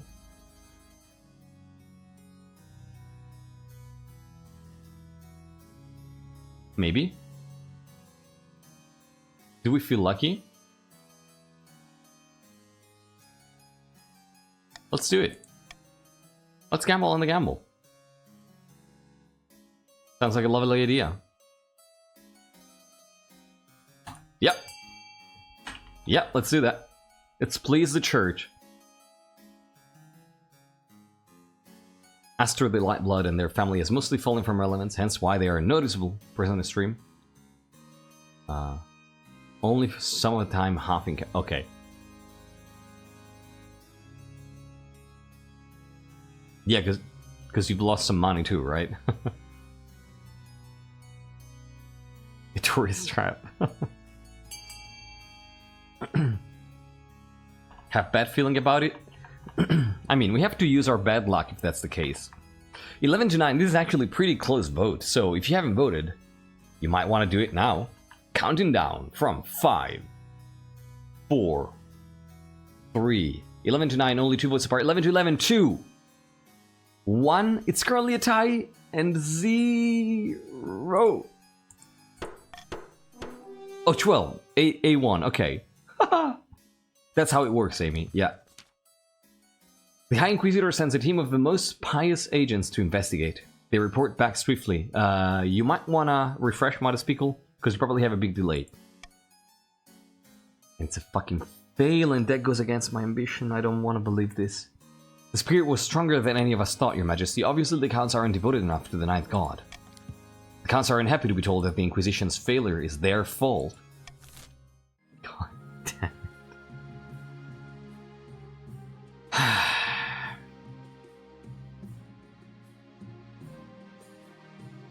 A board royal. I don't think I've ever seen this event. Casilda again! By the 9th, I like waving and giving speeches with the best of them, but it wears thin after a while.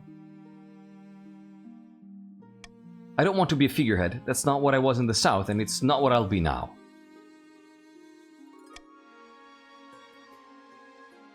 I'm not gonna give you funds.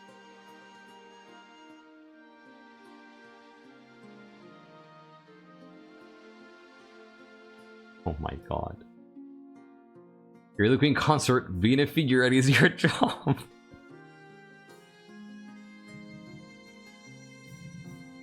Oh, she's not gonna be happy.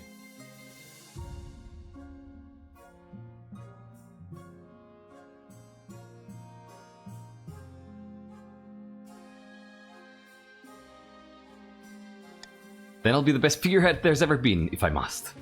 Casilda's fucking awesome, we don't deserve her. Soon she heads out on a trip to the south where she does a huge amount of waving, smiling, and kissing babies. Even if she would have preferred to do something more useful, the southern commoners are keen to support her. Casilda is fucking amazing. We don't deserve her at all. Yeah, Casilda is so reasonable and nice. We are horrible.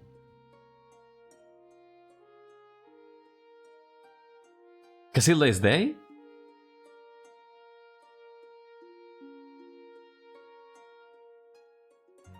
I don't remember. I genuinely don't remember. I think there's at least one heretical text saying that Casilda was the real saint. She, her, right? Okay, thank you. Casilda is that? We just... Oh, it said Queen Consort. Yeah, so it's a she, you're right.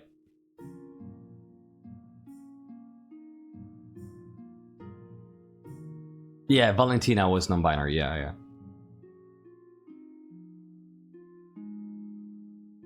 Yeah, you're right. You're right, thank you. Casilda is absolutely awesome.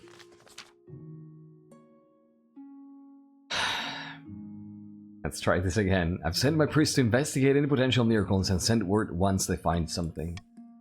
90%. Hopefully we hear back soon. Not, no. Any is supposed to give all kind of options. So once again. Yeah, if this passes, what we've said earlier still stands. Right? This is the triumph of the elitist, if you want, of the Eastern ideals in coastal clothings. If it fails, we really are no saint, and we're trying to bribe our way through. You know, and I completely agree. Lurks. It would be absolutely poignant if Agrippa wins because of the efforts of Casilda. Yes. I think that if Agrippa wins here, a big part of it is to be attributed to Casilda. Basically increasing their reputation in the south. Yeah.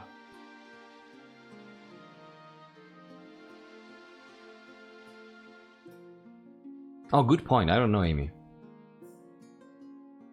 Let's see if Casilda made a difference or not. 90% chance for possibly the last roll of the dynasty. Can't feel right. And it doesn't! After a few weeks, Grandi Esoteric Sayobi arrives excitedly. Praise be, Your Majesty, excellent news from the south. 9 white gazelles were seen close to the Grandi's manor, and a group of Grandis followed them deep into the desert. There they found an ancient, forgotten church half buried in the scrubland. The gazelles vanished, leaving only a handful of fur. Not to mention that the southern crops suddenly flourished. Besides, you must recall how last week the statue of St. Bertrand wept blood after you visited the cathedral, and that a peasant reported a vision of you being blessed by the Ninth. When the monarch's rule is holy, the Ninth God rewards. Everyone agrees the signs are here. Does that mean it's time? I believe it is, Your Majesty. I'll make preparations for the ceremony at St. Bertrand's Cathedral. I look forward to seeing you. While you make your preparations for the big event, Casilda is distant, mostly ignoring you in favor of her own business. Oh, love. Before you know it, this time has come. It's a gloriously sunny day in the capital, and the layers upon layers of ceremonial robes are rather hot. The crops flourishing is very impactful considering the kingdom's sisters with famine. I agree! Yes! Yes! Yes! You stand before the Archbishop in St. Bertrand's Cathedral, in front of the gathered nobles. Casilda stands beside you, looking bored. Off to the side, Agrippa V is watching excitedly. He occasionally tries to dash into the crowd, but his governess retrieves him each time. And I think that actually, from now on, Agrippa is probably going to be tending more to Casilda. I think that Agrippa is actually grateful to what happened. We gather before the power of the Ninth God to witness the holy influence of Monarch Agrippa IV. There follows a very long sermon. Stand and smile respectfully. It goes on and on. But eventually it's time for your blessing. A blanket of silence falls over the cathedral. You step forward and the Archbishop sprinkles holy water upon your brow. Perhaps you feel something. Cold water being spattered on you. Yep, that's all we feel. It may not be the most comfortable situation, but you're sure of one thing. The nobles can never stand against you now. Rise once more, Monarch of the Kingdom and Saint Agrippa IV. Thank you, Archbishop. We don't give a shit about the Ninth. We don't care. We are still, we care for the Ninth? As long as the Ninth, just for as long as the Ninth guarantees us the crown. Mostly we're grateful to the Archbishop. I live only to serve the Ninth's will. Applause rises in the cathedral, echoing in the huge rafters. Surrounded by her red-robed devotees, the High Inquisitor is watching closely. After a moment, she applauds with the rest. At the next council session, the nobles arrive to find a cluster of Inquisitors who have joined your honor guard. What are they doing here? Since when does the Inquisition have a place in the council? By all that is holy, hush! Do you want to be tried for heresy?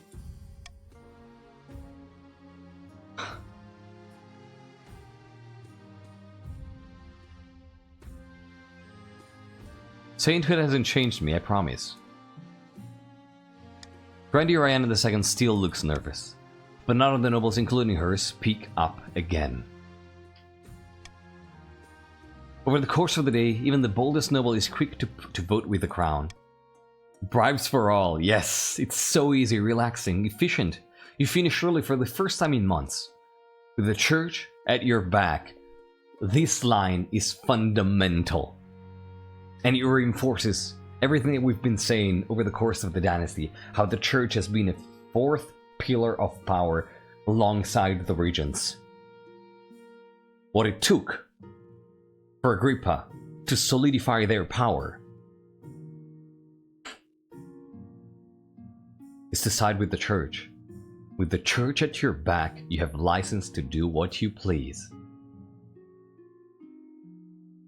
Wine is the true winner of this dynasty, who's been in power at the head of the church since the very start. As long as you keep on the ninth god's good side, of course. A long, glorious, and venerated reign awaits for Saint Agrippa IV. Wait, what the fuck was that? Holy fucking shit. Oh my god, Esoteric Sayobi.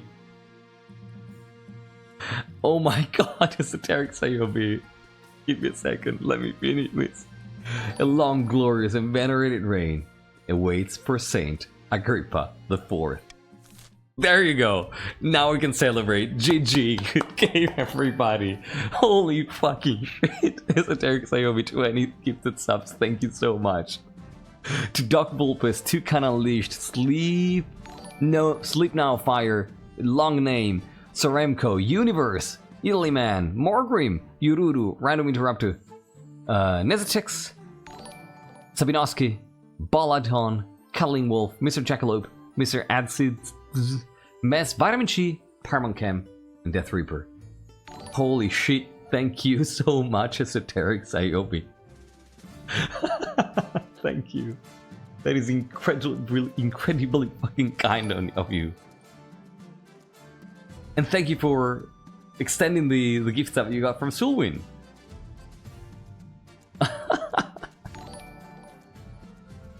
Holy shit. It was a few seconds early. Good timing though. Thank you so much. Thank you so much. I'm gonna try to move on here since we were at the very end, but thank you, for real. It means a lot. And Hyena Droid, welcome back and congrats on the 10th streak. Yeah, we started the dynasty with the finale with the 20 gifted subs from Marid, and we ended with Esoteric's 20 gifted subs. We've gone full circle. Thank you to both of you, truly. You're insanely grateful. Alpaca Whacker! Long time no see, how you doing? We're about to end here.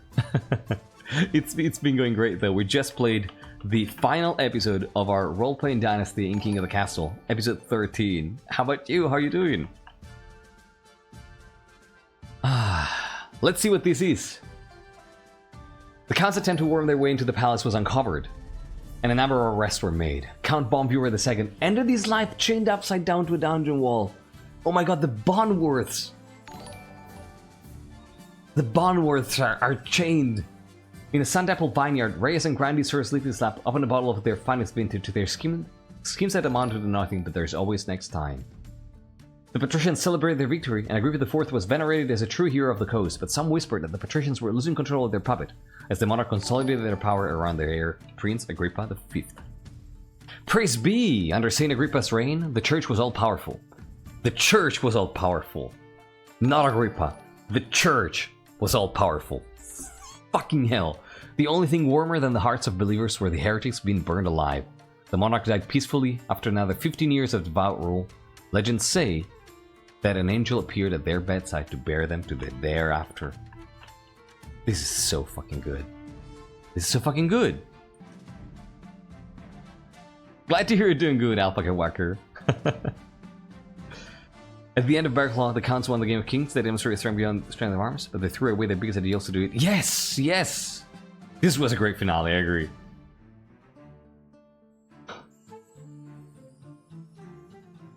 Twitchen, or however I pronounce your name, welcome and thank you for joining. How are you doing?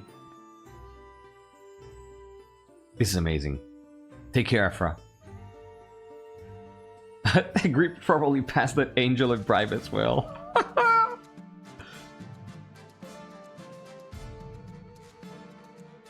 Yeah, you caught the end. You caught the end. Glad to hear you're doing well. Yeah, this was the end, the finale of a 13-episode roleplay dynasty that we played for 4 months.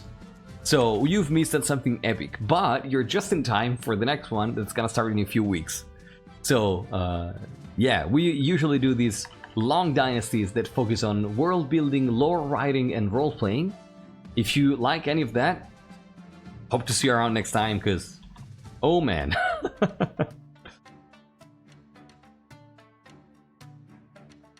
Let's see this. No fucking way! Monarch Agrippa sees Scourge! Dude!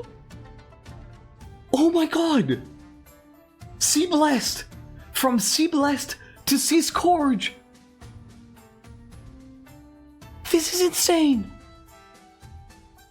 This is insane! Agrippa! When Agrippa was a claimant, Agrippa was Sea Blessed. And now the nickname that the game gives them is Sea Scourge! I'm blown away! Holy shit!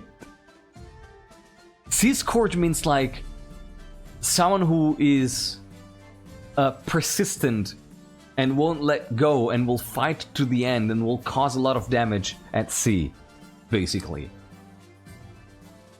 Oh my god! Awesome, awesome. If it looks, I'm glad that it sounds great.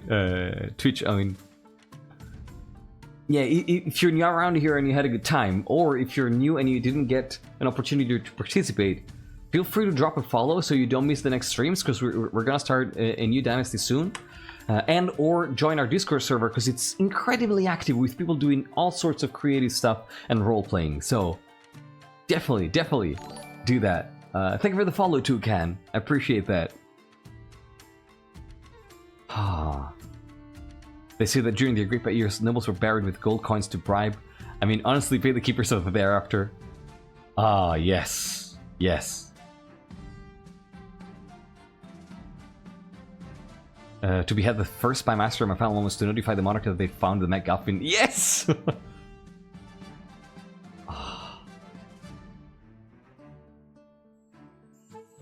This game is insane. Grande's values may look like they're struggling, but remember how the counts were years ago? Things may change, and things will keep changing.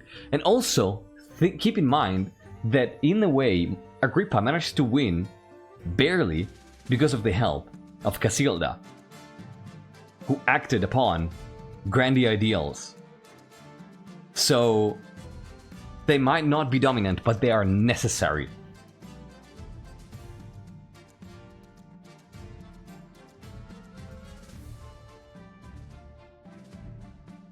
Insane. Monarch Agrippa IV, Seas Court, Saint of Retribution. Yes! It's so perfect! It's so perfect! It is officially the Saint of Retribution. It's perfect. In the end, all 3 region ideals were needed to achieve the win. Yeah! Let's see who's the richest. Is it a wonder that it's sparse corruption and the poorest one is a esoteric Sayobi who just showed up at the very end? This fucking game is so good. And let's see King Agrippa V. Yeah, no wonder. Sparse corruption. Jesus, Agrippa V looks like a badass.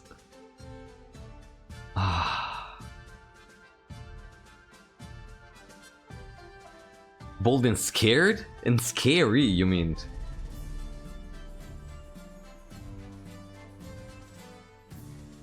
Agrippa the Fifth would probably have been a mess. I don't know. I have a bad. This guy gives me bad vibes. Yeah, this looks like a Cis Court, right? You know, this car, probably a peasant attacking him with a knife. You know, kind of in an uprising way. It's probably a very rich guy coming from the corruption family, probably stabbed by a peasant, exasperated peasant.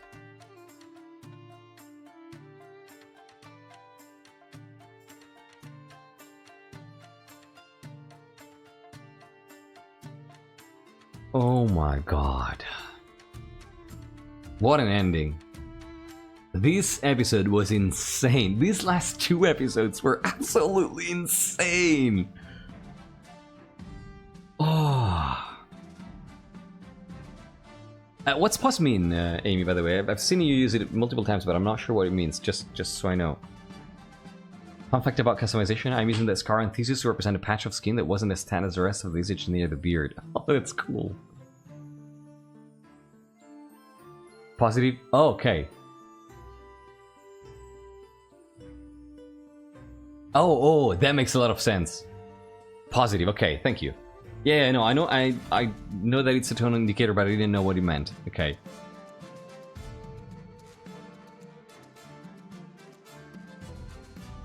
I would not believe you. Yeah, that, right?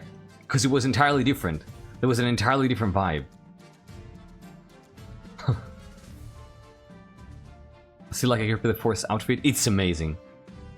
Right? And it's so funny that it ended up being used against Kurth. It's so good. It's so good. Like, it's just a combination of things. Yeah, these last 2 episodes might have been some of the best episodes that we've had.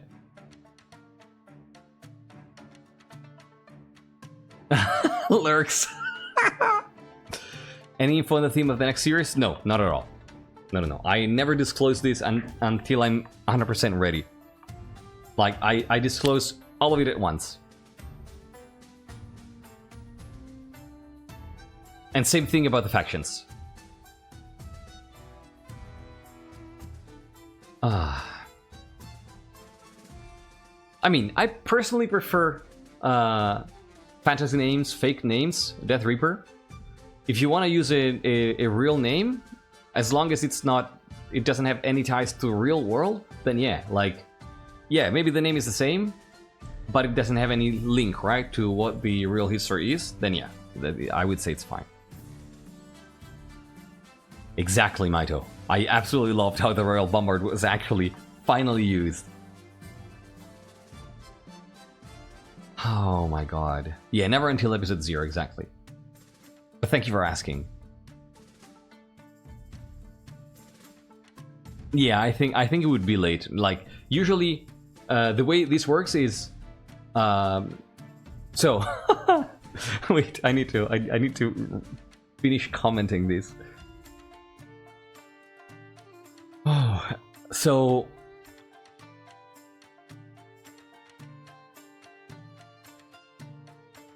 Okay, then it's okay. Then it's okay, I would say.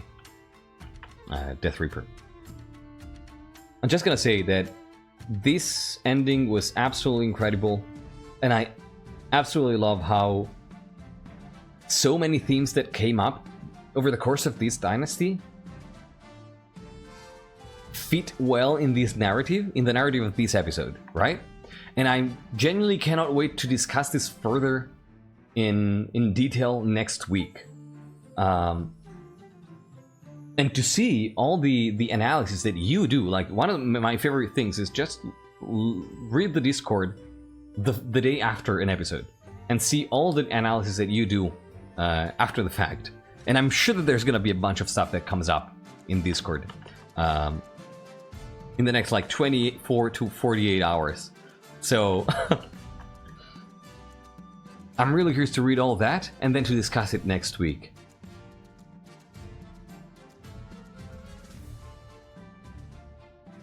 Oh yeah, absolutely, absolutely, Marley.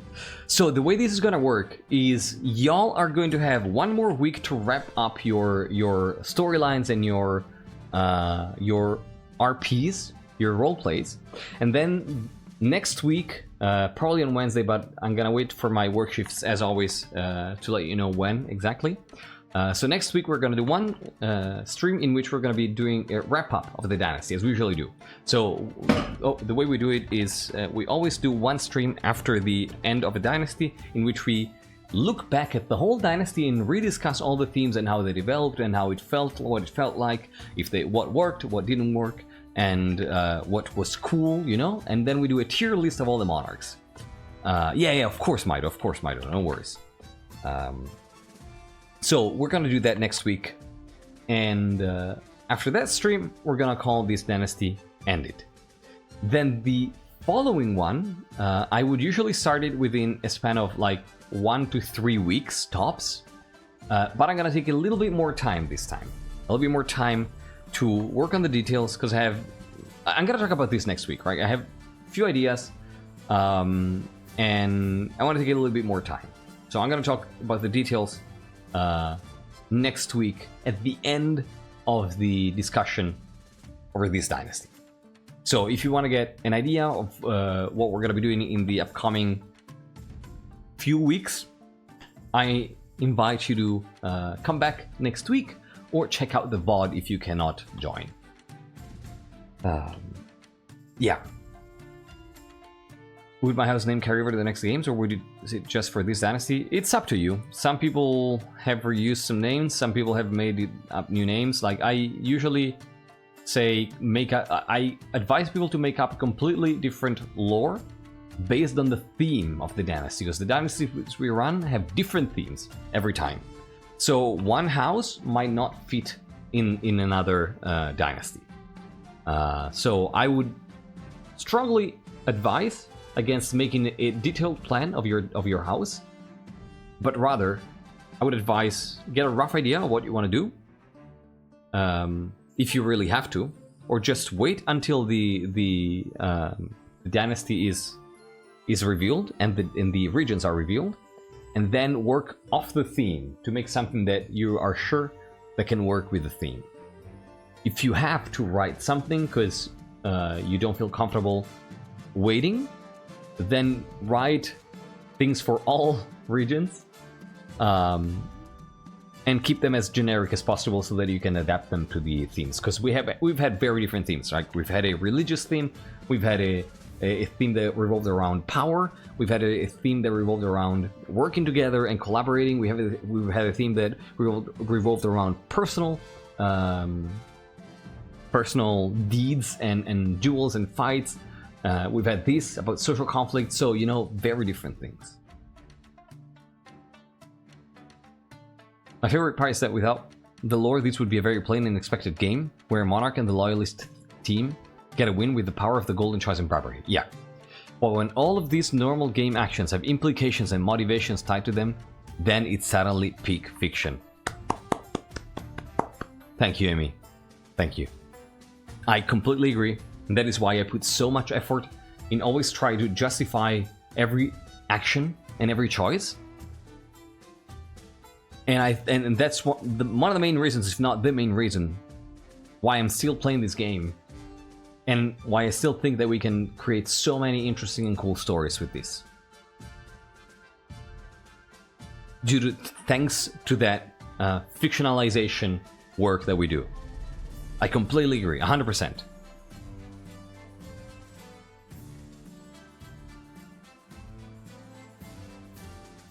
Throwback to past dynasties? Yes, it's going to be after the wrap-up. So the next 2 streams are going to be wrap-up of this dynasty and then the throwback to the past dynasties. But I'm going to give you more details next week.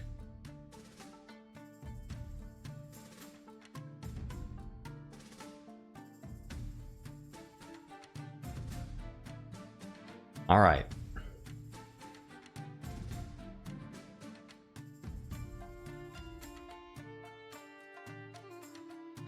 Ooh. And yeah, no, not tonight, Lurks. Alright, this was absolutely awesome, and I just cannot believe that the game gave us C-Scourge as a name. It might be one of the most perfect names, especially considered how, like, please, if you can, one of the mods or somebody else, please, would you be so kind as to post in Dynasty General 2 screenshots, one next to the other, of the claimant screen from last week with Agrippa C. Blessed and this Agrippa C. Scourge? Maybe put this, if you do this though, put the images under spoiler, because some people might not have watched the stream and might want to catch the VOD, alright? Ah, this is amazing. This was absolutely amazing. Thank you so much for being here, everybody, and for helping me create this amazing, incredible story. Oh my god, I have no words.